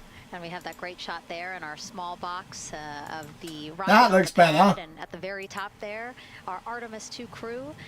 Right now, we know that the crew has begun, the closeout crew has begun doing that cabin leak check. What So the hell? Which ones are? Pressurizing What is it? the cabin, and it sounded like it would take about 6 to 8 minutes for them to. I'm so confused which one I should be hold using. that pressure for 5 minutes, right? Yes, that's correct. Yeah, so Skipper. there's quite a bit of volume. You know, we talked about it being a 6-person tent. I think it's 330 cubic feet. Don't quote me on that number, but you know, they have to, like we talked about, take that initial pressure, What wait the 5 minutes, heck? and take the second pressure. Yeah, and then it takes about Okay, I'm 6 to 8 minutes super again confused to here. pressurize the cabin. So this process Cheater. Ascent switch configuration complete. OTC, Um, thank you. And then after the cabin leak checks, then they will finally What's that? close So, the last 1 abort system hatch. So again, chugging along in the 1,200. countdown. Really excited to again continue to hear the That's- crew's yeah. voice inside Orion stepping So these are through more the powerful. procedures. Yes, it's exciting to hear them making progress, right? It's all good news hearing the crew talk to the ground and working together to get to the launch. And what I think is really cool is that this is the first time NASA is going to have Right. astronauts in low Earth orbit, but also in deep space at the moon. So here's a message. So there's from some no of the crew way aboard we the can International like Space add Station right now. stuff to this, can we? To the solid rocket. And a big hello to everyone around the world counting down together to the launch Nope. of this historic flight. I don't test. think we can. If we weren't in microgravity, we would also be on the edge of our seats. Oh, that's Here on the so. International Space Station, all of us are honored to have the chance to wish our fellow explorers Godspeed. Throughout Right. human history, the moon has sparked our imagination. We're just gonna go through it like this, guys. Return to the moon, Oh, I forgot the communication. history, the history of our solar system. Let's just make sure this actually works now. About our place in the cosmos. We are so proud of the Artemis team and so excited for what you will Oh, see God. and learn No! on behalf of all of humanity Oh, thank goodness. during a trip around the moon. As Right. we push the boundaries of exploration and expand our knowledge with scientific discovery, we There you go. advance our 3, collective 2, civilization 1, together let's go. as one. Test flights are crucial to the mission of exploration. We all learn in test flight schools that the more challenging the missions are, the more incremental the tests should be. This Artemis II mission is one more increment on the way to further exploration. Thank you to the crew. Man. Our friends, for your dedication. And from the entire Expedition 74 crew, thank you to all of Okay, the this is a bit better. the Artemis II mission to where It's it is very, today. very slow. Back to you, Megan, as the countdown continues. Continues. Countdown to launch. Oh, I love that so much. Right, I'm just going to see if this actually You works. have to remember the International Space Station is an orbiting lab. We learned so much there, and we're going to learn so much more from Artemis II, because this isn't just a test flight. It's an opportunity to learn more about the moon, deep space, and how humans can live and work so far from home. So here are some of the science objectives Right, that we're NASA getting has up. accomplished with Artemis II. We've got hardly any fuel. This, honestly, these solid rocket boosters are tiny. On board Orion, but along with that, we're doing a lot of great science. One of the exciting things about the Artemis missions to the moon. And we're not even going that fast. Right, here we go. Coming up to booster separation. I think it's incredibly exciting that not only are we testing And the ejection of that. science on board, science where the astronauts are conducting experiments. Wow. Science riding along with the astronauts. We have astronauts looking outside the window and really. It actually worked. I'm quite shocked. It will help us understand the deep space environment. It will help us understand how that environment affects our astronauts, our systems, and life in general. So deep space is a challenge for us because you have to leave I'll message back in 20 minutes. Cool, Daily, cool. Crew members are protected from some of the harmful We radiation. are Going to the moon, definitely they'll no longer be protected, so they'll lacking in power, let's say that. Much like Artemis I, we have so many radiation sensors and detectors that are inside the capsule. So Right, we can we're fully sort of understand and appreciate the radiation. got a picture. I'll put a environment thumbs for up as you protecting can't the hear. astronauts. In my hand here, I'm holding a tissue chip model. This is the exact design that it's going to be flying. Right, alongside the so astronauts. We'll be collecting samples from each of the crew members, and we can Thanks. make these imaging chips out of the astronauts themselves. So every crew member will have their own avatar on board, and then upon return, we can evaluate that deep space radiation environment and what that compares Right, so we're to keeping it astronauts going. themselves. Not only are they going to help change the course of medicine for the astronauts, but revolutionizing that on Earth as well. So at the moment, We're looking 42. at team dynamics. We're looking at how you interact with the environment. We're also We've just looking at over immune half the system. fuel. So what are the biomarkers? We're using saliva as a method to study hormones Right, and different things in your body. that never may change knows. during Here we that go, process. that's what I And then needed. finally, how do we function after microgravity? You know, being close to the moon. So it looks like we're doing okay for now. Alright, now we're going to start You have an opportunity to look pushing at the out moon from our deep space on the far side for the first time in over 50 years. apogee. Having human eyeballs and brains back around the moon is going to unlock a new generation. These engines are of definitely not the discovery. best, I will say that. Capable of taking in so much data in just a split second. They'll be able to tackle impact history, volcanic history. They'll be able to look at how the albedo, or kind of the shade and hue of the moon and the color of the moon can tell Right, us something about periapsis how is that going, that's good. We're integrating science in ways Right, that have never been integrated now we're in going to human start exploration pointing before. We have a downwards. front room mission control flight controller position called the science officer. We have a brand new science back room where it's basically our brain trust of lunar scientists and geologists supporting the crews of the And future. we're going to And Artemis II will allow us stop to really test there. how this works so that Main engine cut off. set up for success. We'll also be Sweet, deploying okay, we did it, CubeSats. guys. They're small shoebox-sized spacecraft. So what we're going to They're do each provided is by we're another going country, to, one of when we our get to partners. apogee, we're going to As they conduct their separate research, they'll complement what we are doing from at the our Moon main Orion. booster. It is so incredibly exciting to be a part of this mission. It has been Right. really one of the privileges of a lifetime. I can see the work I'm doing benefit Because what they do, they actually dump SLS into. So we're going to separate now. As this rocket launches humanity off of the Earth, we'll be setting the stage through our science to prepare humanity to leave Earth and explore There the we solar go. system. And what we learned during this and And future when we Artemis get missions to the to moon our will eventually apogee, get us to we're gonna Mars. Here's Jasmine Hopkins again, now with Nikki Fox, do a Associate small Administrator of NASA's Science small Mission burn Director. just to get us Thanks so much, Megan. Yes, out we're of the back atmosphere. On the balcony now, joined by Dr. Nikki Fox. Nikki, in this nearly apogee. 10-day mission, we are covering a lot of science from CubeSats to tissue chips. What are you most No, looking forward too to far. learning? Oh my goodness! I think for me the most exciting thing is actually Oh, the most being able to exciting interact with thing. the crew while they are flying, doing Is the she historic British? thing, on the far side of Right, the we're moon. They are gonna be extend the solar panels right now. of the moon that no human eyes have seen before, which is really spectacular. It's going to be an interesting trajectory. Some of it is in darkness. Then at the terminator, so in darkness they'll be able to look for like impact flashes and things when micrometeorites pummel that poor moon. And Damn, then at the it's going to be terminator, very there's cool. a I have to shadow say, this is going to kinda be gives you depth very good perception. for And then, of course, us in the humans. sunlit, picking out everyone's favorite craters. Also, if we launch today or tomorrow, they will see a total solar eclipse. Oh, from the wow. Orion capsule. How cool is that? That is very cool. We are thrilled for Right. this Artemis II crew to be able to see the moon in a way that we've never seen before. So we're going to zoom right up to the moon and right up. So our second, our main stage is now going to burn up in the atmosphere. The morphology, it's very, very Right, different. we're going to retract and so it this. will be very exciting to see that as we're going past that. Absolutely. And Nikki, you know, we are performing a lot of science at the moon this year. So there it actually, is. Not just Artemis II. Can you speak to the commercial lunar landers we're planning to send? Yes, we are very, very proud of our commercial partners as they. Right, so we're going to burn in just under 35 seconds. Next one up is Blue Origin's Blue Moon. One. Couldn't even.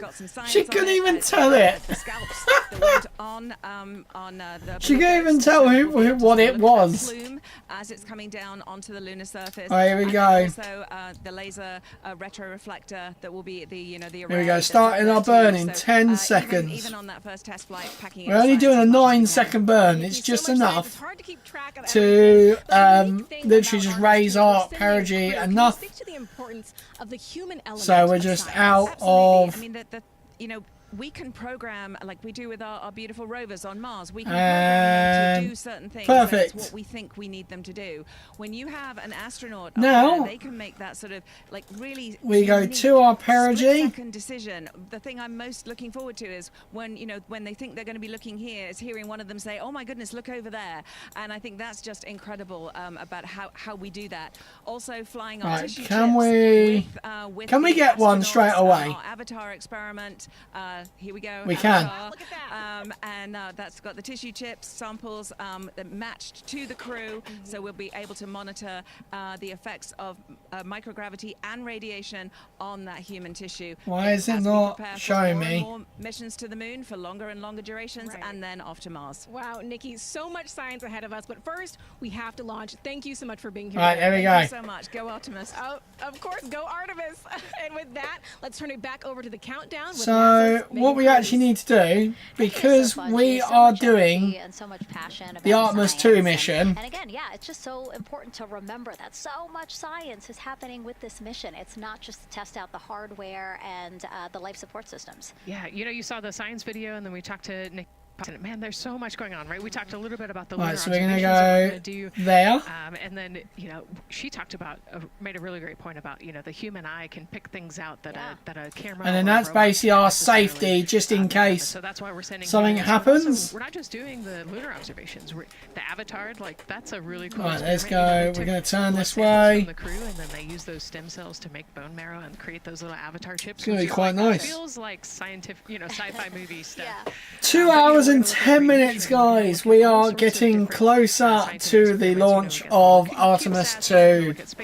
Damn. Lots going on. Yeah, even collecting some of the astronauts. Right, we're gonna saliva. go. A lot about the body through the saliva. So here we just go. Really, a lot in a small amount of time. In a Where small is? capsule. Yeah, you know, it's scientific discovery. That's why we go back to the moon. Yeah, and so again, her energy just so. Oh, I hear a helicopter. Oh my God, I can't find the words. So wonderful, awesome.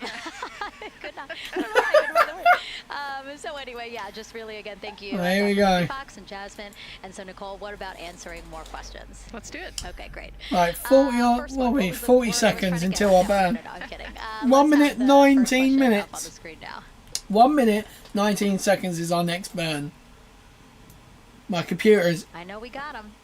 Absolutely crying right now. Being asked. And CDR OTC Orion Earth 1. So right now we are this white bit here. For your awareness, scrubber cycling is about to be restarted. Right, we go 10, Integrity copies. 9, 8, 7, 6, 5, 4, 3, 2, 1, and go. The next social question, please. What are the G-forces experienced by the Artemis astronauts during launch and re-entry? Ooh, you know, these are actually pretty similar to, you know, a Dragon launch or a shuttle launch. You know, we have to accelerate to get out of the Earth's atmosphere, and then, you know, we talked about the secondary burns that they will do to get away from Earth, but it's still burning. Me personally, I've kind of felt like we got slingshotted off the Earth is how I like to describe it. So, you know, you get set back in your seat and the G forces are into your chest. There we go. Earth 1. Go ahead. And link check complete. The cabin Helicopter! is going to be vented to flight pressure momentarily. Integrity copies. That's fantastic news. Yeah. Again, we're coming up to the end of this burn. So this is just your orbital raise maneuver. So this basically gives you a little bit of confidence. It's a more fuel efficient method of doing burns. There we go. Often they have to back off on the thrust a little bit. So there we go. You don't get too high in the G-forces, and especially as we go through kind of max Q or that max aerodynamic force, so as they get through the thicker parts of the atmosphere. And then very similar G-forces on the way home, so slow, steady build up to about 4.5 Gs as the rocket decelerates. You know, you heard in one of the good. Right, what we're going to do, we're going 7 miles a we're going to do some free IVA. Somehow, and to do that, you have to actually brake in a car, you feel those G-forces, and so for the astronauts, it'll just be, again, here we go. We're going to unbuckle based on the orientation. Great. Thank you so much for that answer, Nicole, and for that question. We're going to continue to try to get as many as possible. Again, you know how to send them to us at So there's just the 3 of them like this. But now we again have another question for you, for our audience. We want to know, what part of Artemis II are you most excited for? Liftoff, Earth views from Orion, lunar flyby, or splashdown? Lunar flyby is what I'm looking forward to. Right, here we go. Right. A little later in the broadcast. So now we've done this. I know. When we come back around, but that's a cop out. All right, now let's head back over to Banana. Now we're gonna do our second coming from all burn. over the country, from around the world. Why don't we get another check with Leah Martin to see who she's caught up with now? Well, Megan, we were a little while ago talking to some students from around the globe. Today, we're actually talking to some local students who are from right here, locally, Merritt Island in Titusville. Merritt Island. We talk a lot about the Artemis generation and about the students right. who are going to become the next generation of dreamers, of engineers, of scientists and technologists. And I'm actually so that actually puts us back into. Our local high school has actually implemented a really neat new So you can see this line here. This is actually what we will do on the return. Can you tell me a little bit about what Merritt Island High School is doing? So this is a new program, first of its kind here at Florida, and basically what we're studying is astronautics and aviation. We're going to bring it the two together. We have flight simulators in our lab, but students are also learning about engineering, aerospace engineering, and we're trying to make all kinds of there we go, look at that. So that's what we're going to do. That will put us around the moon here, around, and then we'll come back around and do that. So that's what we're going to do, guys. Electrical charge, it really doesn't need a lot of electrical charge. So it's very exciting. Incredible. And then another local. Now one problem I am thinking about is I didn't put any comms on the rocket. So I'm just going to quit and I'm going to cheat. Do automation to build things on Mars and things like that, or locally too. Now you I don't think me it was you're here. actually trying to figure out a little bit what you want to do when you're done your freshman in high school. What things are you learning in your class here that are really kind of piquing your interest in the aeronautics field? So we're building a lot of things with like metal and how we're supposed to do settings on the rockets. We're also doing computer programming, which would help with NASA and like programming and coding. That's confused. And you were actually telling me that you're interested in becoming a pilot. Here we go, guys. So we're gonna who is on board the rocket right zoom now. up and around. How is this program preparing you for your future? I mean, it's teaching me everything that I know about aviation, and it's really inspiring that I get to learn it in a classroom, like locally. Right, so this is gonna go right up. So this would be above the ISS quite a bit. I really like the whole design part of I can't remember exactly how high they actually fly before. When we build stuff, that's definitely my favorite part, learning how to use those kind of softwares. Absolutely. Well, Megan, when they're seasoned NASA, you know what's happened? You saw them here first when they were still in high school. I'm being an idiot. I can also say that they have fans. Nicole Ayers here. As soon as that girl said that she wants to be a pilot, Nicole went. Yeah, why is that something that's so right, here we go. I mean, I love when when kids in high school have goals and they set their goals So high, we're and they wanna trying go to do get a something, you know, free that kid who wanted to be an return engineer or a pilot, like I love back that. You know, to find something Earth. that you're passionate about, go work Or hard back at to it, and Kerbin. get good at it. So we're Yeah, gonna. and speaking of passion, I mean, we definitely have a whole bunch of people here passionate about what NASA is doing here. And Right, the lawn okay. behind us just filled with media from around the Uh, world, making sure that they can help tell our Let's just story move this to everyone around. who is There we go. interested in That's what we hearing it. So, want. back Right. here in Florida, of course, we have NASA leadership also keeping a close eye on launch operations. Let's go now to Jasmine Hopkins, who is standing by with Lori Glaze, Acting Associate Administrator Acting of NASA's Associating- Exploration Systems Development. Thanks so much, Megan. Yeah, we're honored to welcome Dr. Lori Glaze to the balcony now. Lori, this is our very first time having crew Why is on it an not- Artemis mission. How does that feel, and how does that change our overall approach to the mission? It's a really good question, and it really came home today when we were watching the crew walk out, and then we saw them get into their van and go out to the pad, and we've been watching them getting into the crew module. And so That's we not really put going. an enormous amount of rigor into assuring the safety of There our you go, crew. that's better. One of the most important things on this mission, different from Artemis I, is we now Okay. have environmental controls and life support systems. One of the most important things we're going to do on Now this I'm mission here. is Hello, close Daily. out Welcome and make back, sure that we can Daily. keep our crew healthy and safe throughout their mission. Right, we're We also gonna. have this mission We're now have an doing our activated final launch burn. abort system. This will We had be the system for our Artemis I, but it wasn't Translunar active, but we Injection. definitely had that active on this So we're mission, gonna and we absolutely want the fly ability, again, past. if something goes wrong, to be able to have that ability to abort and get them back to Here we the go. ground again safe. So this is basically going to As send you us know, up and safety is around the paramount moon. here at NASA, and your program is responsible for all of these Artemis elements. We have the Right, space we're launch going to system, keep Orion ground system. the So shields how do open you get because we everybody can. cohesively on the same page for a There day we like go. We've got a 37-second It's burn. really been wonderful This to is going to watch our be teams great. Right. working together.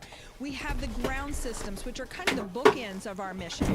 The ground systems Right, I got a drink. prepare us to Need get a the drink. rocket ready to take off. They're doing all of the loading of the tanks right now and getting the crew into Orion.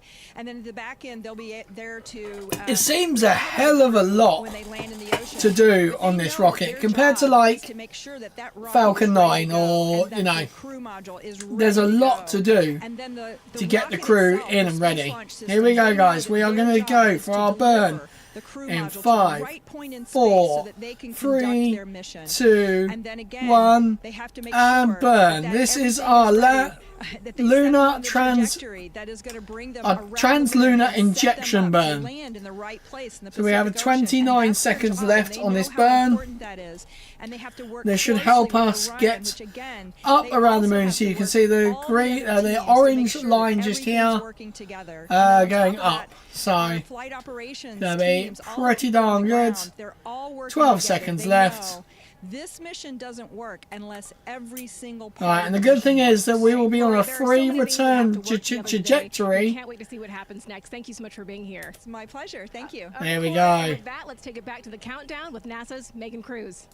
Yeah, and speaking of the countdown, Nice. 1 hour, 59 Can you see chat? minutes. Yes, I can. I can see chat. So I've got chat up here on my top monitor. Eastern time. This is a shot of Jetty Park. So yeah, unfortunately, for some reason, of rocket launches, and it is so great hang to on, wait. see how many people are here. We're not I mean, going this is a round. Wednesday. Like, people had to take time off of school and off of work, but it's something I'm that so they felt confused like at they how wanted to be this here. this Yeah, isn't you know, going to go the way I just think based it's on the going to chat go. on the airplane ride yesterday, half of my Here we go. So we are going heading towards. They were coming to see the I'm launch, more you know, excited everybody's than excited, I'm traveling more from all over excited the world than to ever see this for today.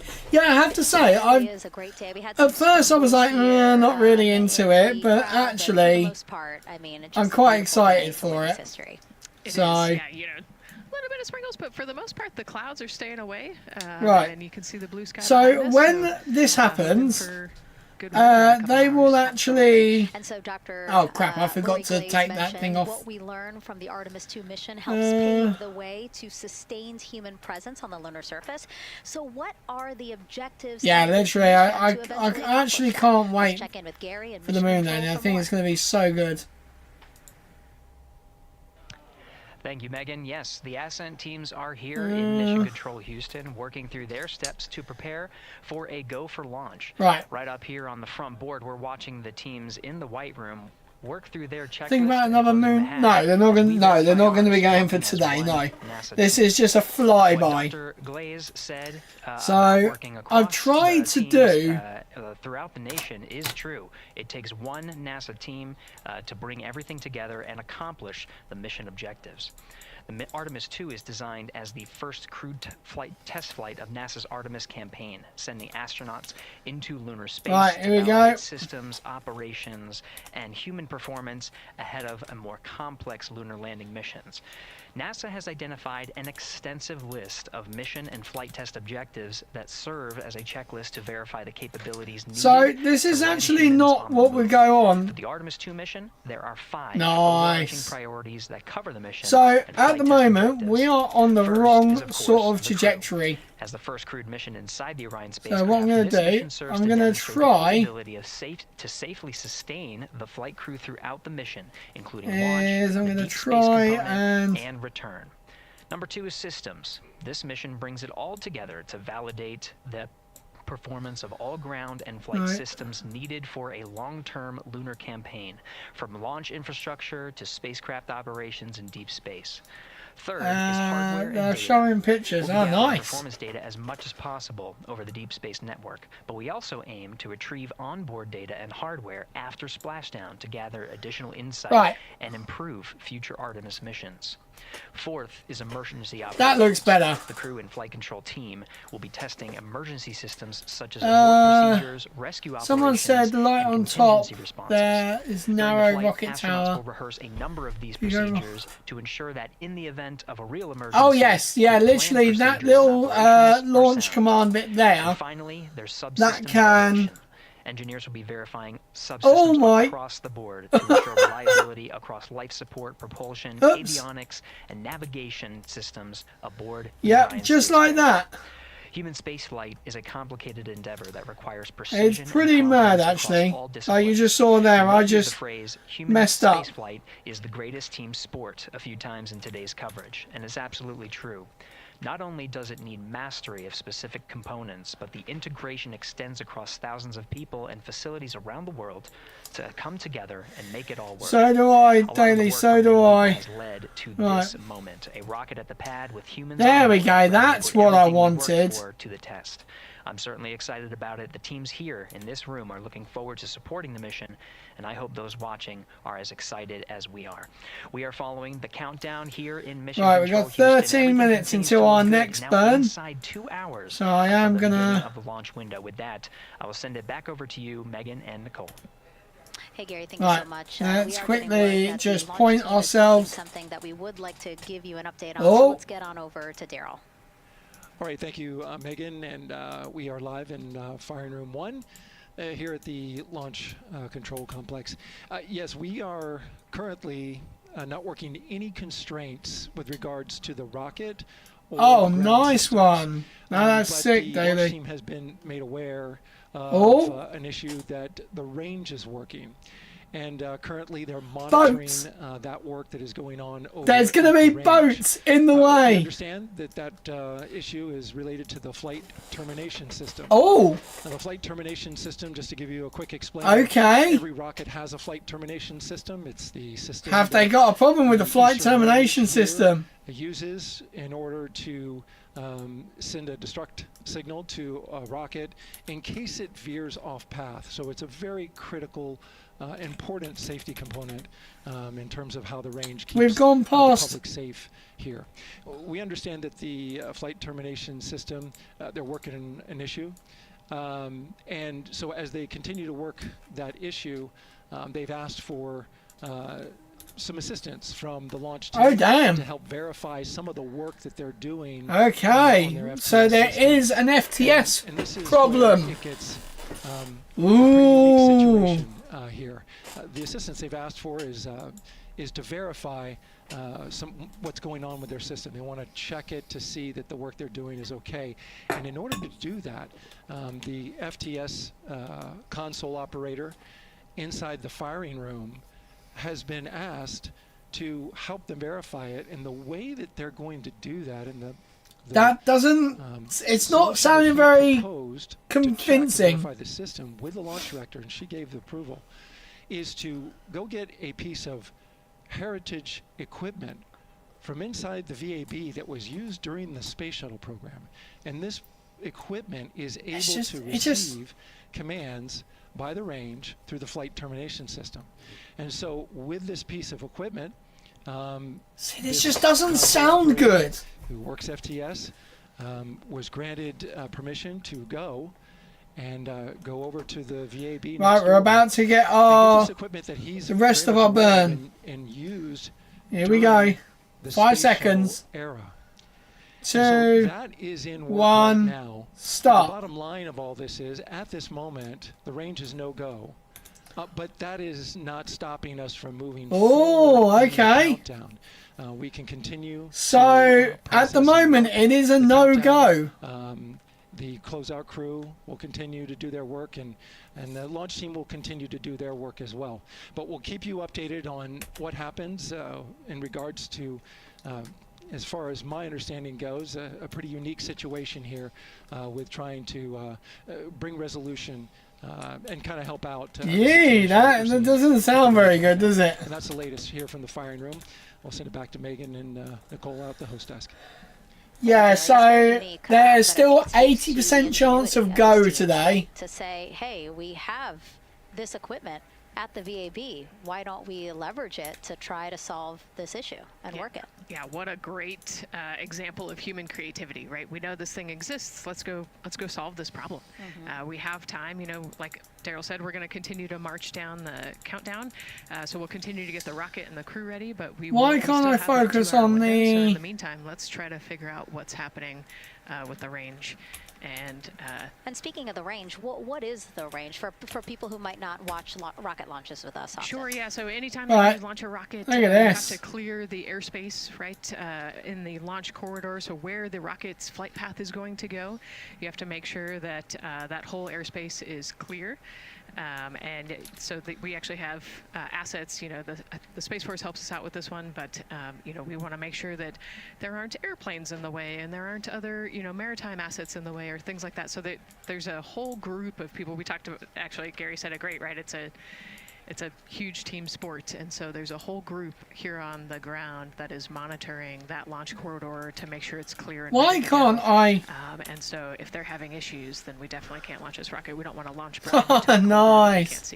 Yeah, because as Daryl said, I mean, it is very... So at the moment, they are a no-go, which is... in case of an emergency. Not good. So yes, something that Right, we're gonna... monitoring throughout the countdown, and hopefully again won't be an issue, that they can fix this issue by going to the heritage hardware that's in the vehicle assembly building. Right, what a great idea. Where the hell's the moon? So again, under 2 hours There it is. from the opening of our 2-hour launch window, 6:24 p.m. Eastern. So we are actually going up and As you around. can see there, inside of Orion, relaxing. So in a minute, we are actually going from the to... team, but also just getting in the right headspace for hopefully launch today. Let's learn a little more about each of them now. We did not go up and round. The moon, to me, it's the thing that connects me together with all the other humans in my life. I remember being Well, we missed the moon, guys. And just looking out at the moon. We missed the moon. It was in, and I was thinking, man, that's never my good. friends that live like 20 miles away. But the good thing is that I believe when I was in the Navy and I would look out at the moon. Our trajectory is going to put us straight back anyway. On the planet from where I am. To me, it's a connection of life on Earth. We can all look up and see that moon, and it's always changing. The moon is never the same 2 days in a row. I love that. My name is Reed Wiseman. I'm the commander of NASA's There we Artemis go. So II now we're mission. coming back down. I grew up in a little town just north of Baltimore, Maryland, about 20 miles north of the city. There was a National Guard base nearby my house, and there were A-10 aircraft that would fly over every now and then. I just would look up at them. Right, I'm just going to do a small little burn. And then my brother went to the Naval So I'm Academy, going and I to would go disconnect every year and watch the Blue this Angels fly during commencement.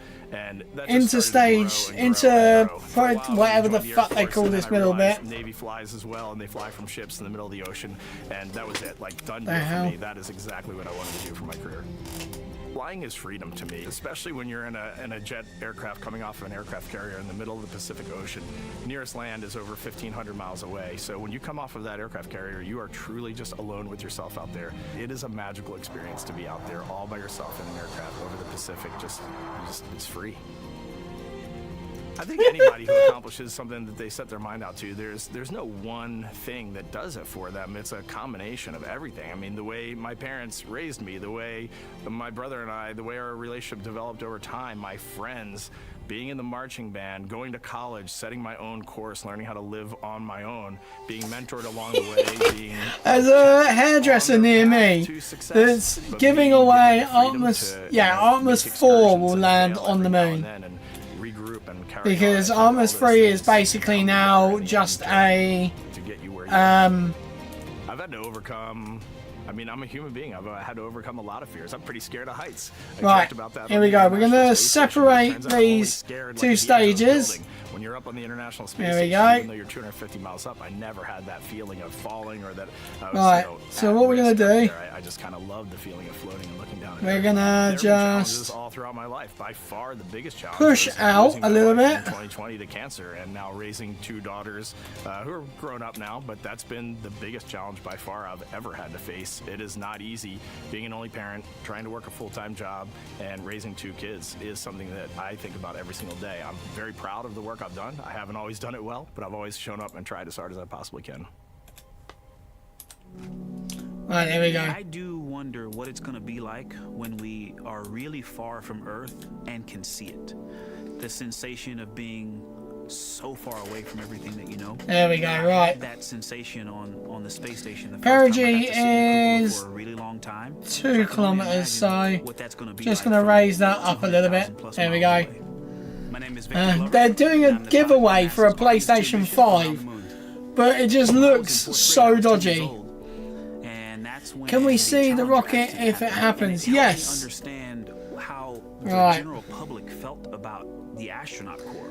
Right, here we go. People that we want to be, and that just gave me an easy thing to strive towards. Right, I'm gonna quickly retract the solar panels. My life is doubting myself. And then now we're gonna go for a spicy re-entry, guys. My family had gone to college was a huge risk. I had more confidence in my athletic ability than in my academic ability. Right, here we go. We're coming down. With those and what we're gonna do is, as soon as we get that I saw in the lab and around the University Union, I didn't know if here, we're gonna go here. We're gonna go retrograde, and we're gonna dump that stage. There we go. Just go to college, but get an engineering degree, and how then go do something challenging and technical like flying. Apollo is known. That obviously doesn't come off. To the moon. Artemis has an opportunity to. All right, here we go, guys. We are. I actually think it's important for now about to re-enter the Earth's atmosphere. And we're trying to do new things. And it's great to compare and contrast when you look at our spaceship. Oh, okay, with your own eyes. Yeah, now that would be sick. In another country. When you look at our crew, you see that our crew is here we go, guys. We are dropping into the atmosphere. We are now under 70 kilometers, which is Kerbin's size. Here we go. So this is going to get very, very spicy. Spaceships, and so the ability to fly one actually in space on a test mission is just a really unique opportunity. I can't tell you how I'm going to feel. There we go. That is the Earth from a 250,000 miles away, but I don't use the word excited because I'm. Can we see in the sky? Do you know what? Actually, we might do. We are all intimately familiar with that risk, and so if we go out there and we're successful, and we can pass that baton on to Artemis III. You possibly could do. You could possibly see it. I tell a story. Man, we are coming in super fast, guys. Before the Apollo missions, when he was just a very little boy, he was looking up at the moon with his mom, and his mom said, "Right, we are coming in stupidly fast. Forward maybe 70 years later, we should be absolutely fine. We are and I think that very, very fast. What's it look like from inside? The idea that oh my God! Becomes possible. Look at that! If you just believe in it and are willing to work hard and come together to achieve Dude, that's crazy. I'm Christina Cook, and I'm a mission specialist for NASA's Artemis II mission wow. around the moon.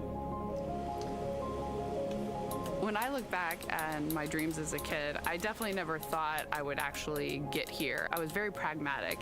Even though I'm a dreamer, There we go, that's better. Way against me again, so I might as well do something I'm loving in the meantime.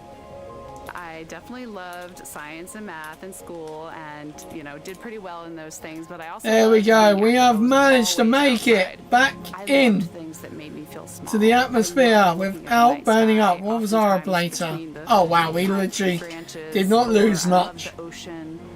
North Carolina also has mountains, and when we go Yeah, what I'll do is I'll put my phone outside and we'll see if we can get it going over the top of us. There was to learn. I'm drawn to Right.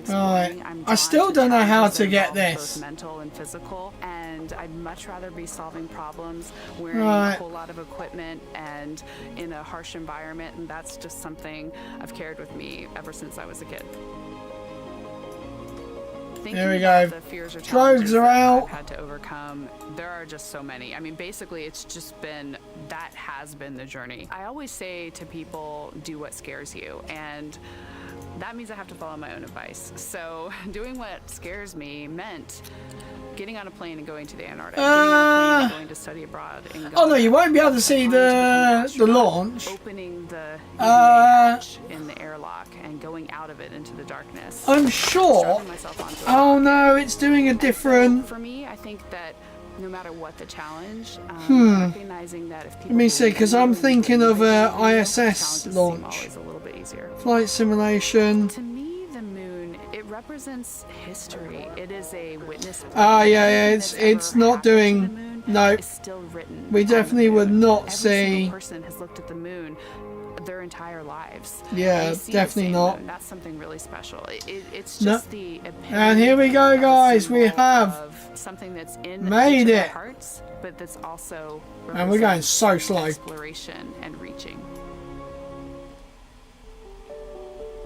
I have this very distinct memory of Yeah, no, seeing we are not going to be able to see an it. astronaut standing on the moon. That's a shame. It's left in my brain because I went back to it so many times in my childhood, and I would look at that image, and I know it had a huge impact on me. That Yeah, humans when had it's- walked on the moon.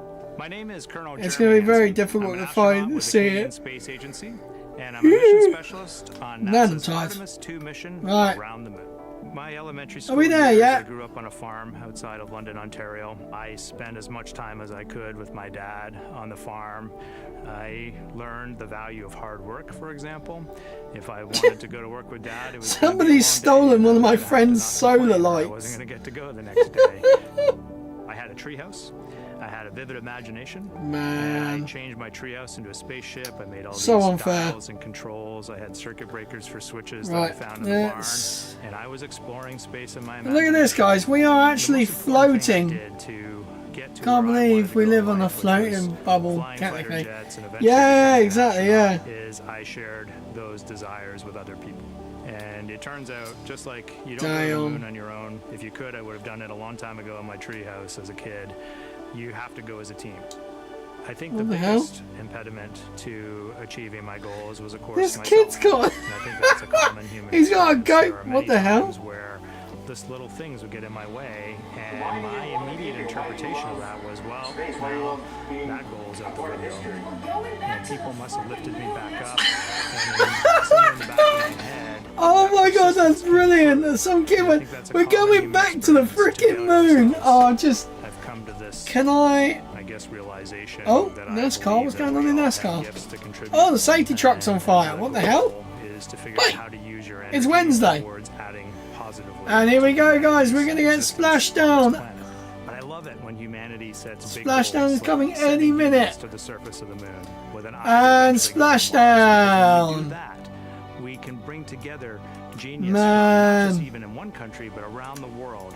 Come on. I've also learned from So weird. my indigenous mentors that they refer to. Right, here we go, guys. So, we are going to. Mother Earth, they use grandmother because How do we, grandmother like, moon is recover? responsible for the water in their community, just like the moon moves the water around the planet. Yeah, and okay. adjusts the tides. And I think that's a really Let's beautiful go thing to for us as we go Space back to Center. the moon, to think about all the different cultures around the world and how they view the moon differently. And that's really neat because we all Wait, share new that GTA. same Oh, here we go. New GTA footage shows off realistic car physics. That's another. Oh.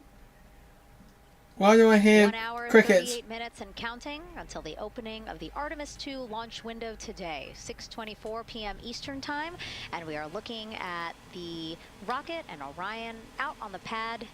Historic launch pad 39B. Historic launch pad 39B. Yes, it is. You know, we can see the clouds out in front of us. So I'm going to quickly make what next. Yeah, I was going to say, I don't know why. I'm guessing they're using old footage for some reason. Right, okay, we're not going to do this.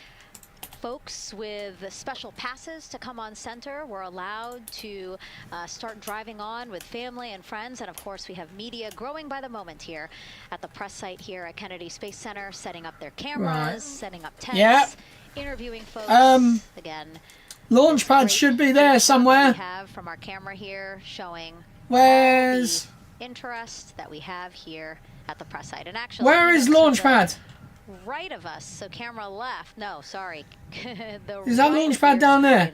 Left of us, plenty of other people there, set up with their own tents, broadcasting to their. I'm trying to find launch pad. So again, just really cool. I'm eating cream eggs. Nice. Yeah, I know what you mean. Yeah. Media tents we can see from here. It's a beautiful thing. Let's see. Is also Tim Dodd. Where the hell is he? And so let's Let me see. People who are watching in other parts of the country. We have this shot here from the U.S. Space and Rocket Center. Everyday astronaut. Let's see where he is. Oh man, look just kidding. Where is he right now? Of flight, Seattle, Washington. So sorry. Right. Hello to you over there. Sorry, I thought that you were in Alabama, but here you are from Seattle, Washington. Again, the Museum of Flight. They must have had a special event to bring people there to watch, as well as a special event here. Now, correctly. Oh, Tim's in a slightly different area. Huntsville, Alabama. Of course. And launch pad is, where is he? When we get closer to launch, Marshall, the home Is of it? the The launch pad that often drops in our streams. Yeah. This is a great shot. You can see all the people there, and obviously you've got. Oh, he's in the actual. In there as well. Oh, now they know. Yeah, now He's actually right there. Oh no, he's not. No, he's not. No, he's not. Ignore me. That's his own feed. Jeez, I thought he was there. No, I was literally seeing that screen. Thank you guys for on his stream. Excitement. I know deep down it was in there. It's just that you felt like sitting at the moment, and that's all right. There's a little delay. Yeah, that's all right. Well, thanks so much to those supporting these watch parties and bringing them to us live here. He has got SLS. Our video paths are taking quite a circuitous route to be able to bring those live views in from Seattle as well as Alabama. But we're glad that we can be able to share it with you in the broadcast now. And so why are we going to the moon? Why are we going to the moon? There. Here's Megan Carter again with our moon board.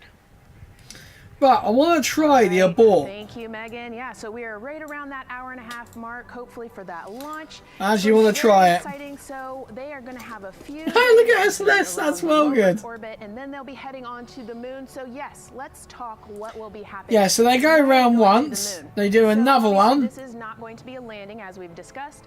They are going to be coming with 4,000 to 6,000 feet around the moon's surface, and this is going to connect us directly to our past.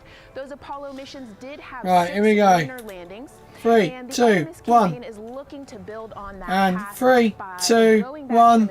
Staying longer and going farther. So how are we going to do that, and why? We have obviously talked a little bit about the lunar South Pole, and we are focused specifically on the far side of the moon for this one for a specific reason. Nice, that worked. Okay, right, what I need to do is I need to put a... yeah, he's changed his logo. Yeah, he had a bit of a fresh update. I want to say, I feel like I sort of pushed him to that style because it's very similar to sort of what I've been wanting to do, and it does look more what's the word, because that is obviously going to give us not just water to What's drink, the- but as we know, that can What's the word I'm trying to actually find? into our propellant potentially, that hydrogen and oxygen. So that is going to make that the sort moon of a style of critical place logo. for that moon base, because we want to think of it essentially as a backpacking trip. Backpacking trip. Tent and your hiking boots and your camping stove and all your gear. You don't want to take that out and be on the trail for the first day and then try That's everything brilliant, out. Daily. You're going to test things out a little bit closer to home before you go out on That's that an adventure. awesome And go-away. that kind of goes for us as well. Flawless, So the no moon is going to notes. be critical Not for sure us if we in can the future compete. steps towards our lunar landings, and then also That is going hilarious. on to Mars in the future. That is Set us up brilliant. for that Right, deep here we space go. exploration, and 3, we can't 2, wait to see 1, what let's they go. see once they get to that flyby. But for Right, let's now, see how we far are we can actually get up. closer. So I'm going to turn it back over to you, Megan. Exciting stuff. Again, the idea of accomplishing a moon base, like as we've been Yeah, saying, moon base. sometimes Starship is going to be and it's amazing that we're absolutely needed. Yeah, I've just seen Daily. That's so funny. On the future Artemis missions, we're going to put boots back on the moon for the first time. Boots on the moon. But we're going to stay, and we're going to Right. learn from the moon, and we're going to. Here we go. First time to film a drink up. Harness that resource. While we wait for Not only learn from the moon about our rockets to try and get into. Oh god, we're actually running out already. Oh my god. Okay. Right, get ready for a super cool jettison. Ready, 3, 2, 1, and now. Yep. Yeah, so anytime that you're moving around and working, there are some sensitive sensors and parts of the crew module that we don't want to kick Right, or here we bump go. into. And so it's easier to just put a guard up while you're working in there and then take it down later. And so this is a visual cue for us that the team is getting ready to close the last hatch. Again, the launch abort system hatch. Can you tell us about what the last is? Yeah, so launch abort system. This is Here we go, right. the crew module, and then what sits out on basically on top of the crew module is the launch abort system, and it has its own motors, so that will arm it about 5 minutes. There we go, look at that. Stays with the crew module. Actually worked out really well. Kilometer point in space. Once the crew could safely get to orbit, it will actually be jettisoned, and the crew module will then be exposed. Right, So this there is we just go. a I filled my safety bottle up. mechanism that Bottle was stays filled on up. the outside of the crew module.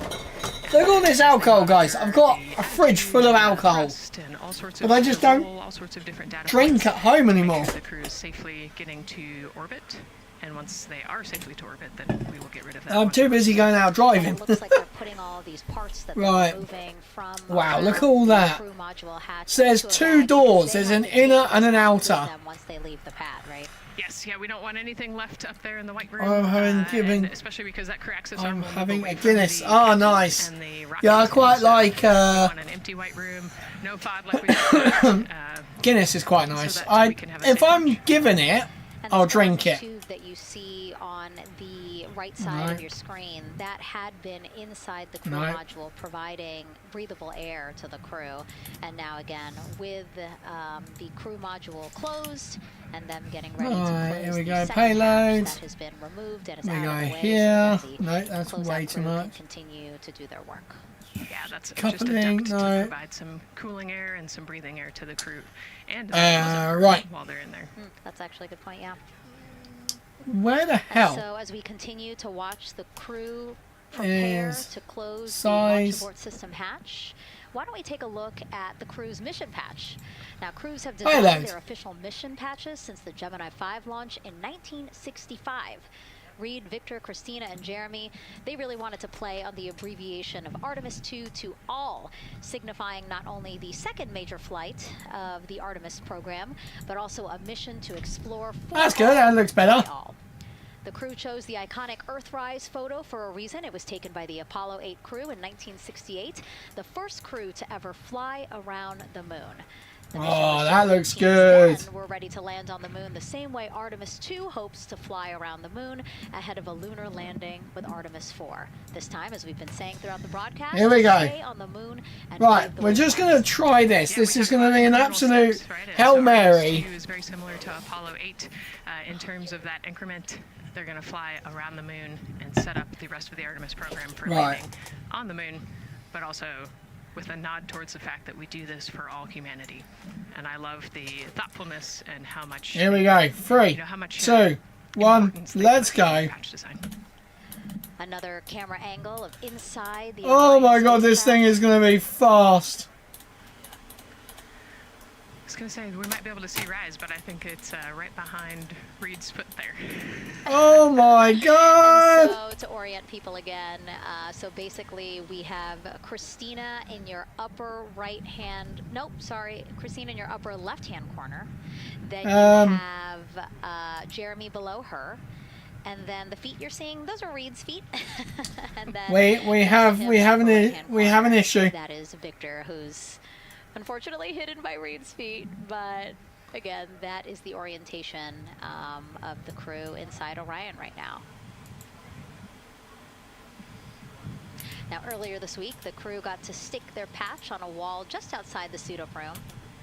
You can play that video there now. You can see that crews have been doing this as part of a pre-flight tradition again. Wow, Reed just making sure that thing won't come off. And so now Victor is signing there. I think we're about to drop like a booster. Doesn't our names? Yes, they do. There is a little SD card. Oh my god, is that gonna hit the Kerbal Space Center? Oh my god, that's going. How fast that's going! It's just another step that makes it a little bit more. Oh my god! Launching soon.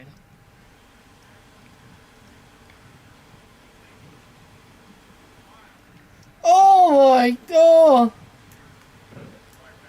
Again, we talked a little bit about so I've got the gaming astronaut going round. Like a computer there. Damn. Leg. Right, we're gonna revert to assembly bin, and we're gonna put some fins on the bottom. That usually will help. Right, yeah, so basically a tablet on his leg. Basically, give it a little bit of a cord nearby that allows him stability, to have a computer so he can see what they're looking at. And it looks like he's taking notes. Chelsea women are out. No way! Seriously? It's part of all of them have like a little procedural book, right? Right, yeah. So they have what we call a knee board, and they'll have blank pages to take notes on. They might have a cue card or procedures, or they can be kind of custom. There we go. That should help keep it sort of straight. This mission, of course, built by people and companies in all 50 Damn. states, as we've been saying throughout the broadcast. No, it's okay. Whatever. It's too late. You can't do April Fools after 12 o'clock midday. You cannot do that. That's wrong. What we're doing here, you're not allowed to do April Fools after that. Hundreds of thousands of people. This is about the parts, the hardware, the software. Right, we're gonna just throttle this down a little bit together to make that. Because this is very, very fast. It's still daytime. Yeah, after midday, you can't. You're not meant to do April Fools. But that we push them together. Oh man, this is.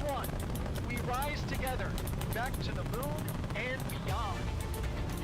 It takes a team to do great things. And Artemis.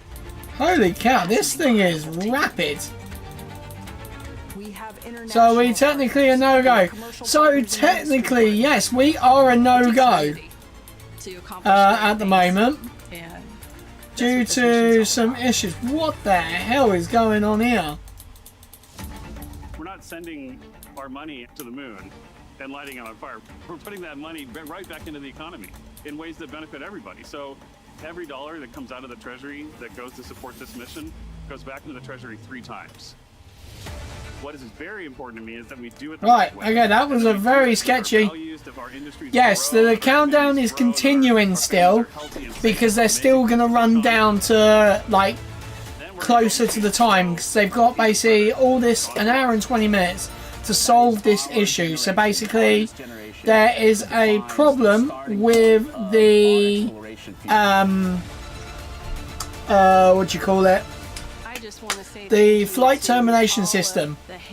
So they are basically looking at the issue and seeing if they can fix the issue, basically. One team. One team. One dream. What I really like about that package is, again, just reminding people that this is spurring so many jobs across the country. Yeah, across the country and across the world, right? The whole world has a part of this. The Artemis Accords are signed by over 40, 50 different countries. And so, yeah, we're taking all of the taxpayers' money and we're putting it right back into the jobs here. I thought she was going to say, we're taking all the taxpayers' money and spending it all. Jobs, that's money that goes back into our economy as disposable income. Right, here we go. So really, it is just an ecosystem that NASA is proud to be a part of. Right. Not only is it about the money and the economy, right, but it's also about the science and what we're going to learn and exploration. You know, we, on top of all of those things, we benefit the economy as well. Obviously, Nicole is a wealth of knowledge. We're very lucky to have her. We're going to be tapping into that knowledge throughout the broadcast, and we have been. Here we go. All right. So I just wanted to like test this little sort of I'm loving it out here. capsule. Let's learn a little bit more about Nicole. Her first mission to space was actually last March. So if we do get the dreaded S word, right guys, if we do get the dreaded S word, it will be tomorrow is the next attempt, but at the same time. So which could help researchers deliver medicines more effectively. She also conducted an almost 6-hour spacewalk. Right, we got 30 seconds to our burn.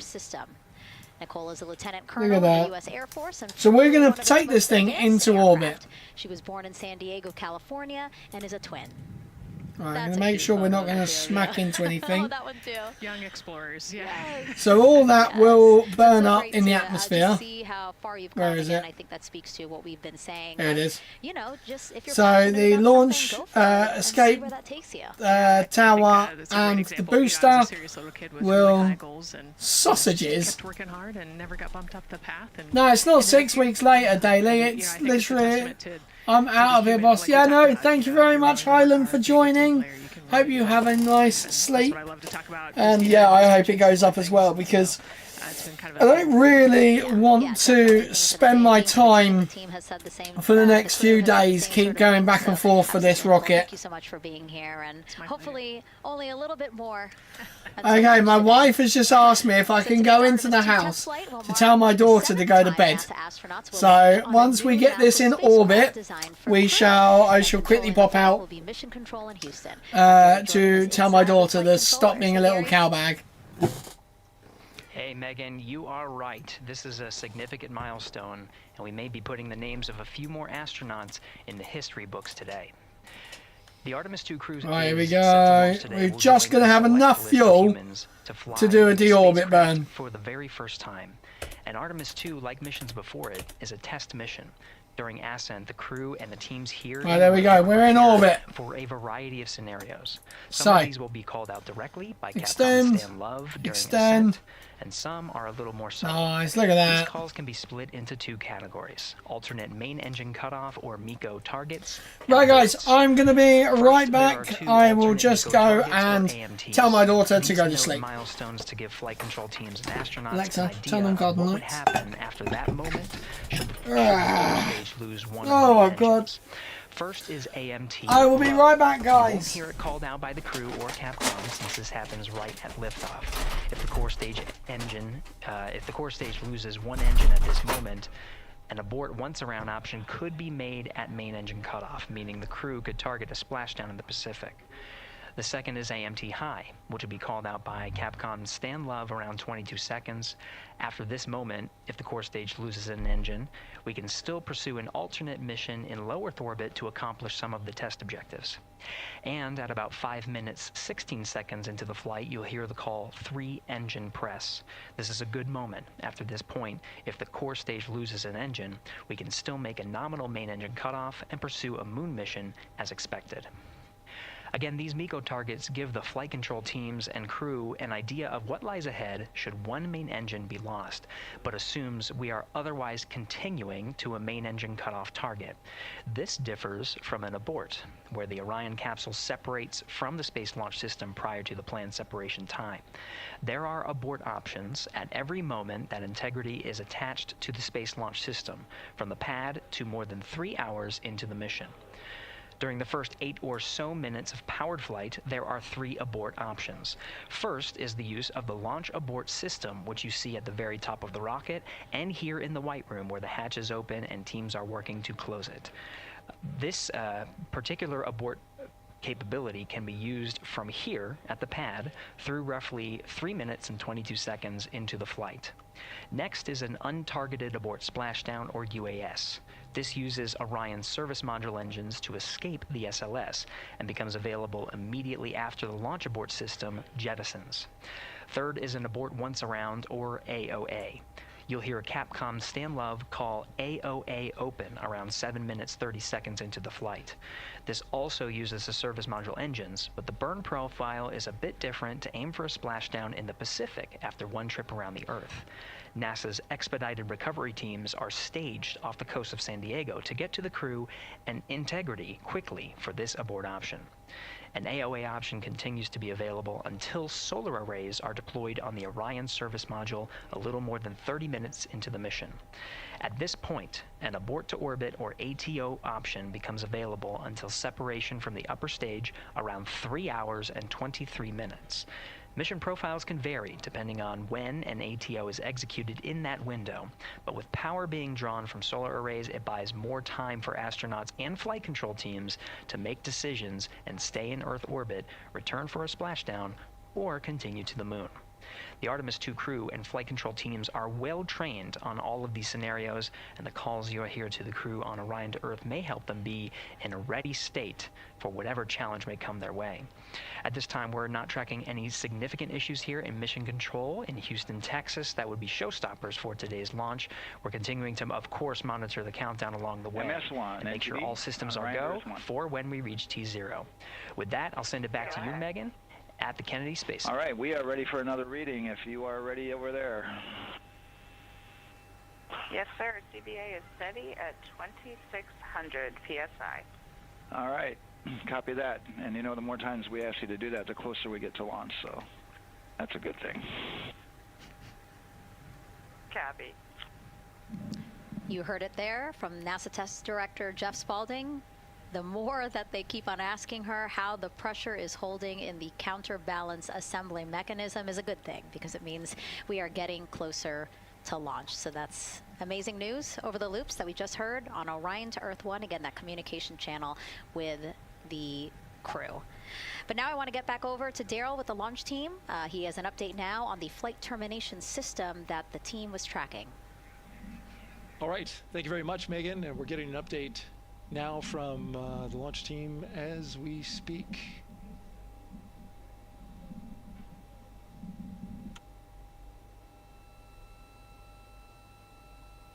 All right, stand by 1 second.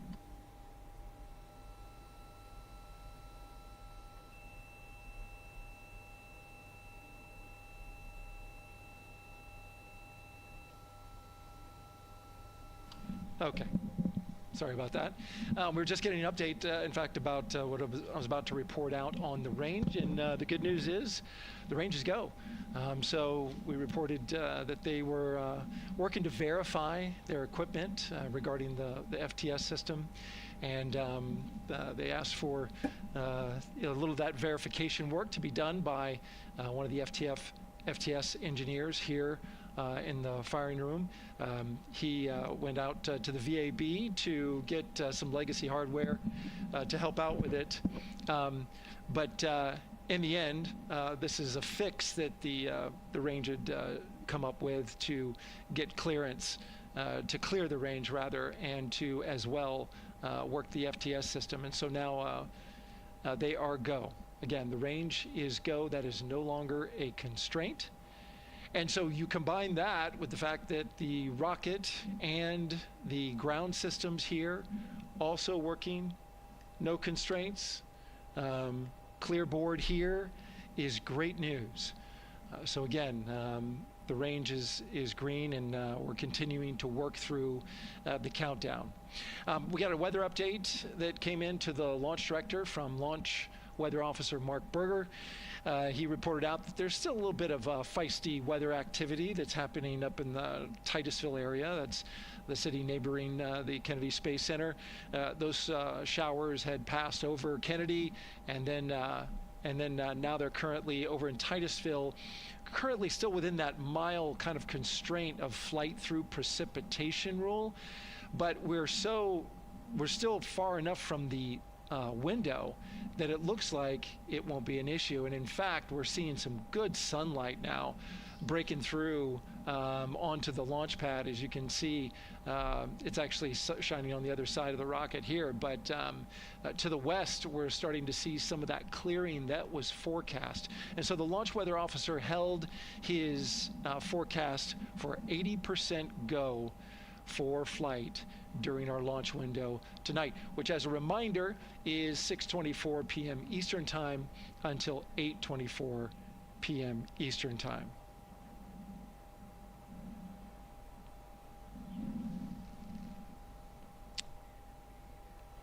And we're also hearing that the last hatch closure, as you can see in the bottom corner of your screen, they're starting to work on that. That's the launch abort system hatch.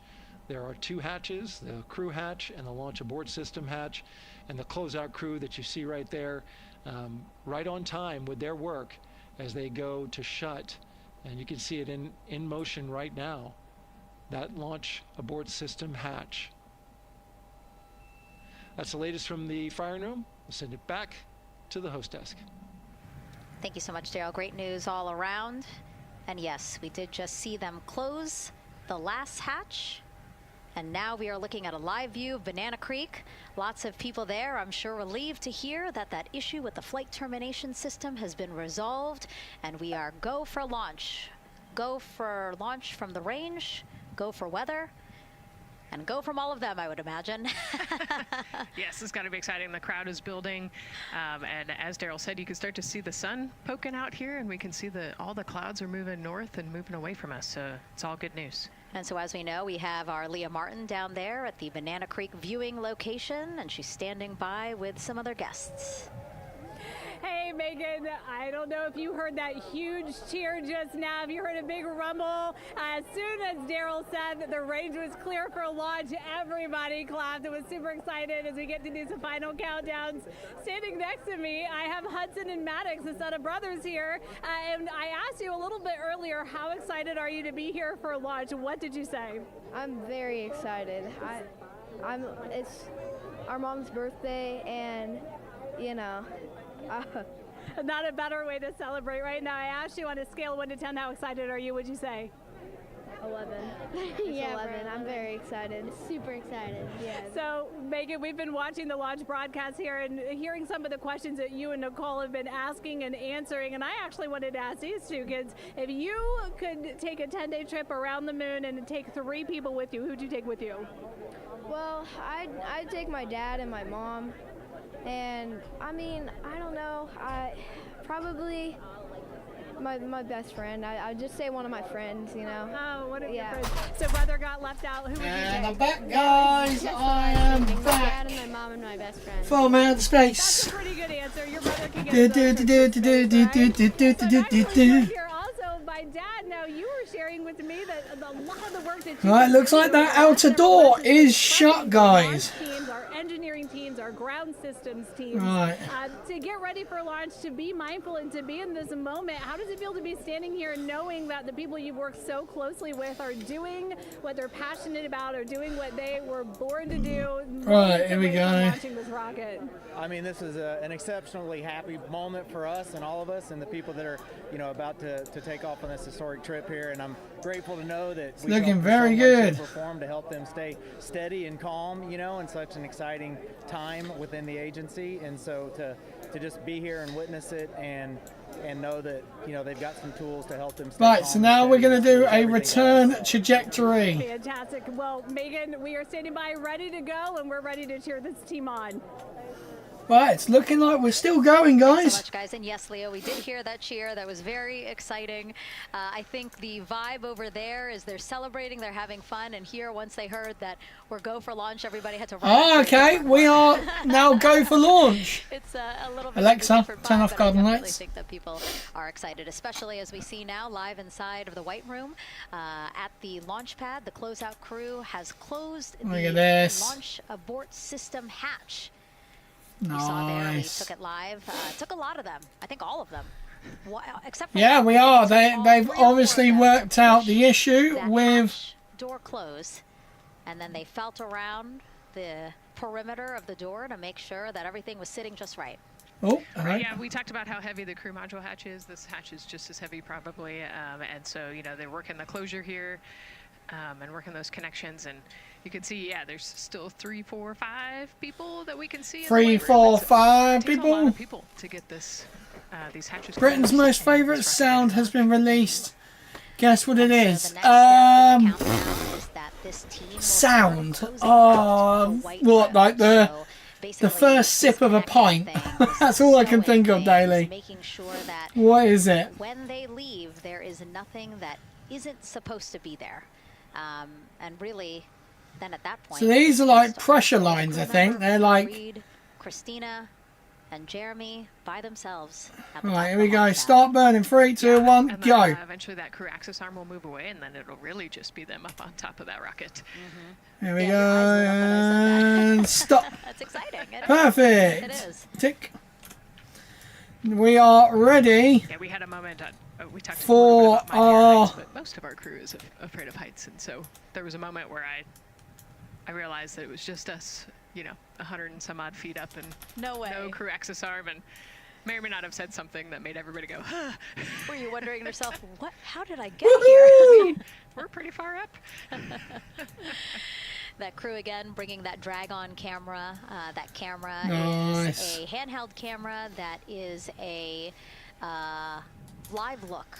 For nice, right. Hopefully, these operations closely. We should be landing at least somewhere near the KSC. The closeout crew starts leaving the White Room. You see them. All right, here we go. Checking their procedures. Oh, really? You can see they're covering the ends of those hoses. That's to protect right, here we go. Pod, so we don't want any dirt or anything to get into. Everything's looking pretty good. Them, so you can see I don't think we're going to make it to the KSC. I think I may have undershot this a bit. Tape that close. You just saw number 5. Number 5 holding some tools. Right. Stow those away. Whoa, that was a bit. Obviously, they did have tools out. They did have procedures, paper, notes out. Like all of that has to go. Yes, and you can even see on number 3's hat, he's got a string that's connected to his suit there. I think we are upside down. We are upside down. A gust of wind, or you get knocked or something, you don't want to lose a single thing in the White Room. So everything is tethered, everything is accounted for, and everything is protected. Here we go. Crew now, another live view of them inside. Let's see where we're going to end up, guys. Jeremy, Christina. I'm aiming for the water, but I don't know if we are going to do it. On the left, the right yep, 90% chance of launch now. Oh man, just over an hour till It's launch. looking good, guys. Probably a little bit of a lull right now. Monitoring some systems, but you can see Reed's got his feet crossed. So I think just trying to relax and pass the time by maybe thinking through the items that they're going to monitor through the launch. I'm trying to see where the other stage was. It's gone. Each of them have throughout the launch, and once they get to orbit, this first day on orbit is actually really busy for them.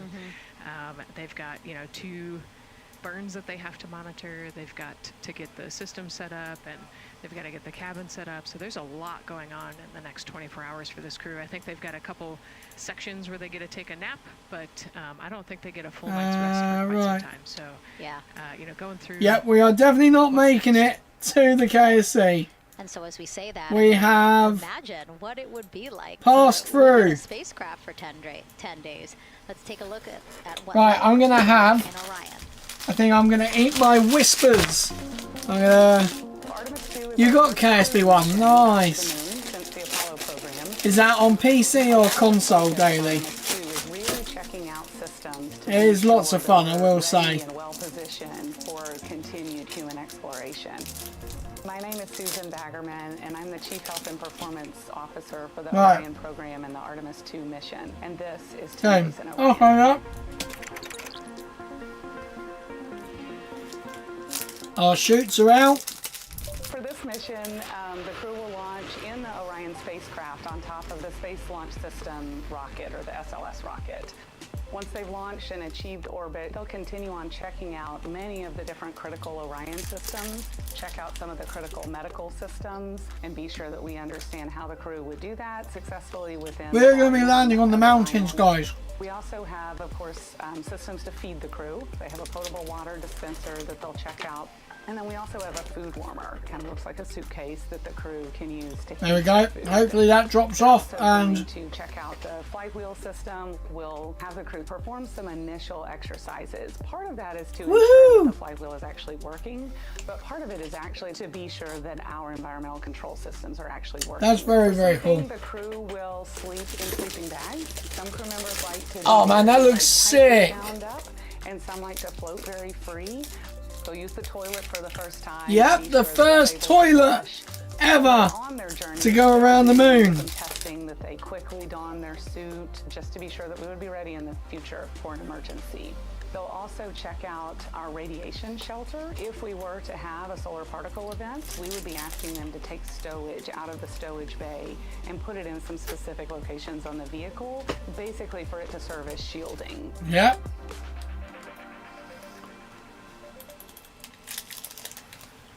And so I want to talk a little bit more about what we just heard in that package. I am interested in the space food. Wow. Always space food. Reed, Victor, Christina, and Jeremy have a pretty big menu to choose from, so that's really cool. We're actually going to pull up a graphic now that kind of shows you some of the food that they're going to have with them on their 10-day journey around the moon. We know of more than 10 types of beverages. There's coffee, a mango so the toilet is basically it's basically like a vacuum cleaner. It literally sucks it all down. They're actually not too bad. I actually have a mango peach smoothie. This is quite fast, actually. Yeah. So you can see they come in. There we go, guys. These little packets here, but it's just kind of a dried powder that you add water to. So this would actually, you'd add 175 milliliters of water and let it sit for 2 to 5 minutes, and then you can stick a straw in it. You saw in that package they put a straw on the top septum portion there, and then you can drink it. And so this is the packaging. This is food that you brought up with you, or that you had while you were at the ICPS. There we go. Yes. Yeah. Actually, this is all food that we have available to us. Oh, we're rolling down the hill. Menu on the space station, and so actually the graphic there showed quite a bit of the standard menu that they're going to take with them. So space food is space food. Yeah, we can use the food that we have been using. You know, our food lab at Johnson Space Center actually creates that food, and then they stabilize it and they package it for us and everything. So they do a really wonderful job out there. We've got different types of food. You know, you can see I've got this is a soup, tomato basil soup, so thermal stabilized. It's already hydrated, so you just throw it in that food warmer that we talked about, and then you eat it.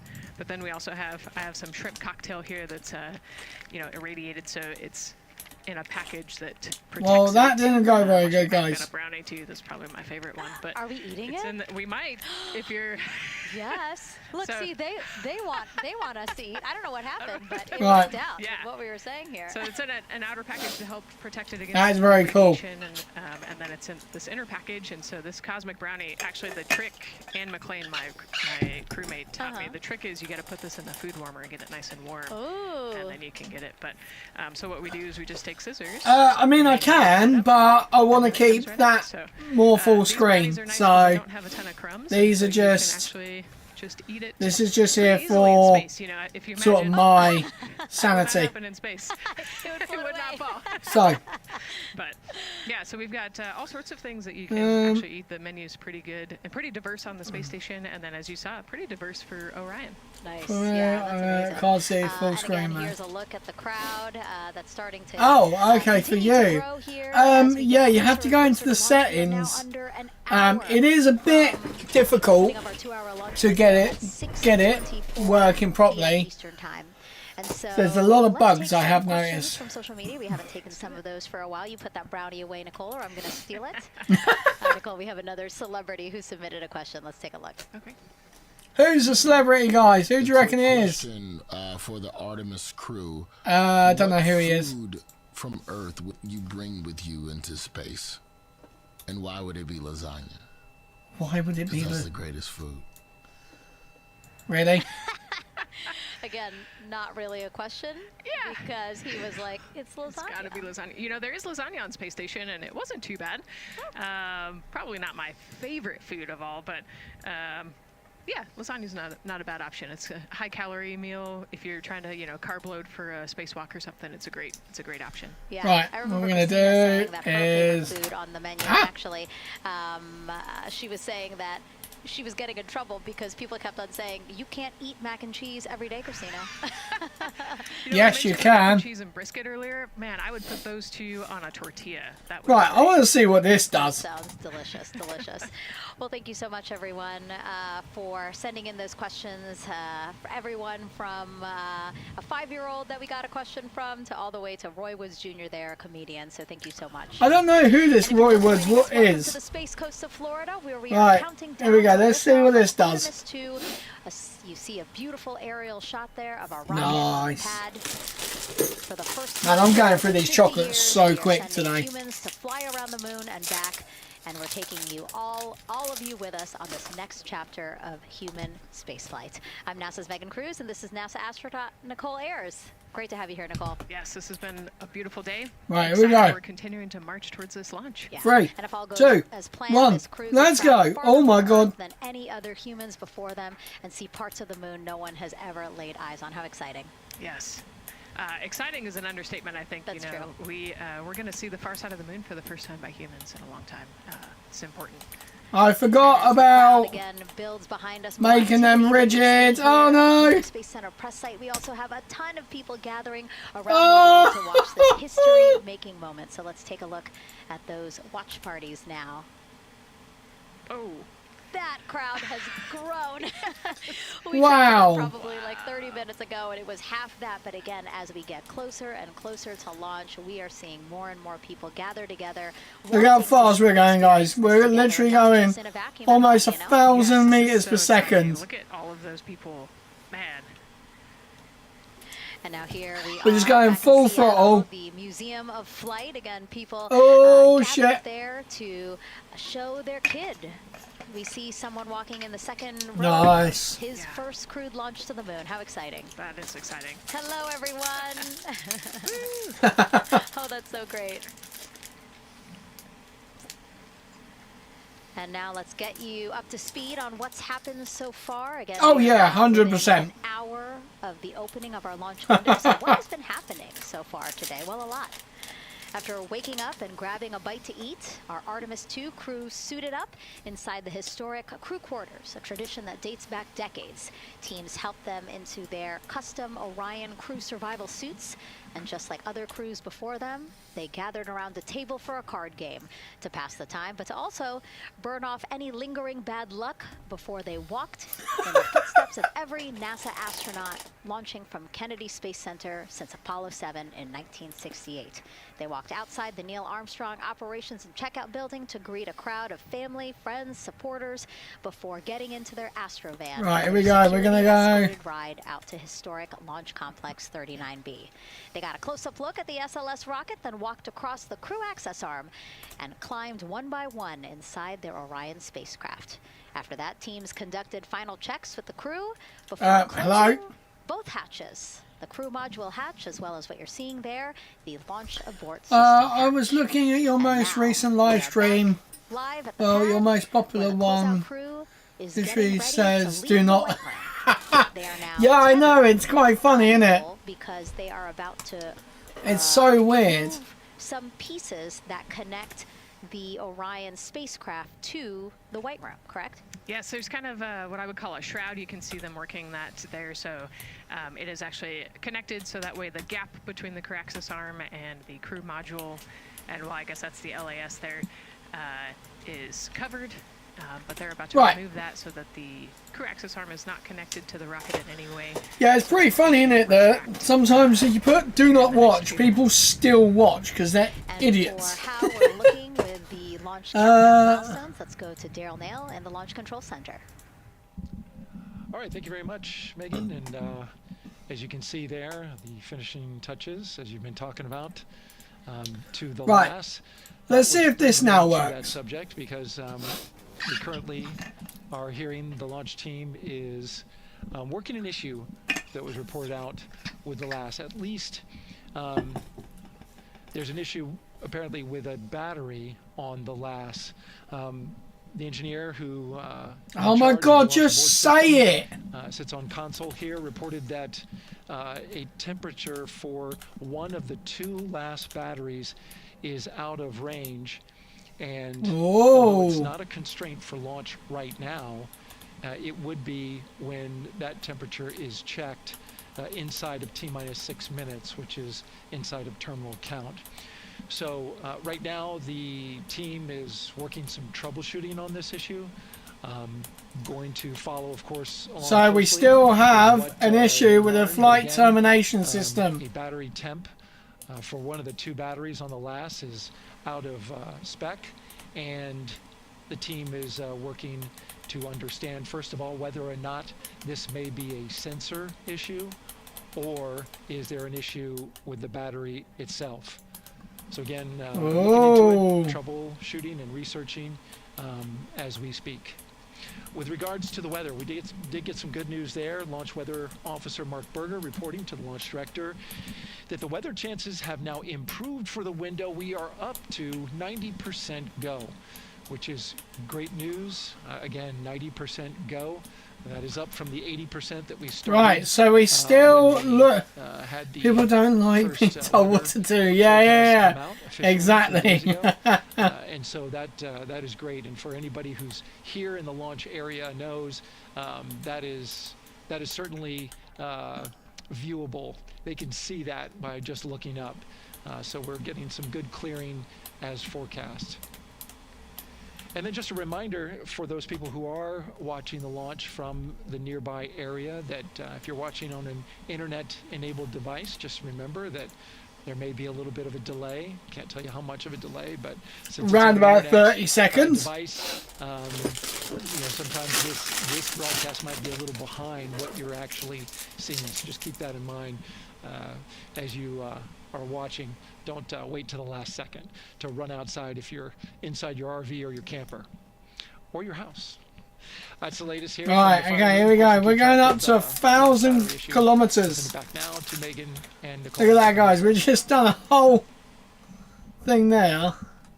With them there had to be tethered to the inside of the white room, because obviously now we have detached the white room from the Orion spacecraft. Yes, that view is quite something. Yeah, spectacular. Yep. Oh no, I'm sorry, I forgot. Nicole's scared of heights. An astronaut afraid of heights is actually not uncommon, as we've learned today.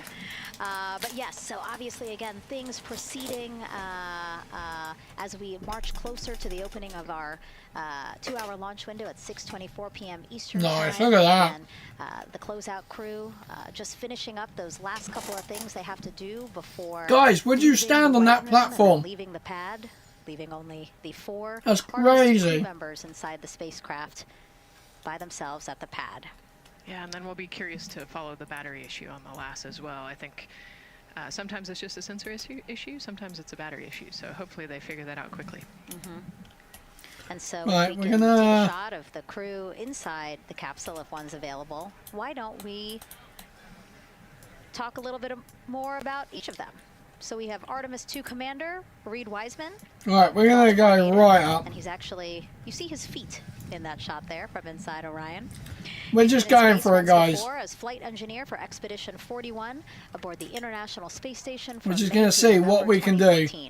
During the 165-day Can we get up to like Mimus completed more than sort of 300 science experiments in areas like human size? physiology, medicine, physical science, earth science, as well as astrophysics. They actually Right. set a milestone for station science by completing a record 82 research hours in a single week. He also served as chief of NASA's astronaut office from December 2020 Right, to we December are going 2022. His two well, daughters well away. beside him as he made his The way good to thing the launch is pad. And we again, are there's Reed's feet. literally Reed is the one able sitting in the seat to. right closest to our camera there. This is a free return, so look, we go up and back around. Yeah. And I this think they're still, kind of a holding pattern, if you will, or waiting. still loads of time. Since that he's a little bit relaxed. He's also kind of just a relaxed person in general. He's wicked smart, but has a demeanor that keeps everybody calm, and so I think we're seeing that here today. And so in this shot, Look Reed at that, is the one guys. sitting on the left, and to his right, Artemis II pilot Victor Glover. That is gorgeous. NASA selected the California native as an astronaut in 2013, and at the time he was actually serving as a legislative fellow in the United States Senate. His first trip to Right, space, we're gonna go November right 2020, up. pilot of NASA's SpaceX Crew 1 mission. So we have lost operational communication mission of NASA's because we are commercial too crew far program, without an antenna. which resumed launching American rockets from American soil to the International Space Station since the end of the shuttle program. Victor is a U.S. Navy captain and naval aviator who served as a test pilot, racking up more than 3,500 flight hours in more than 40 different aircraft. So again, he probably feels pretty at home in the pilot seat of Artemis II. Yeah, I think he does. Right. He got to say There goodbye, is- to his wife and 4 kids. Again, those were There is Earth right away over there. here at Kennedy Space Center. So before- now we're gonna before they go. move out to the pad. Yeah, and you can see Now, there. if we talked look about, at that, Victor's energy earlier. it's and you can see him below working that. through, you know, pushing some buttons on the display. There so is like he's Mimus following there. the procedure, so he's following along. So we have gone up quite a way. And then mission specialist Christina Cook sitting on the Right, we are now the highest and furthest away native of Grand Rapids, Michigan. Was from- selected to the astronaut corps in 2013, same class as Victor. Served We're gonna as just flight do a engineer on the small little International Space burn. Station from March 2019 to February 2020. During that time, she set a record for the longest Right, here we single go. space flight by a woman, with a total of 328 consecutive days in space. How cool! She also participated Now we're gonna in the first fly ever down. all-female spacewalk, and before becoming an astronaut, There we Christina go. had We're to coming build down. space You can science see. instruments and led Come scientific on. field work in some of the most remote You can see it going environments on round. the It's planet. actually Her super, hobbies super include cool. surfing, rock climbing, And community CDR, service, Oh, yoga, and photography. Go ahead, NCD. There's a couple of suppressed overvolt messages. We're going to go ahead and clear those off your screen. oh, We see them and we copy. All right. they're clearing the sensors. We're still working here, trying to get through everything. So we're getting close, and then trying to talk that other issue that we just picked up a little bit ago. But I think work-wise, we're doing really well. Right, here we go. We have We're doing great on board. disconnected. Look at that. Glad to hear it. Right, we need to somehow Test director move giving down. an update to the crew. Let me move Some down. messages flashed on their displays. I Just don't wanted to trust. say that they didn't have to worry about that. We're going to clear that. And that also just reassuring the crew again that Here we go, guys. We are. and working the issue with the launch abort system battery. Right, we're going to see. We are coming in super fast again. And then first time flyer, Canadian Space Agency. That's going to hit the atmosphere already. As a mission specialist. Whoa, that was super cool. Ontario native, selected as an So astronaut. the solar in panels 2009. have After that, he worked as Capcom disconnected. at NASA's Mission Control Center in Houston. Capcom stands for Capsule Communicator and is the sole direct voice communicating with astronauts while in space. Jeremy also participated in training Nice. exercises, really cool ones like living on the ocean floor off the coast of Florida to simulate deep space exploration. We are coming in hot and heavy. In 2017, he became Still the moon. Yes, we're still the moon. Yes.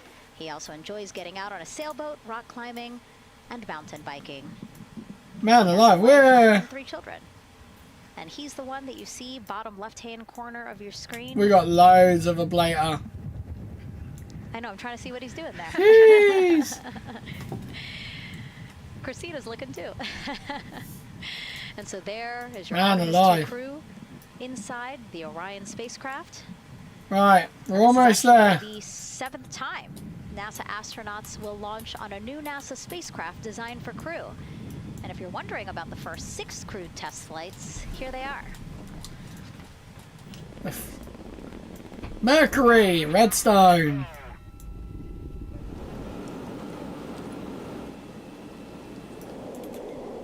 Gemini 3, Gus Grissom, Gemini John 3, Young, jeez. March 23, 1965. It's so weird.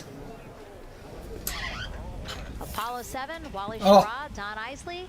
And shoots are out. October 11th, 1968. Space Transportation System, or STS-1. STS-1, look at that. April 12th, 1981. And you think, SpaceX Demo 2. oh my god, Demo 2, Jesus. May 30th, Look, you can't even see, in that footage, you can't even see the Starship launch pad where they were literally about to build it. June 5th, 2024. ULA. And now, SLS. Artemis II with Reed, Hopefully. Victor, Christina, and Jeremy. It is really Jeremy. surprising, honestly. Right, we're going to delete this one. I really want to try and make a plane now, This guys. is only our 7th new vehicle. You that we're think testing for Cremeg crew. is... Yeah, you know, we have so many different Well, yeah, missions that's that we one a think day's about not and we too talk bad. about, but really, Could be 7 worse. vehicles that we've tested. Right, we're going to try and make a I space like to plane. think of spaceflight really as So, we're going to go switch permanent editor. test, right? We have, you know, hundreds of missions or so. Yeah, I think 4's probably a little bit too much. And then flown has thousands of data points, and so really spaceflight is always going Oh, to be in the test the field. people are doing the It's poll. important to remember that, especially What's as going we on with the poll? put humans on rockets that we never Oh, had we're... before, or for the It's 7th time we switched. start a new vehicle I hope. and a new mission. Yeah, I welcome EBDV. Yes, I kind of agree with you on the second part. I don't want the first one, I want the second part. Obviously, I want them to be safe, obviously, but, you know, I think it would be super cool if we got a 41 minutes, kaboom. 43 seconds and counting. Until the What a shit rocket. Yeah. I don't know what it is about SLS, but I just don't like it. Back to Earth. It will be a critical step towards future lunar and Mars missions. No, I have to say, Tubbles, I do eat many cream eggs. If I'm having 2 launches in 10 years, yeah, exactly. But, I mean, they are stepping up their process. They are sort of, you know, going to be trying to at least get some more, like, quicker launches. So, I think they were trying too much complicated shit for the budget that they have. So I think they were trying to do too much. Welcome back. Yeah, no, this is as bad, probably worse than the space shuttle. Right, I'm gonna do that there, that there, that there, that there. Right, here we go. You know, I know a guy working on this mission. Oh my god, that's sick. Look at the state of you. But it has benefits. That's actually why You bitch! Tubbles! He's working on the L3 Harris. Oh, sick! That's wicked, wicked, EBDB. Right, we're gonna... whole generation of people starting this pipeline of STEM workers and manufacturers. Right, that is a very, very, very long... See what you can do when you work hard and you come together as a team. When I think about the 4 of us flying around the far side of the moon, seeing that Earth rise, taking images, Orchestra. the feeling that I have inside is hope. Hello, Mr. Ritchie. Welcome, sir. Welcome. There is no text-to-speech because, for some reason, text-to-speech has decided to go kaput. impact upon the Earth with over 8 billion But people. we're all here, And see this and we're all concrete ready example for, that humanity hopefully, can do this a extraordinary half-decent thing when we launch. set big goals. And CDR, NTD. Oh!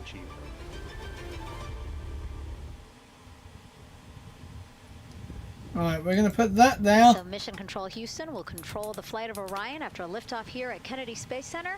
Here's Gary Jordan, who's embedded with that team. Gary, you might have to pause. 'Cause Yeah, I we just know, heard a that's call out crazy. from Commander in Orion. Oh, here we go. Will do, Megan.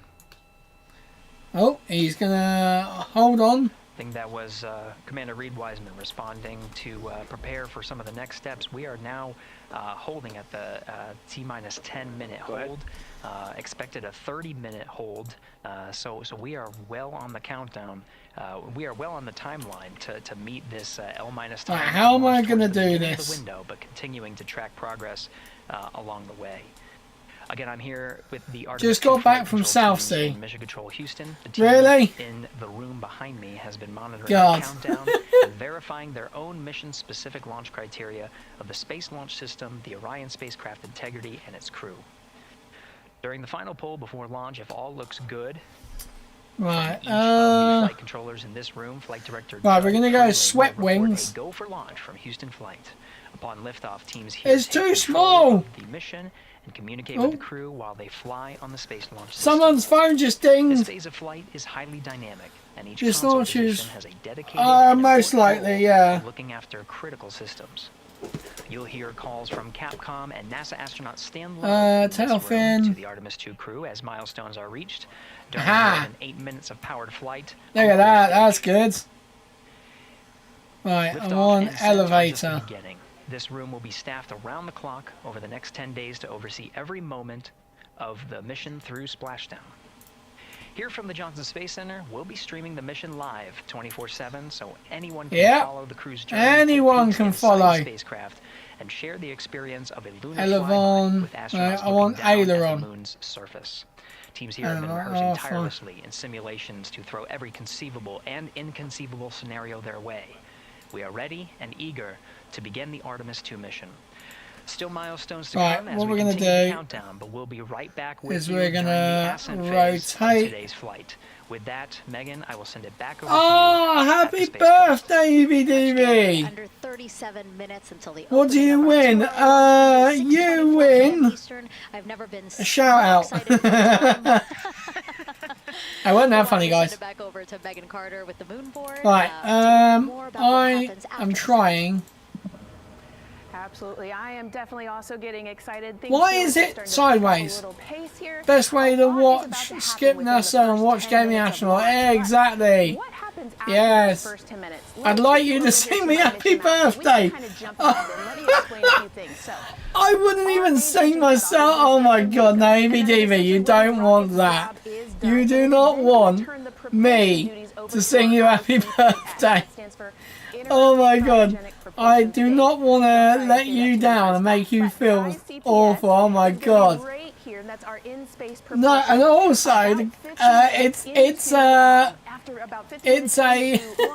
it is going to conduct I'm not doing it. burn, and that's going to be the perigee rate. Yeah, Rich, none of the things are going to work because the program's broken. Oh my god. Isn't Happy Birthday song like a copyrighted thing? So, I can't... That's when they're going to start to be able to really check out the spacecraft. Right, I'm trying. The spacecraft is going to be able to, like we've talked about, Roll, get rid of that pitch. Right, perfect. check out those life support systems and Now, I need to just make some extra large landing gear, right? And that's going to raise them just a little bit higher again. It's copyright. Yeah, I was going to say, I can't sing it because the copyright. I'm going to blame the copyright. ICPS, even after it separates, its job will not be done because they will have the Fame has gone to the head. Hell no. Excuses. Yep, exactly.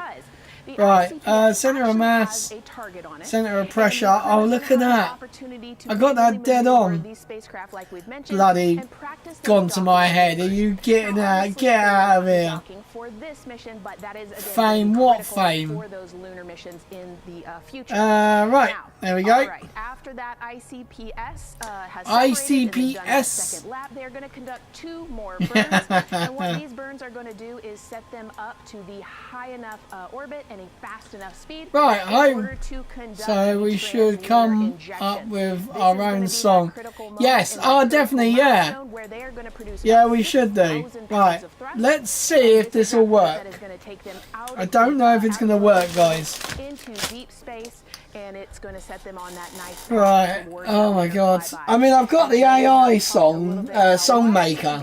So maybe we should do journey to the moon, and with that, Happy I'm gonna turn it Cake back over to Megan Day so she can TV. tell us just why. Yeah, she's talking about the distance Oh my record God. set by the Apollo 13 astronauts in 1970. They were Oh God. 248,655 miles away from Earth, and this Artemis II crew might surpass that on flight day 6. We've kind of messed up. We forgot to put some air. It's a long Daily, ways. shush, It's tough to shush, Daily. 150,000 miles from Earth, right? I mean, space, the space station is only Right, 250,000, aerodynamics. so we're I just going- need some wanna do the public math. adjustable We're ramp. much further than that. But it's important, right? Because we want No, to Daily, shush. Shush, Daily, shush. and the way we do that is by Right. Yeah, and the exact distance record depends on exactly when they launch. Right, time here we and go. day, So we'll learn more. We're gonna as we try get into this. 10-day mission with the I Artemis am not singing. I refuse to sing it. We will make an AI song. window feels really, really surreal here as more and more people come to gather on the press site lawn here at Kennedy Man. Space Center. Why don't we take a look I at this need video? Launchpad. If he's, I'm guessing he might be streaming from the. Reed, Victor, Christina, and Jeremy, Here we go. We got afterburners. flying to the moon for all of us, and we are in awe. You're the true heroes. Oh my God, this is so loud. You are pioneers, venturing deeper into the unknown. But you are not alone. Woo-hoo-hoo-hoo! We will be all cheering you on from planet Earth. Hey, I'm Victor Wembanyama, and I play basketball. Oh my God, she's. But I'm not only interested in shooting hoops. How does Launchpad get Wi-Fi now? I'm pretty sure he uses Starlink, yeah. And to the Artemis II astronauts who are shooting for the moon, I wish them good luck and Godspeed. Man, this is sick. And I play a biologist who goes to space to save the planet in the film Project Hail Mary. You guys can't hear the noise of this, but it is so loud. And they will travel farther from Earth than any humans in history. Sending all our best wishes to the Artemis II crew. I just want to say how proud I am of each of you and how inspired you make me. But it's not just about me. Your mission is going to inspire future generations of scientists, engineers, athletes, and dreamers to do something that they never thought possible. Hey, it's Roy Wood Jr., and I want to wish the Oh my God, look at this! happy and safe journey to the moon. Well, around the moon. To go around. I know what you're doing. You got. No, you can. You can get quite good on Starlink. Oh my God, come on. It's actually a really good way to explain what the. Oh my God, we've got. Again, we are hoping to land astronauts on the surface of the moon in maybe 2 years. So yes, Let's we are level off. looking around the moon on this lunar flyby mission to see where. Oh, he's not captain anymore. To be fair, you kind of understand that. To be fair. On the pad, there is a spectacular place here at Kennedy Space Center to watch launch from, and that's the Banana Creek viewing area. Why don't we go back there where the crowd is excited, and Leah has the best assignment ever talking to people who are super excited about being here for our. We're not even going as fast as we can. Look, I can go faster. Megan, you talk about the excitement being palpable. Mate, this is actually quite a good plane. On pins and needles as we get just about half an hour away from launch. Right, so we're at a 50-50 on the votes at the moment. By how many people are here from across That's what they said on the stream earlier. Oh, really? Oh, damn. Across NASA who have been supporting this mission. Patty Ortiz, Right. Armstrong Flight Research Center, Orion program. Orion. Wow, we are going so fast. David Alexander, NASA Glenn Research Center, Office of STEM Engagement. Jennifer Becerra, Johnson Space Center of the Office of STEM Engagement. Jeez. I'm from NASA. No, I'm trying to get rid of all my notifications. Here we go. Wes Furman from APL. Maria Arredondo from headquarters. Right. No, I've got so many notifications. Commercial space. So I've got on my own Starlink dish, I got 430 megabits per second, which was super cool. So I've managed to get a bit. Lauren Ring, Ames Research Center, Data Integration. So we're coming together. We're one big NASA team, one big NASA family, What and the we have hell? one major message before we launch tonight. Right, okay, what the guys, hell? What are we gonna say? Well, 1, 2. I thought my wife was calling me again. Oh God. Oh yeah, exactly. Yeah, you think of how many people will be using it. Made me so emotional. That was so inspiring to see. I mean, wow. Yeah, that was great. I mean, just to hear everybody say their position, what they're Yeah, doing to support exactly. Yeah, you can imagine 5G would be like absolutely awful, and so would Starlink. So, to see the workforce come together to do the work. oh, we are Actually, go over to him now with our Jasmine Hopkins at gonna start climbing. I've lowered the throttle down a bit. The energy here on the balcony is honestly becoming electric as we get so close to launch, and now we are thrilled to welcome NASA Administrator Jared Isaacman. Jared, we're really Yeah, it's entering crazy. the golden age of exploration. How will Artemis Oh. II set the pace for the coming years? And we're back. Well, I mean, Artemis II is the opening act, right? This is the test mission. This is getting very comfortable. Hey, with the Jarek SLS Eiserman, spacecraft. No humans have ever the flown on this Earsman, before, right? And we're as gonna everyone go through seems to be stations, calling him. Go in Earth orbit for a little bit, make sure Orion's doing okay, and then we. Right, let's see, how high are we getting? Farther into space than any humans might have gone before, 250,000 miles away, and it's going to set up for the subsequent missions. That's why we're going into the golden age of science and discovery right now, because you're going to see a moon rocket launch in 2027 when we do our testing. Oh, okay, that's pretty. Yeah, because they use probably the big ground station ones. Right, and that is going to be Yeah, those man. discovery and tech demonstrations. Yeah. Support the enduring presence. Here we go, guys. We are just coasting. So honestly, history-making years Look ahead at of us, that. you know, with Artemis 3 and 4. But first is Artemis 2. What will be our single greatest takeaway from this mission? Well, I'll tell Why you, does I it mean, say that after the admission to aeroplane's the wrong one way thing I'm around? going to be most excited for is splashdown. There's no question about that. Good Yeah, shoots non-commercial coming down Wi-Fi. off the Yeah, West Coast. so they'll have massive terminal radar balls that basically allow you to like literally like ridiculous amount of download speed.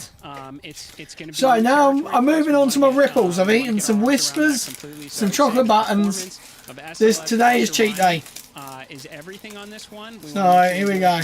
You know, as a safe way as we possibly can, understanding what we are undertaking right here. Very Bring our nice. Crew back, learn as much we can from the vehicle set up for Artemis 3 in 2027. Right, and Administrator, we've actually had a pretty young audience today here, some kids running around the balcony. How do you hope Artemis 2 inspires that next generation? You know, I talk about this all the time. Like, you know, one of our, I think our overarching KPIs that we should always be tracking is the number of people living and working in space. Well, you know what's another strong number 2 in that one? It's the number of kids that are dressing up as astronauts for Halloween, so that they grow up, that they're inspired to want to join in this grand endeavor, whether they come work with us here at NASA or they join in industry, but they're helping humankind venture out farther, pursue all the secrets of the universe. Yeah, I think we'll see a lot of kids dressed as astronauts this year. And finally, Jared, you've really made it a personal mission to get to know the people behind the work at NASA.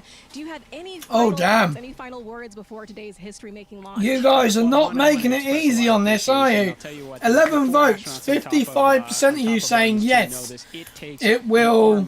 To pull a mission together like this, right? S-word. All 10 of our centers, all of our commercial partners, the international partners that come together to make this possible. My sincere appreciation. Should we see how fast we can get this? Currently working the mission right now, so getting them ready. Oh yeah, they would definitely have fiber backup, 100%. I don't think they would, you know, not have that.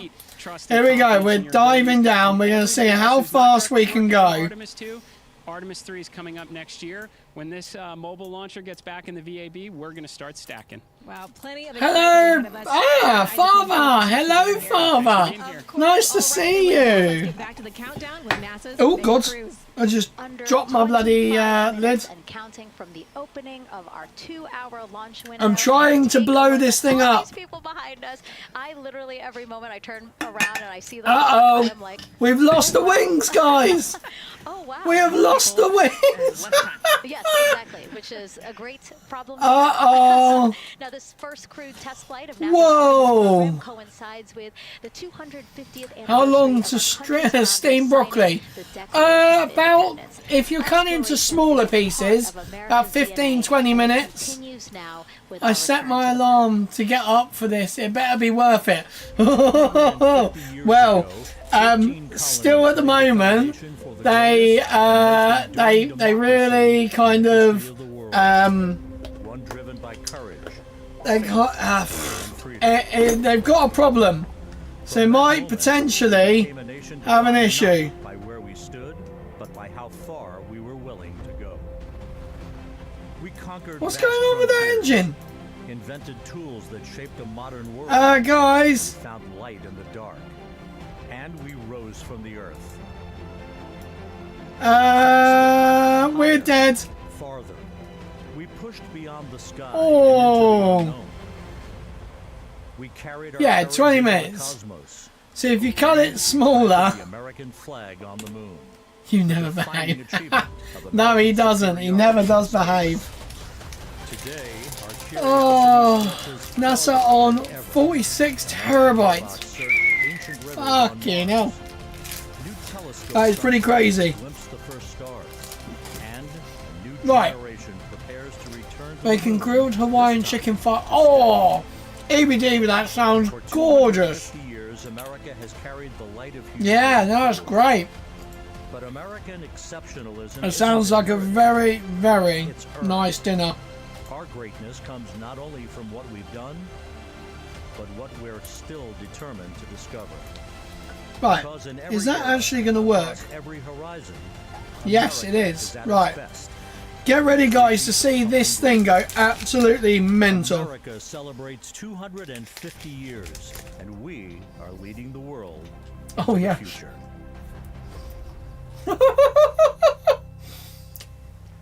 Well, at the moment, from Artemis II, there's an issue with a battery. The crew has said but that they hope it potentially there's still the possibility they clear it and they get it. Kennedy Space Center got a surprise of a lifetime while watching that rocket roll to the launch pad. Look at that, it took off itself. Here we go, full throttle.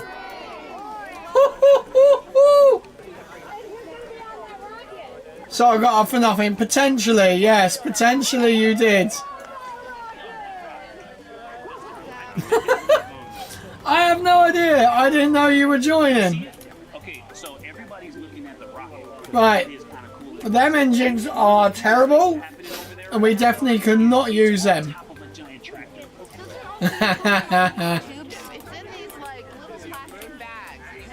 Oh. The G-forces! Can we make it back, guys, over to here? You only text me when you want something. I mean, I'm not going to deny that. Oh my god, I'm going to... Oh god, I've just realised. This thing is basically terrible. Yeah, I didn't think you were going to be up for this.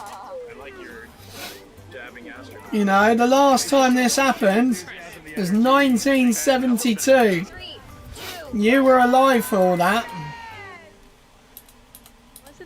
Trump is at Washington, D.C. Oh, God. You know, even just being real, like, I don't remember what I know. I don't think we're going to make it, guys. Now here we are, Space Center Houston. The crowd has exponentially grown. Oh my God! We started showing you live shots from in there probably an hour ago. And oh, I don't know, guys. There getting ready. Dad had hair. Yes!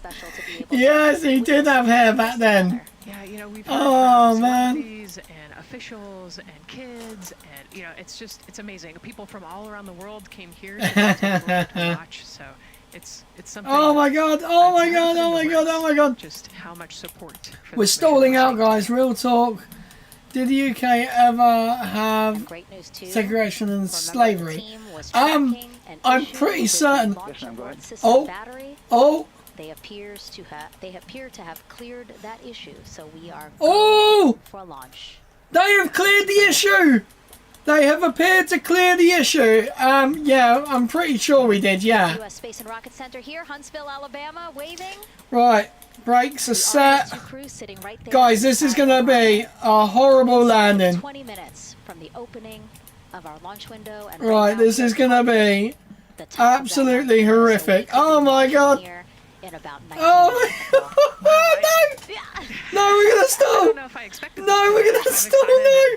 Nose down! Nose down! Nose down! Battery on the LAS, and no! We're stalling backwards! The weather cleared up. Oh no! And so now, as we are so close to possibly launch now, just what are your final thoughts as we are about to embark on back to the moon, the first time in more than 50 years. Yeah, you know, just so proud of the crew and all of the teams here on the ground. You know, they are whatever. From the Apollo era into the Artemis era. Oh, Sniff House, a little lady. They want to be the shoulders. As of about an hour ago. And let's see, GLS, can you help us with that, please? Hang on, guys. What's going on? What's going on? They want to be the the shoulders of the next so basically, yeah, the child is having trouble sleeping again. You know, I think it's in their patch. Just out of routine is causing her to have issues sleeping. Oh, we're at 54%. Oh, we've had a few more votes. Say no to an S. So far as an agency, taking right. us from Apollo now to the launch pad here, 39B, with Orion and SLS poised to again fly us into the history Right, books. size. That's what I want. Size. And before we leave you now here at the host desk to get we back leave into you operations, now. we just wanted to answer one Wrong question one. for you guys. We asked you earlier on today, Oh. what are you most excited for? And we asked you to go vote on Instagram and Twitch. Instagram, you guys said launch. Twitch, you guys said lunar flyby. So I think you guys will all be very excited since we are now about 17 minutes from the opening of our launch window today. And so with that, as we approach terminal count, let's send it back to Daryl Nail in firing room 1. Daryl. All right, thank you, Megan and Nicole, and just want to give you an update on the launch abort system that you just reported that they cleared. They believe, they're convinced this is an instrumentation Go get a purple. Go get the purple hoodie. Oh my God, yeah, I don't have the purple hoodie. My 2-year-old son's. Oh my God, I've just realised, yeah. So it's okay. The last is right here. It's the tower above Orion. I don't even know where it is. Okay, Alexa, turn on garden lights. The rocket. I'm gonna go and get it. Something's going on with the rocket, either on the pad or in flight. Right, I'm gonna leave my bird flying. Tell me what happens. One of the 2 batteries reported an out-of-family temperature, and it was very much out of family. And so they checked their data going back into the vehicle assembly building, where they recharged the batteries and worked on them, and they have good, solid data, they reported, that tells them that this is an instrumentation failure, that there's something wrong with the sensor. And so they took it before the mission management team, which has to accept the risk, any changes to launch commit criteria, which this would be one, and they all fully accepted it. So now we are clear as far as that constraint is concerned. And one quick thing as we count down now, we are getting into the final minutes before liftoff. There's a 2-hour window. We haven't quite set the T0 yet, but this is a list of the cutouts. There are 150 cutouts that are included for this 2-hour launch window, and that's important. They're in very small print. That's important because there's basically 16 minutes inside this window that they cannot launch. And these are because of small things flying in orbit. There's a lot more things in orbit than there were back in Artemis I when we had 35 to 40 cutouts. For that reason, because of these 156 cutouts, they're going to be managing the launch window as we go forward. So they may have to wait out one of these cutouts. I'm here. Between I'm back with 2 seconds. The purple hoodie, guys. The purple hoodie is here. Through that, we're getting ready And to merge that. I see the NASA test director Jeff Spaulding. rocket actually didn't get very far. Right, I'm just gonna. And so now I'm listening to the launch team get ready to merge their operational channel. Right, okay.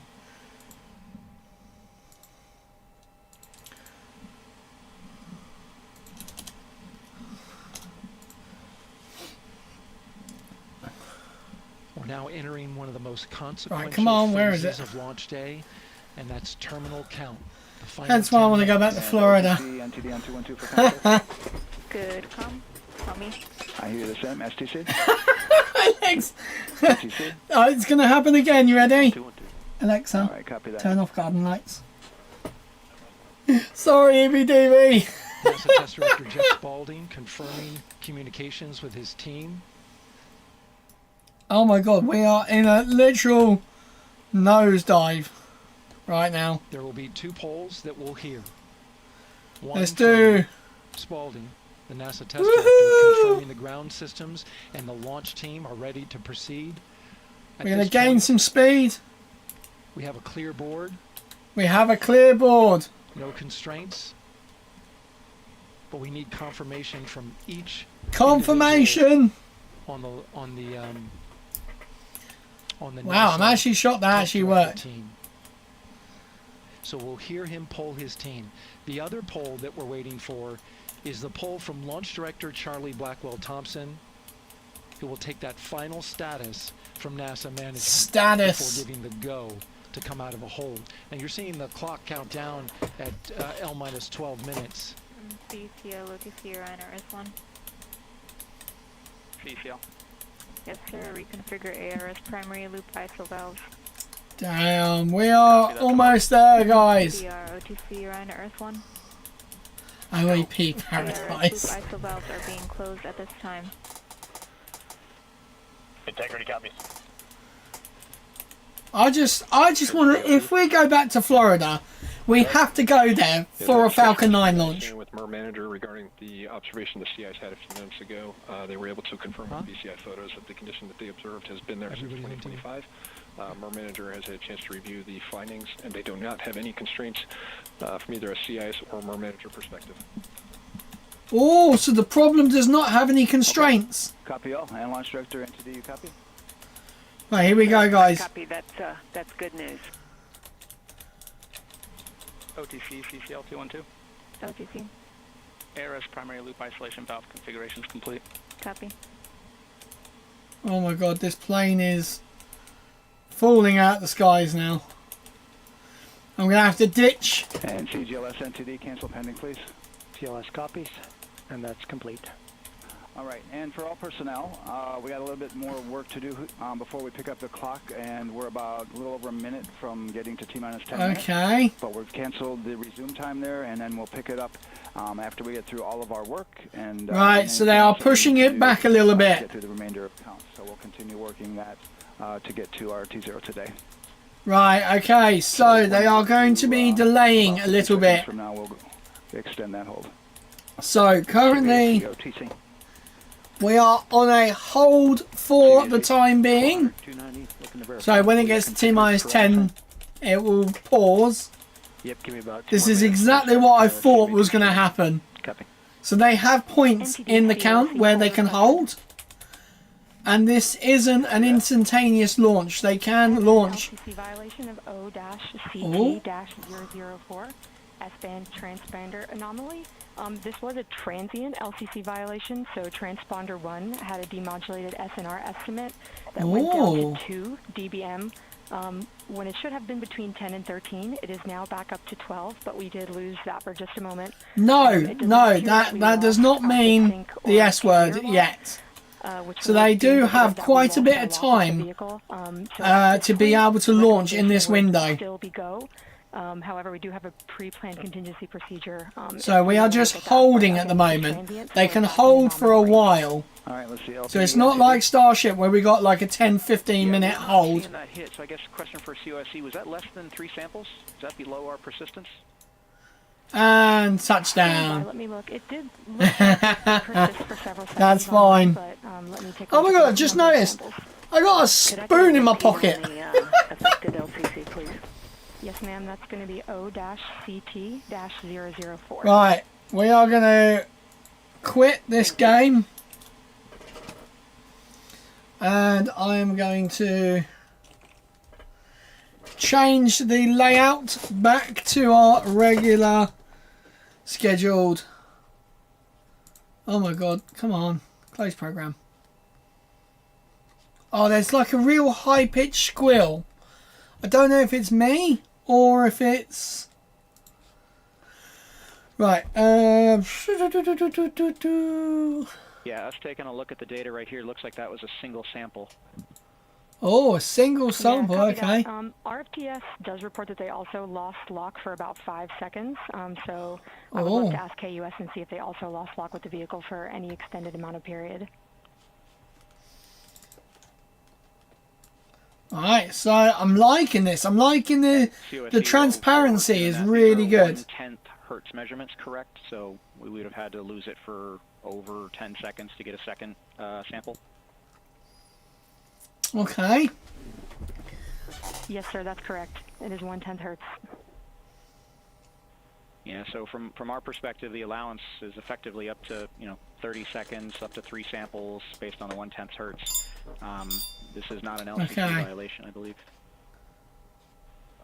Yes, sir. I would agree with that at this point. Copy that. Ooh, that. With KUS on 232, I don't think they have 212 access. We're trying to verify, but That's not looking good, guys. But it sounds like they have a loss of lock as well. About 2 seconds. Okay. And I guess for both KUS and COSE, do we have lock now? That's affirmed. We do have lock for COSE. Okay, so they briefly lost communication with the telemetry of the rocket. Yeah, so from the integration console perspective, we did have a temporary loss there within the allowable, and per the requirement, that's good. Oh, okay, no, it was within. We have lock and we have good telemetry here in GSE. And oh, KUS okay. reported to they have good lock now. Right. So with all of that, OSC, then are we in a go configuration per your LCC? Yes, sir. Recommendation would be go. Right. LPE, you concur with that?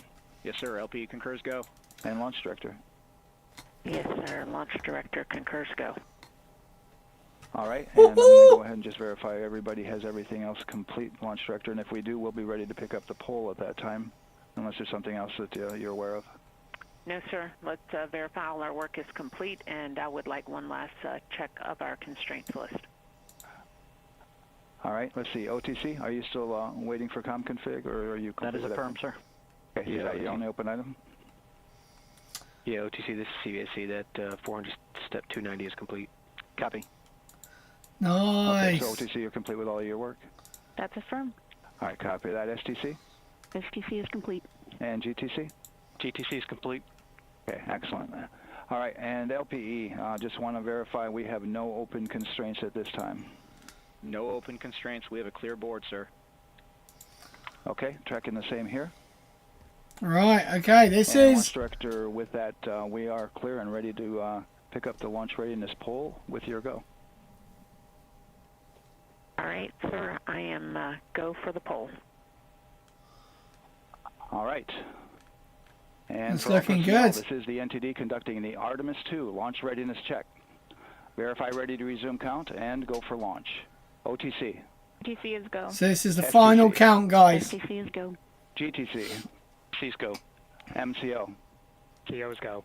Safety console. The safety console is go. LPE. LPE's go. RTD. RTD's go. Houston flight. Houston flight is go. Rock. Rock is go. Rocky. And CDR. Crew is go. Copy that. Thank you, Reed. And Launch Director NTD, our launch team is ready to proceed at this time. Nice. All right, NTD, I copy all. At this time, I'll perform my poll. Attention on the net. This is the Launch Director performing the final poll for launch. Here we go, guys. No constraints and go for launch. EGS, Program Chief Engineer. Artemis Chief Engineers are go. Oh, did you see the camera? Thank you. Oh my god, that was such a sick camera. The Artemis CSOs are go. Copy. Thank you. Range weather. Launch weather is go. Thank you, LWO. And Artemis. Why is this giving me like Thank you. this is giving me And integrity launch director. For All Mankind vibes. I don't know why. Good to hear your voice, Charlie. PLT. Charlie, this is Victor. We are going for our families. MS1. This is Christina. We are going for our teammates. MS2. This is Jeremy. We are going for all humanity. He's just stopped us from hearing the echo. Crew is go for launch. Nice. Send. Full send. Send it, boys. Reed, Victor, Christina, and Jeremy. On this historic mission, you take with you the heart of this Artemis team, the daring spirit of the American people and our partners across the globe, and the hopes and dreams of a new generation. Good luck. Godspeed, Artemis II. Let's go. Nice. There's something kind of hit. I hate. NTD Launch Director. Go ahead, Launch Director. Yes, sir. I hate the rocket, Go to proceed with countdown. but I want this mission so much. CDR NTD. Right, so our count will change at 9:30. 1.1, steps 8 and 9. 9 minutes 30 seconds. That's the way I'm going to be able to sync it up perfectly. CBSE NTD. Start and verify recordings of our Orion cameras. Ooh! Well, there you heard Orion it. cameras. RSR NTD. RSR. They're getting ready to start terminal count. They're getting ready, guys. Come on. T-minus 10 minutes. Once we wrap up this last bit of work, arm rotation dude, we're going to start that clock. Copy that. Thank you. Integrity crew, close and lock visors. Hey, right, we're getting ready, guys. We're about to see NASA send 4 humans around the moon. The first time since 1972. In real time with telemetry lock on the Orion. It was transitory. It was very short. They checked the data. It's a shame you can't see in that bottom left-hand corner. It's a shame you can't see the Starship Tower. Worked through that issue. Looked at the data. Oh my God. All with the world watching. Right. Come on. Impressive work by the launch team. So we have a 2-hour window. 2-hour window. Just a few minutes. No. 6:24 p.m. Eastern time, and goes until 8:24 p.m. Eastern time. Don't do that to me. I have work. Verification on the short purge. ECL copies. And for all personnel, once we get that short purge verification, we'll verify that we are clear to go, and then we'll proceed with. I just need to move.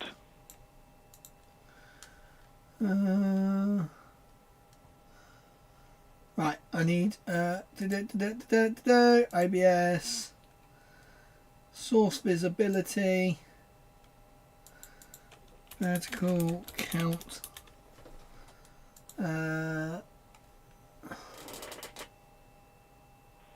ECL time estimate? About a minute. Copy. Oh, can I not control vertical sources?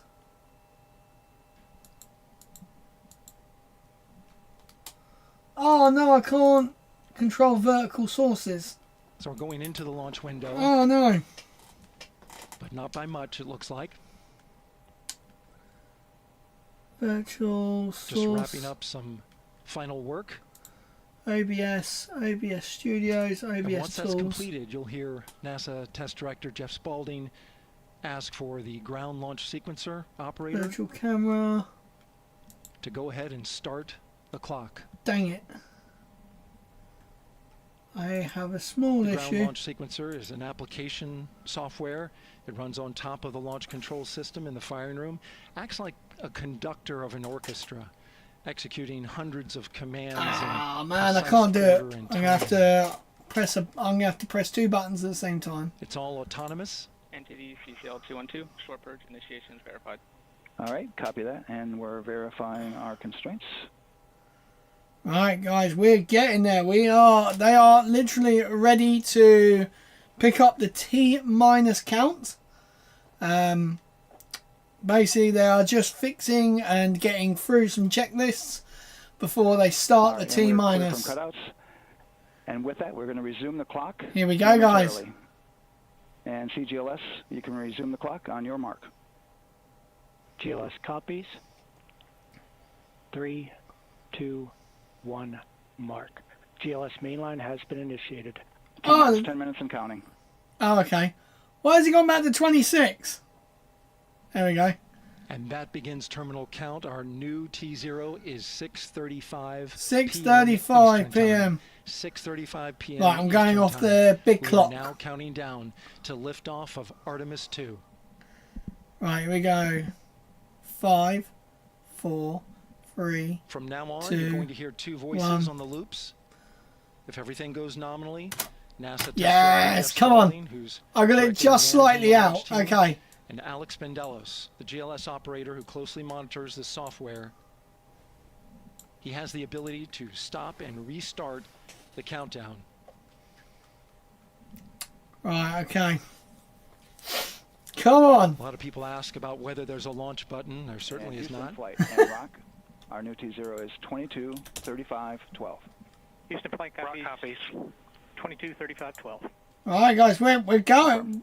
It's hopefully happening. Confirmation of the exact T0, 6:35 and 12 seconds p.m. Eastern Time.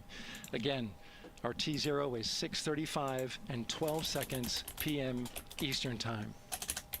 But as I was saying, there's no launch button. This is autonomous. But there is a button that keeps you from launching, and that button allows the GLS operator to pause the countdown outside of terminal count and during terminal count and submit a hold to the next holding point. So the clock won't stop right away. If there's an issue, we'll go to the next stable holding point. This is how GLS configures the rocket and ground systems to a stable point where they can stop the countdown if that's needed. But right now, we are counting down. Right, okay. It's happening, guys. Retract the crew access arm. So that's this big white bit here. GLS is go for crew access arm retract. Nice. Look how many umbilical cords there are access arm for this. Moving away. Damn. That's the path. It's getting a bit real now, guys. Ingress into the rocket. We're at 50-50 on the vote. That is ridiculous. Until this point, that was their way off the pad if they needed to evacuate. Oh, that's But now with cool. that arm retracting, the backup transitions to a launch abort system. And they'll begin arming that shortly. Damn. Of course, Man, the launch abort system. Cold River. Great shot there of the crew access arm retracting away. The launch abort system is the tower. Hello, at the Beefy. top. I'm excited, but also nervous for the crew. Yes, indeed. Now, In case of an emergency. it's Whether fine on the ground or because in flight. they do have the launch escape tower. So this bit here, right at the top, that is a giant motor that will pull the crew capsule away from the rocket. Let's say there is an explosion at the base. The actual rocket explodes. All the telemetry, all the data will know what's going on. And the first sign of something going wrong, it will just launch them and it will get them off the pad very, very quickly. So, yeah, the crew are relatively safe. It is definitely still better than Starship for safety rating, because Starship doesn't have an abort stage. It really doesn't. Like 90% go. 90% go. Nice. All systems are go. Oh god. Damn. This is going to be very, very good. GLS is go for core stage tank pressurization. Right. Okay. Damn. That means the replenish valve for the liquid hydrogen tank has now closed. Man, I'm stuffed. I've eaten way too much chocolate, guys. Because that hydrogen is naturally boiling inside Flipping Nora. I mean, to think that Starship is a little bit taller. Oh, I love... Look at this. This is camera 933. The Artemis II crew could use the launch abort system to pull Orion safely off the top of the rocket in an emergency. So that would be these two umbilicals here. I'm actually shitting bricks here. Oh. I just want to see it take off. That's all I want, is it take off. Great news, and you heard the NTD verify that with the commander of the mission. Alright. GLS is go for FTS arm. Right, FTS is being armed. Termination system. This is so the range safety can send a flight termination command if the rocket flies too far off track. I need to go to my... There's a brief built-in delay, so the launch abort system has time to pull the astronauts to safety first. LH2 high flow bleed check. Right, we're getting there, guys. This is so close now. T-minus 4 minutes 30 seconds. Gets verification that the RS-25 engines, all 4 of them, are in the proper temperature range for launch. Wow. This is pretty mental, actually. Absolutely mental. Like, it's taken so long for SLS. I forgot how bad YouTube is with adverts. Yeah, admittedly, I've kind of, I've got it set to medium. Core stage APU start. Core stage APUs start. Those are auxiliary power units. High-speed turbines, which provide pressure to hydraulic pumps that steer the RS-25 engines. Oh, okay. We'll test a little later at 2 minutes and 30 seconds. This is yeah, it's weird. When you have YouTube Premium and you go back to regular YouTube, it is horrifying. Coming up in about 20 seconds. We're listening. What I'll do, guys, at T-minus 1 minute, I will hit an advert, and hopefully that should clear an advert away from being through the actual flight. Because I've noticed if I insert an advert, oh, actually, I can delay adverts. I've got a 10-minute delay on adverts. There we go, guys. I have, looking good. Because you watched, oh my god. Right, I have delayed adverts for 10 minutes. Just a few I actually forgot I had that as well. Control actuator test. This is a gimbling of the engine. Right, here we go. Add stream marker as well. Here we go, guys. We are going to see a gimballing. They're going to move around. One of them built from shuttle parts. There you go, there's the moving. So they're just gimballing to their maximum and minimums. Nice.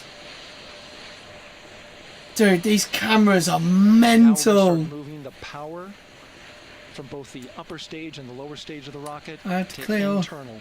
Taking ground power away and now going to battery power. I love it.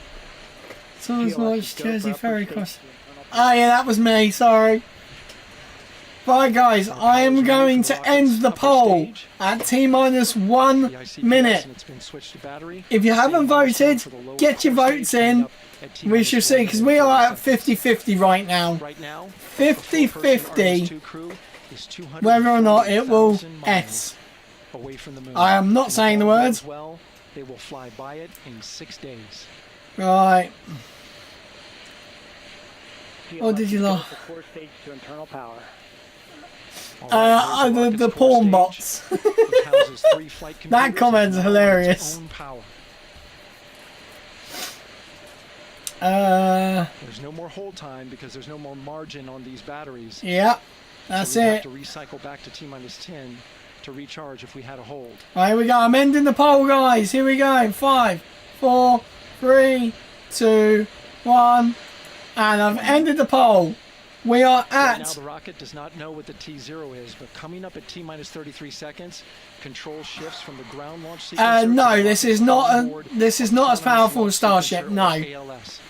This is not even as powerful as first gen IFT-1.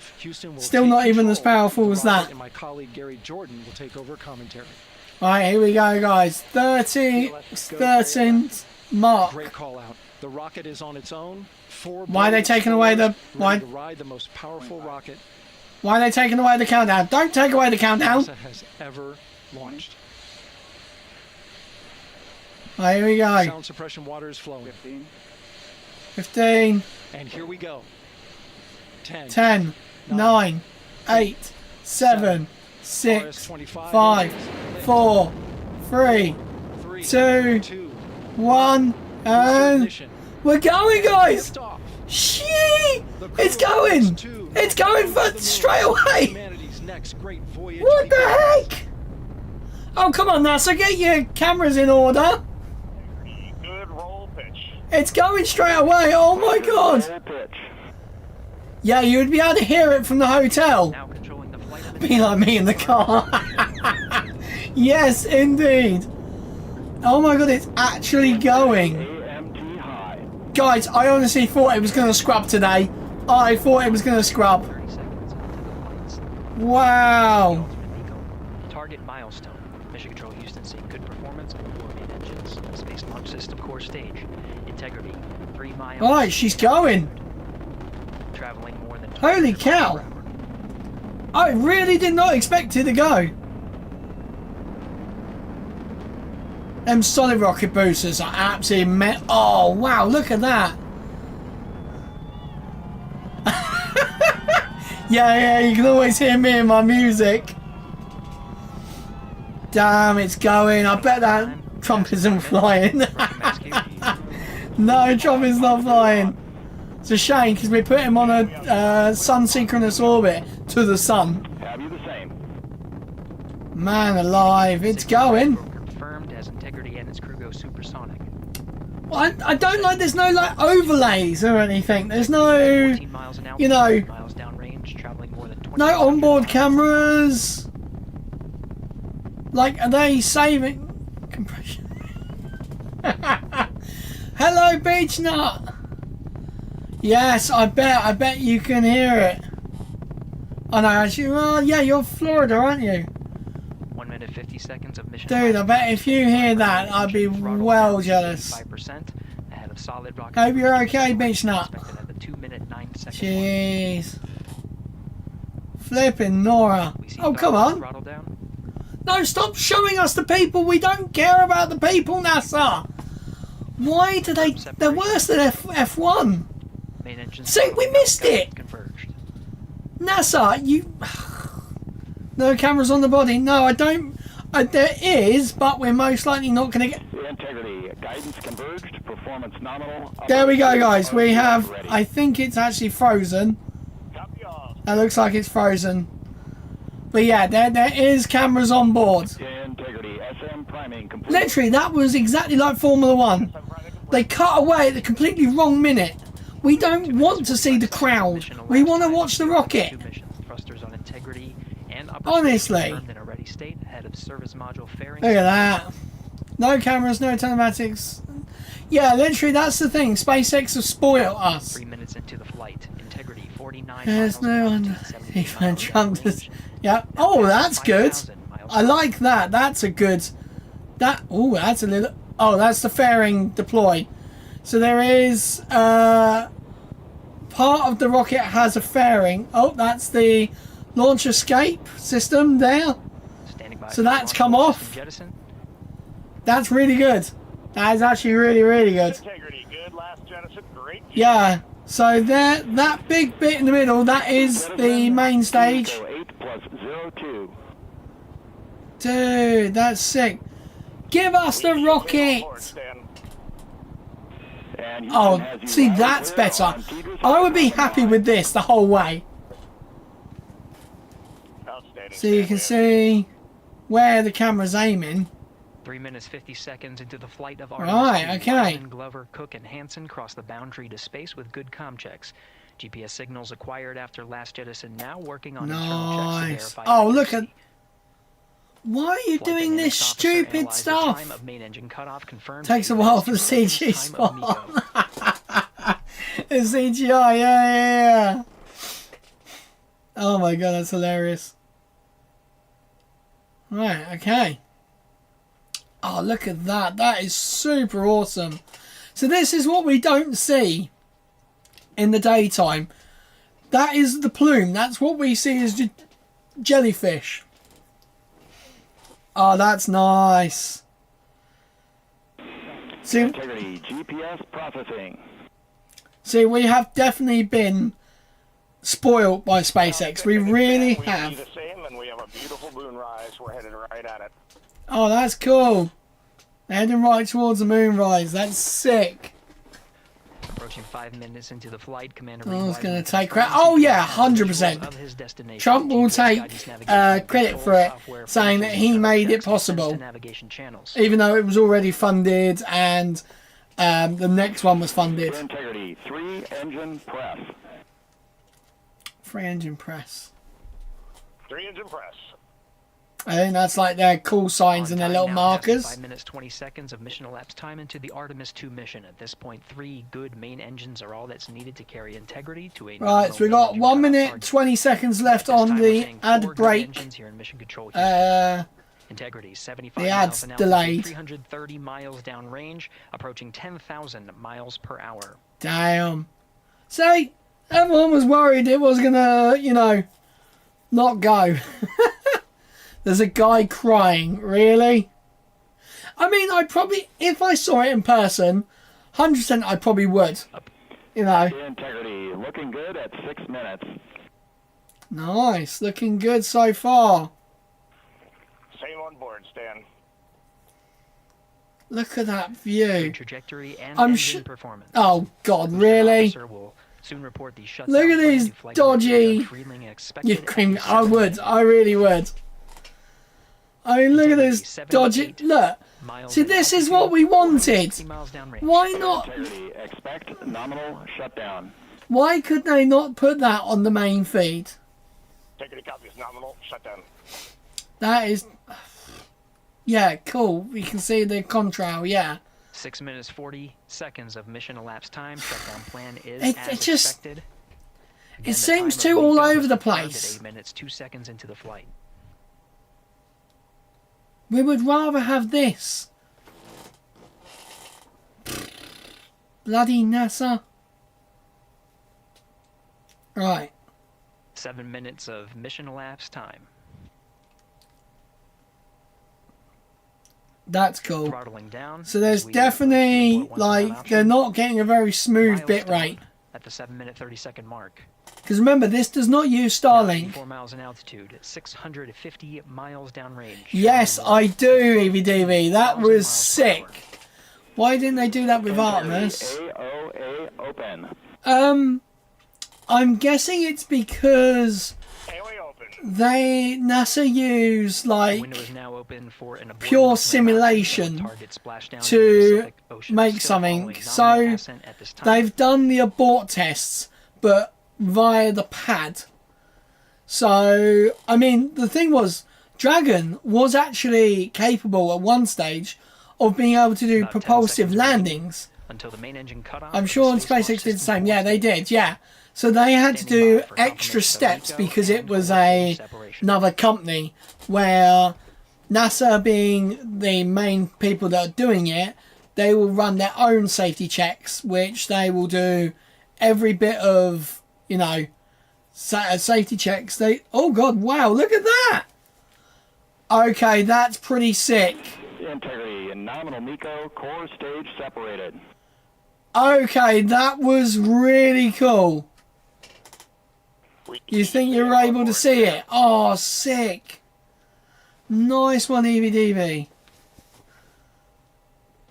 See, look, they're just, it's so, 8 minutes 40 seconds into the flight, we have a nominal main engine whoa, heading in the right trajectory on the way to swing around the moon.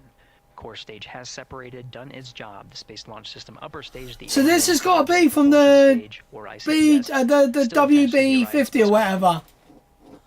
Not much to see. Look like a plane. No jelly. Yeah, it'll be no jellyfish. 9 minutes of mission elapsed time. Integrity. Right, I'm going on to flight radar quick because I'm pretty certain. At the beginning of their journey to the moon. Right, log in. Log in with facefuck. Continue. I want to see if the WB-30 or whatever the hell it was called was over there. Because that did look like it was from a plane. Copy that, stand numbers for the pad. Right, I'm moving over to Florida. Now reminding the crew that the perigee raise maneuver time of ignition is as expected prior to booster ignition. Yes! The NASA... Oh, it was the... 49 minutes, 50 seconds. What is that? Elapsed time. My God, there's... Ah, there it is. Found it. Found it. So, the NASA... Which one was this? Oh, dude, EVDV, you're sending photos, man.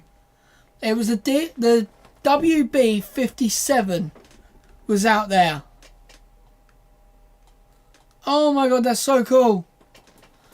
Pictures. Okay, bored now. I'm going back to bed. Right, love you, Father. Thank you very much. Yeah, I will do.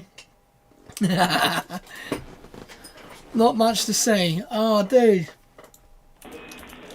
Integrity, good. Neds deploy. Right. Why is it trying to go to the invite? Copy that, stand good. Open Discord. Right. Let's see.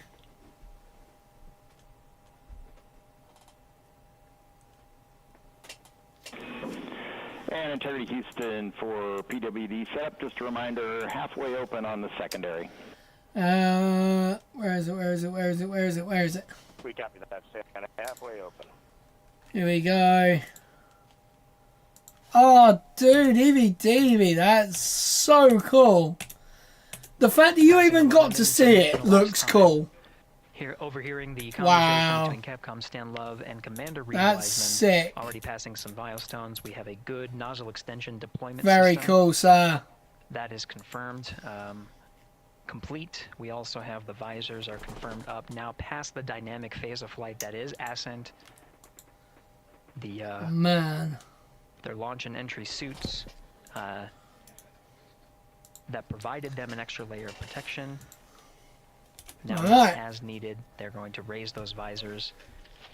Let's just see what everyone's saying. Space Twitter, go no go. In today's mission, they will begin to egress or get out of the suits to begin. Ryan's Gosling. Oh, he was on it, yeah. Of activating some of the systems aboard in the Integrity spacecraft. Jeez.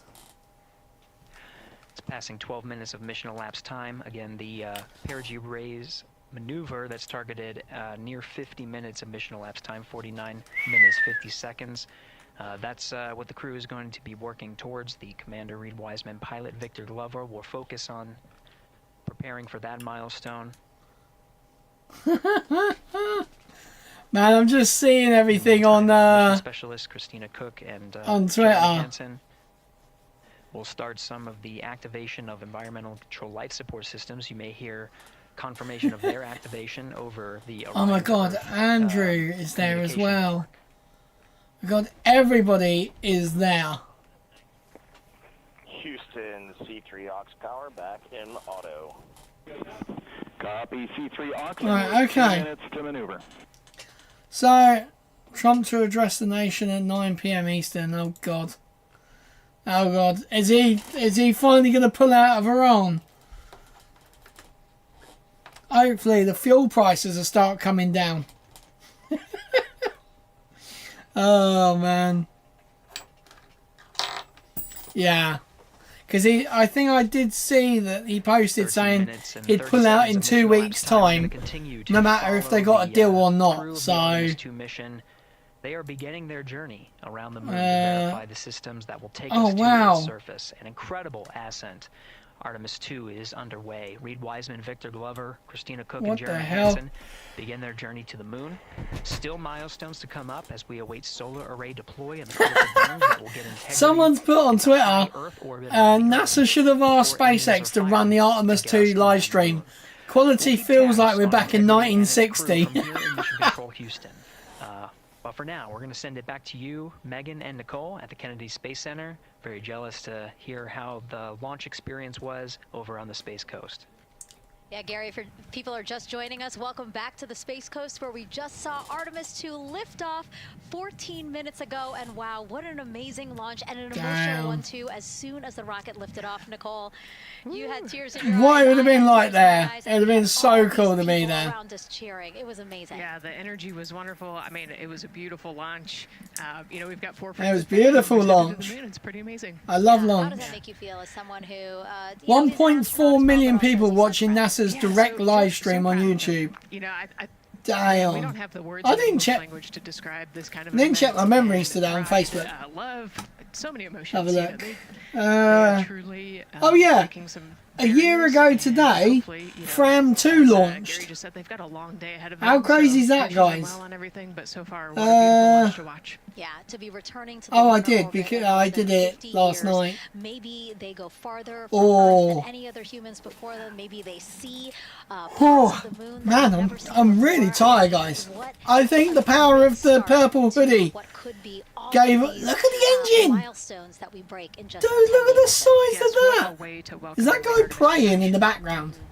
Yeah, how do you feel? I mean, we saw some beautiful shots we were covering. Man. Of course, the rocket, of course, the Earth falling away as we continued up into our ascent, and also some of those crowd shots where we saw young and old just emotional, overcome by this history-making moment. Man, we are going back to the moon for all, and we saw that today. We saw that. We are going back to the You moon. guys just saw that view, the sunrise or sunset, I guess. They just made it over the crest of the Earth, and you could see the sun peeking over. One of my favorite views from space. And I can't imagine what they're looking at now, and I can't wait to see what they're looking at in about 5 or 6 days. Yeah, and you know, I know a lot of people are like, you know what, I'm surprised this launched on the first try, because we know, like, any little thing we have to be keeping safety in mind, and we want to Oh, they cut away.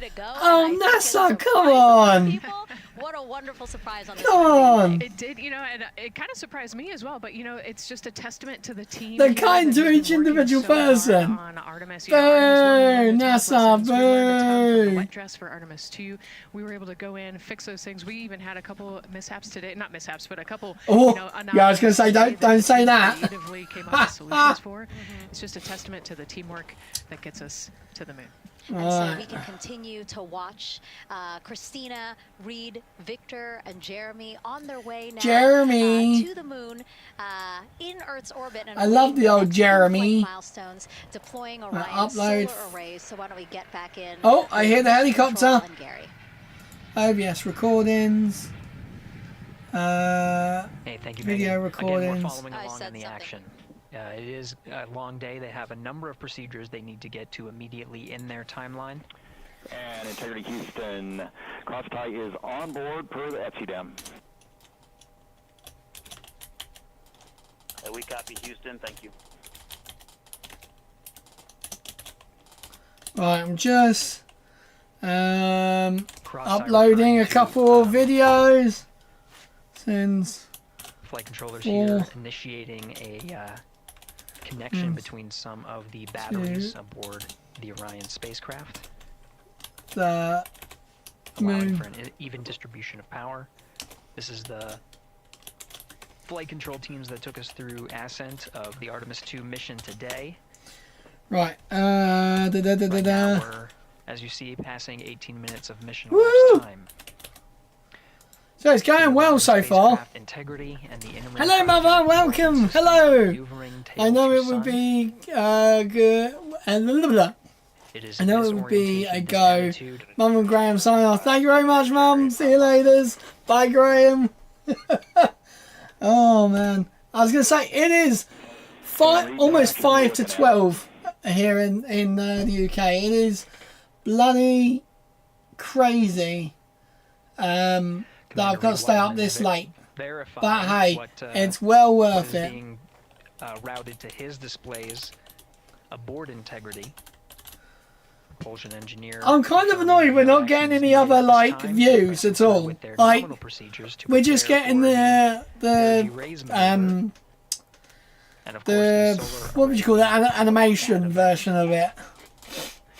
Oh, it's a bad animation as well. Is a critical milestone. We'll continue to have our coverage follow the mission until that deployment. Alright. Successful launch is just the beginning. The deployment of the solar arrays and successful confirmation that those solar array wings are drawing power. Right.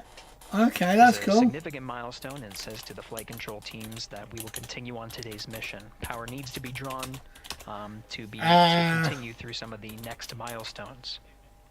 Until then, the AOA open option that was called up upon ascent, the aboard once around, is the current option. Abort to orbit option ATO will be switched to a preferred mode at the time that the YouTube equivalent of kisses from your parents at school gate, yeah. 100%, yeah. Both of them.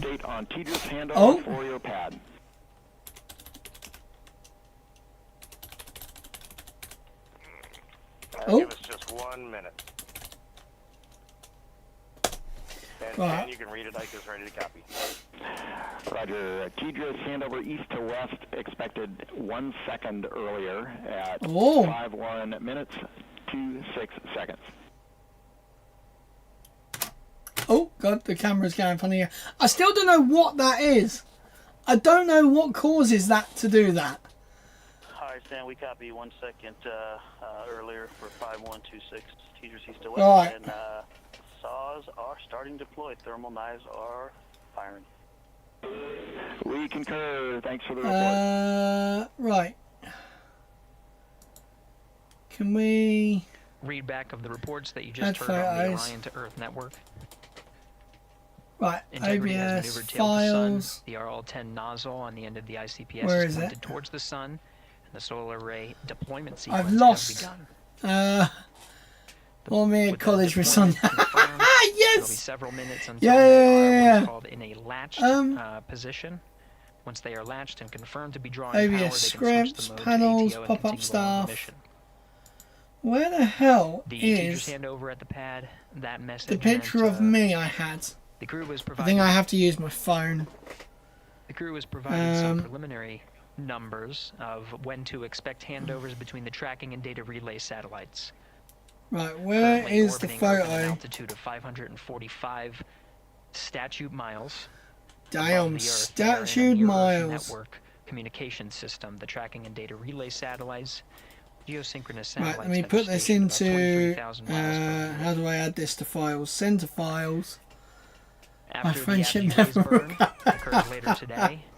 Yeah. Burn itself will put them in an altitude that surpasses the range of the tracking and data relay satellites, and they will transition to the deep space network The today. Deep Space Network. And integrity for prop messages, we see two temperature measurements right near the line. Is that it? It's that momentary message you saw earlier. We're going to suppress those. It's CM helium heater 2 T1 and heater 1 T1. They're going suppressed. Alright, I'm guessing it's this. Integrity, thank you. We see Is the that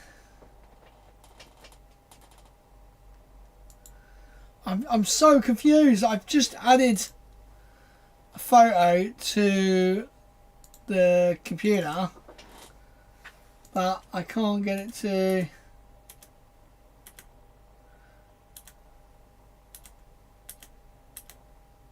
Oh, it's that one.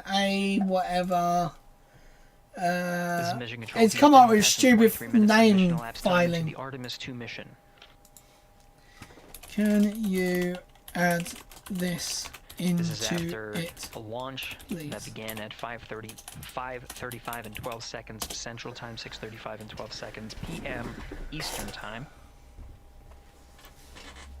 Alright, so we're still going. The orientation you're seeing from our aero visualization that translates some of the telemetry that we're getting from the spacecraft and puts it into a model so you can follow along on some of the milestones that we're following here. It's going pretty good so far. That you see at the left end of your screen, though it is currently not firing, that nozzle is you can't copy the link from a video anymore. What? Arrays are currently deploying. They look fully stowed in a position. Integrity, we are happy to report that Jeremy has the O2 sensors on.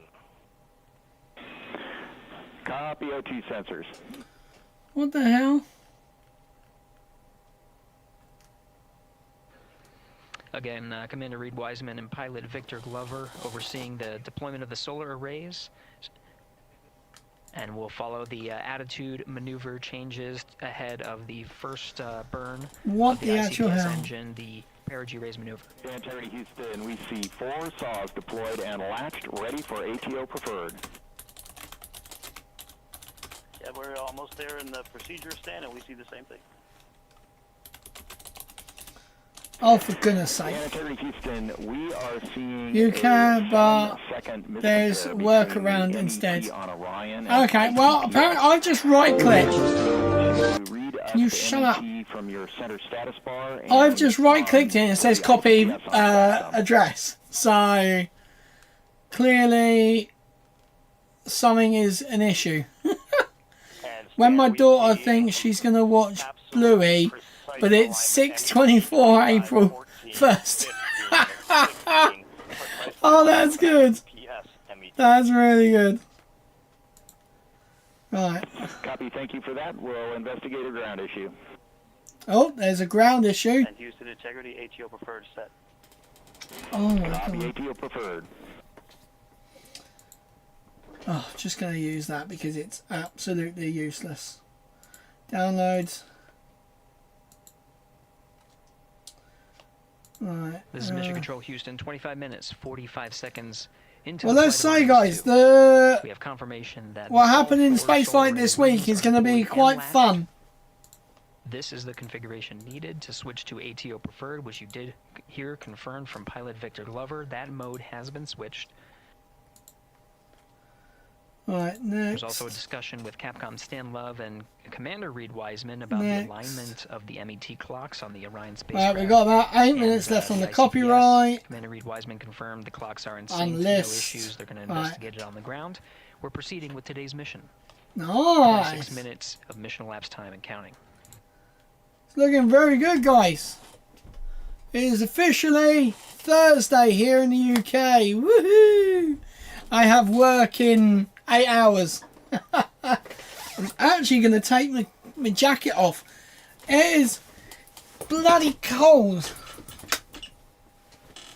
Bloody too warm even. Sitting with all these lights that I've got and the screens. It's so warm.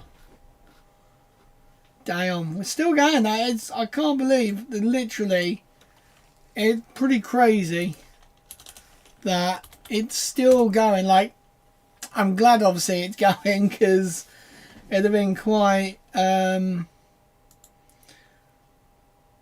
flipping Nora. So there are 13,000 people watching Launchpad's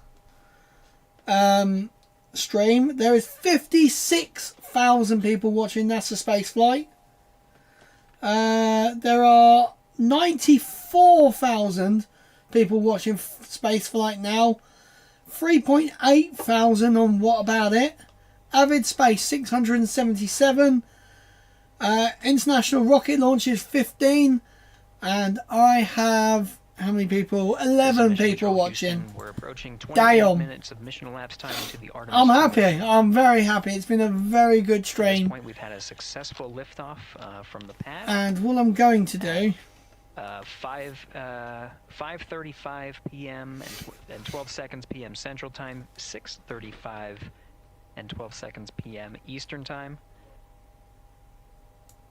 Alright, what I'm going to do is I'm going to good, now... main engine cutoff, core stage separation, and a good trajectory to begin today's mission.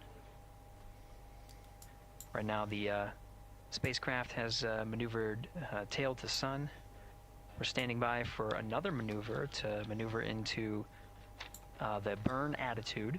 Right. This is where the RL-10 engine of the ICPS is pointed in the correct orientation for the perigee raise maneuver. Right, I We did need get confirmation that the perigee raise maneuver time of ignition has been confirmed per the pad, which means it was the predicted time. Oh, nice. Everything seems good. And C, we're taking channel 1 to unfiltered and to BFS. Okay, Stan, we're watching. Go ahead.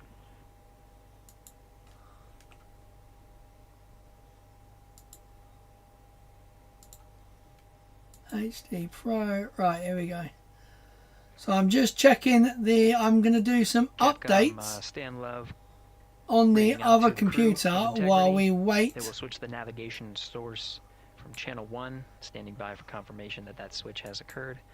Pilot Victor Glover will receive confirmation when, and as at least watching to confirm that switch has occurred. Right, okay. I am just doing some updates on the other computer. I can't. It just doesn't let me see. Not too long from now, we're actually inside 20 minutes at this time from the time of ignition of the perigee raise maneuver. Oh, everything's looking decent, guys. Have a successful deployment and launched of all 4 solar array wings. So everything's looking very, very good. To the perigee raise maneuver. Of course, flight controllers here in Mission Control Houston will continue to evaluate that everything is good before committing. So this is the problem. I've got the other computer going through a capture card on my computer. The 100 nautical mile mark is needed to continue in low Earth orbit called? and hit the target for the apogee raise burn.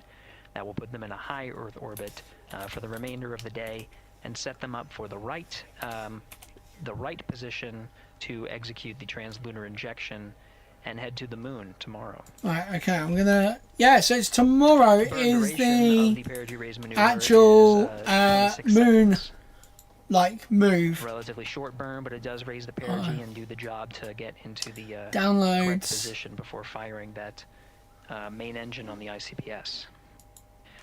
The pad had a teacher's handover. Test beta versions. Data relay satellites, east to west. They are geosynchronous satellites that are positioned around the globe. And as Orion makes its way around the Earth right now, above the west coast I of need. Africa, at an I've got a altitude of studio, about camera hub, no. statute miles. I've got buttons. Video capture. The perigee raise maneuver is not executed at the perigee. It is rather executed on the select product. Actually closer capture. to the apogee. But what it does is it raises the perigee actually, I think other end of the orbit. If I open the 4K version, does that work as well? Please don't open the middle screen. Do not open the middle screen. 26-second duration burn does not conflict with the time that they reported of the tracking and data relay satellite handover from TGERS East to West. Again, geosynchronous satellites that are used not only by Integrity today, but the International Space Station as well. Right, okay. I'm going to quickly just go and do some updates, guys, and while the other stream is not active, and then I will... The time of handover is 51 minutes, 26 seconds. Plenty of margin before the perigee raise maneuver cutoff happens, and the trajectory is analyzed to see whether it was a good burn. Good burn means that the burn was performed as expected and sets the trajectory on course for that 100 nautical mile perigee target mark. Nice. It's looking pretty good, guys, so far. It's looking very comfortable, very nominal. I mean, we're 33 minutes into flight and everything. For those sticking with us on NASA seems Plus, very good. And following along on our coverage, we will continue to follow and to cover the mission until Until when? Well, actually, we'll continue to cover the mission 24/7. Yep. But we'll wrap up our coverage here shortly. And now that solar array wing deployment has occurred on NASA Plus and Amazon Prime. Oh, what? It's on Amazon Prime? And we will continue coverage 24/7 at the NASA YouTube channel. For those that want to see all of the upcoming milestones, there are select times where we will be coming back to NASA Plus and other streaming platforms. You can go to nasa.gov to find the latest on when to find those activities.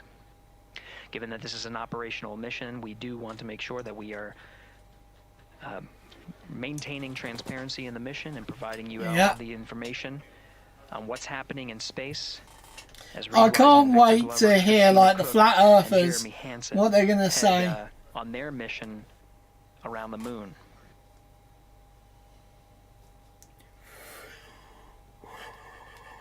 Oh man, I'm tired. Inside integrity at this time. Again, the solar array wings have deployed. The integrity is maneuvering to its burn attitude ahead of the execution of the perigee raise maneuver. Right, it's doing... Overseeing these steps is checks primarily now. done by Commander Reed Wiseman and pilot Victor Glover. Right, I should get a notification on my phone, hopefully. Focusing on some of the system activation inside of Orion. So this is kind of like the boring bit of the launch now. Until we get to around the moon. That's then when it's going to be quite cool.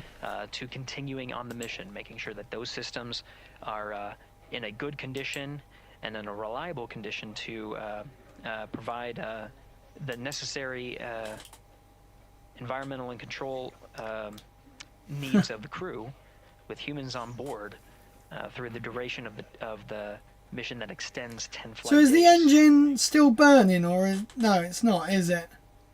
It just looks like it's still burning. It has like a glow. Standing by for an update to the perigee raise maneuver time of ignition. Should be read up to the crew very shortly. Integrity Houston, updated PRM numbers when you're ready to copy. Nice. All right, Houston, we are ready to copy. TIG is 2 seconds earlier at 4 minutes for 8 seconds. TIGO unchanged at 2.6 seconds. Nice. So it started 2 seconds early, but not affecting the orbit much.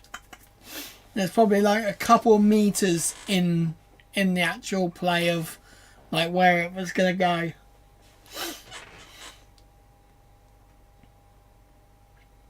So you think it's now?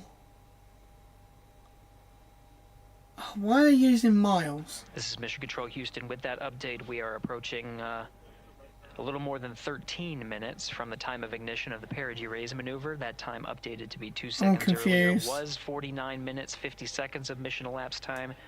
Will now move to 49 minutes 48 seconds. So is that miles from Earth?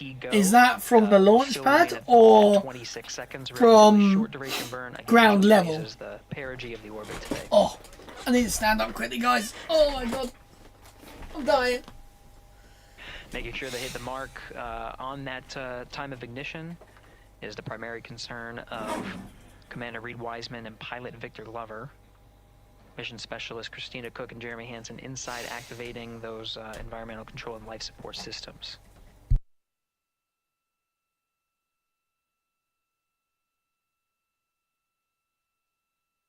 At this time, all 4 crew members are wearing the launch and entry suits. Integrity Houston, for Optimus on the PCD, we have Optimus. time update instructions when you're ready.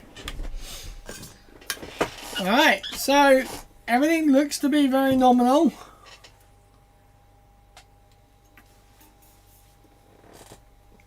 And I do like how they are telling you it is a visualization. Hands are pretty busy at this time. I think we will call you back when we're ready for that.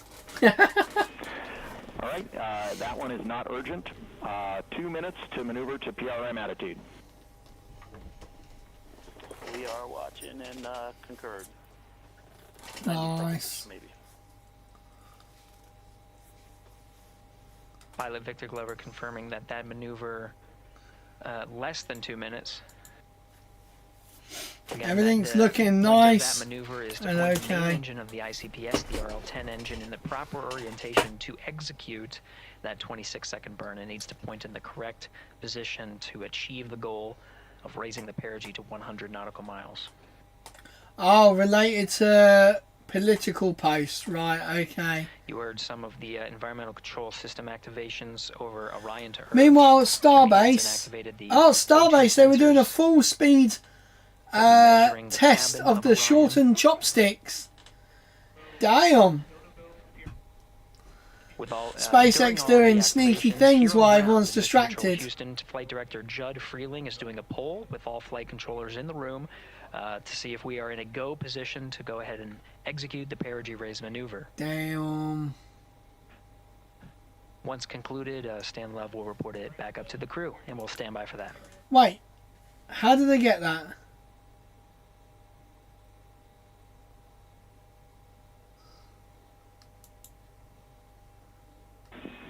Integrity Houston. Oh, they had the GOES weather satellite. Pending attitude and saws. Okay, that was cool. Why is this graphics update taking forever? Maneuver starting. So this is why I needed to take the 24-hour live stream off for a while. 40 minutes of mission elapsed time. The maneuver to the burn attitude has begun. The maneuver also is paired with reorientation of the solar array wings that have been deployed. They will have various positions throughout the duration of the flight. Of course, solar array is meant to maximize the draw of power from the sun. So when deployed, we're in a biased solar array wing configuration that was called solar normal. This allows for the greatest surface area of the solar array wings to be drawing power and powering up those batteries of integrity, of which a cross tie was enabled between the four batteries, the four battery buses that are inside of Orion. Right. How long is this going to be? However, for the perigee raise maneuver, basically we're going to keep going, guys, until the put into a position. Oh, Rocket Lab have just loads imparted by the congratulations ICPS NASA engine when they execute the 26-second burn. You can see in the animation here, the solar array wings are in motion, and the attitude is being reconfigured to point the engine. There's a Starlink mission today for me today. It's in 12 hours 34 minutes. I'll be at work, unfortunately. We got 2 demo flights as well in the space of 2 days. Actually, the same day. It is the same day. So we got the Tianlong 3 rocket, which is basically a Falcon 9. The Chinese version of the Falcon 9. Then we have the Soyuz 5 launching tomorrow. Well, tomorrow being Friday for me. Oh no, I don't have work tomorrow. The Artemis oh II my god. Flight control room. I'm getting confused on what day it is, guys.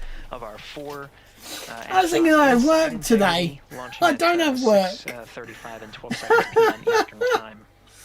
Now again, this, oh man, this room will be I've got one more day off. 7 days a week with flight controllers shifting on 3 shifts. It's going to be cold, guys. I'm trying to think of where to go tomorrow. Let's have a look at the Met Office. We will cover that today on the NASA YouTube channel.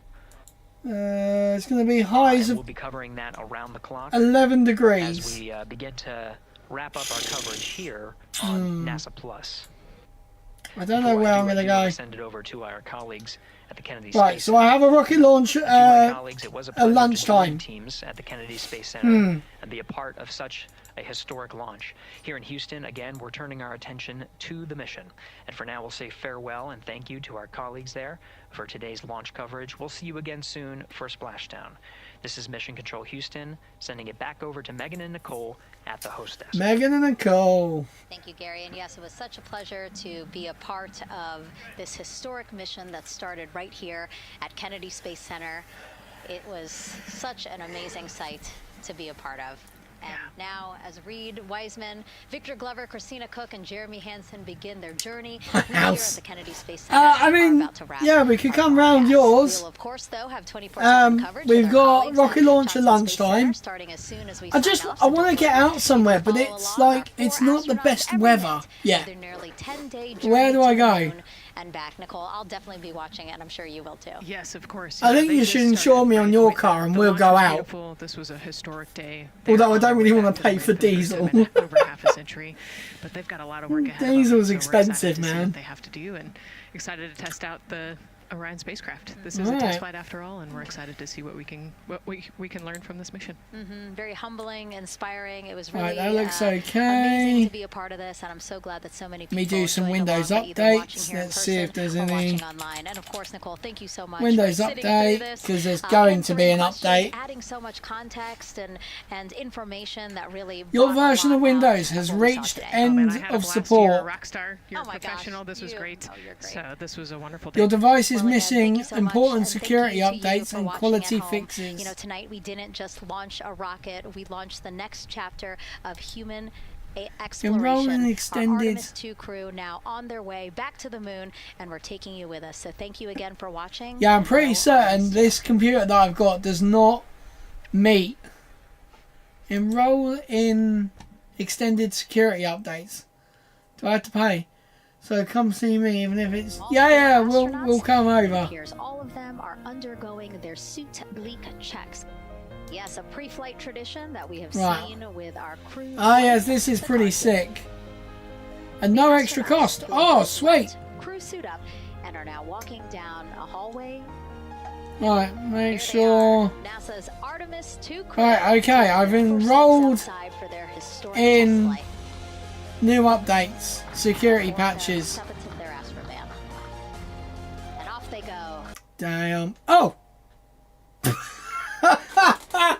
I think someone pressed end at the wrong time, guys. Oh my god. That's hilarious. Right, guys. Well, that is the end of my SLS coverage of my stream coverage, my live coverage of NASA's Artemis II mission.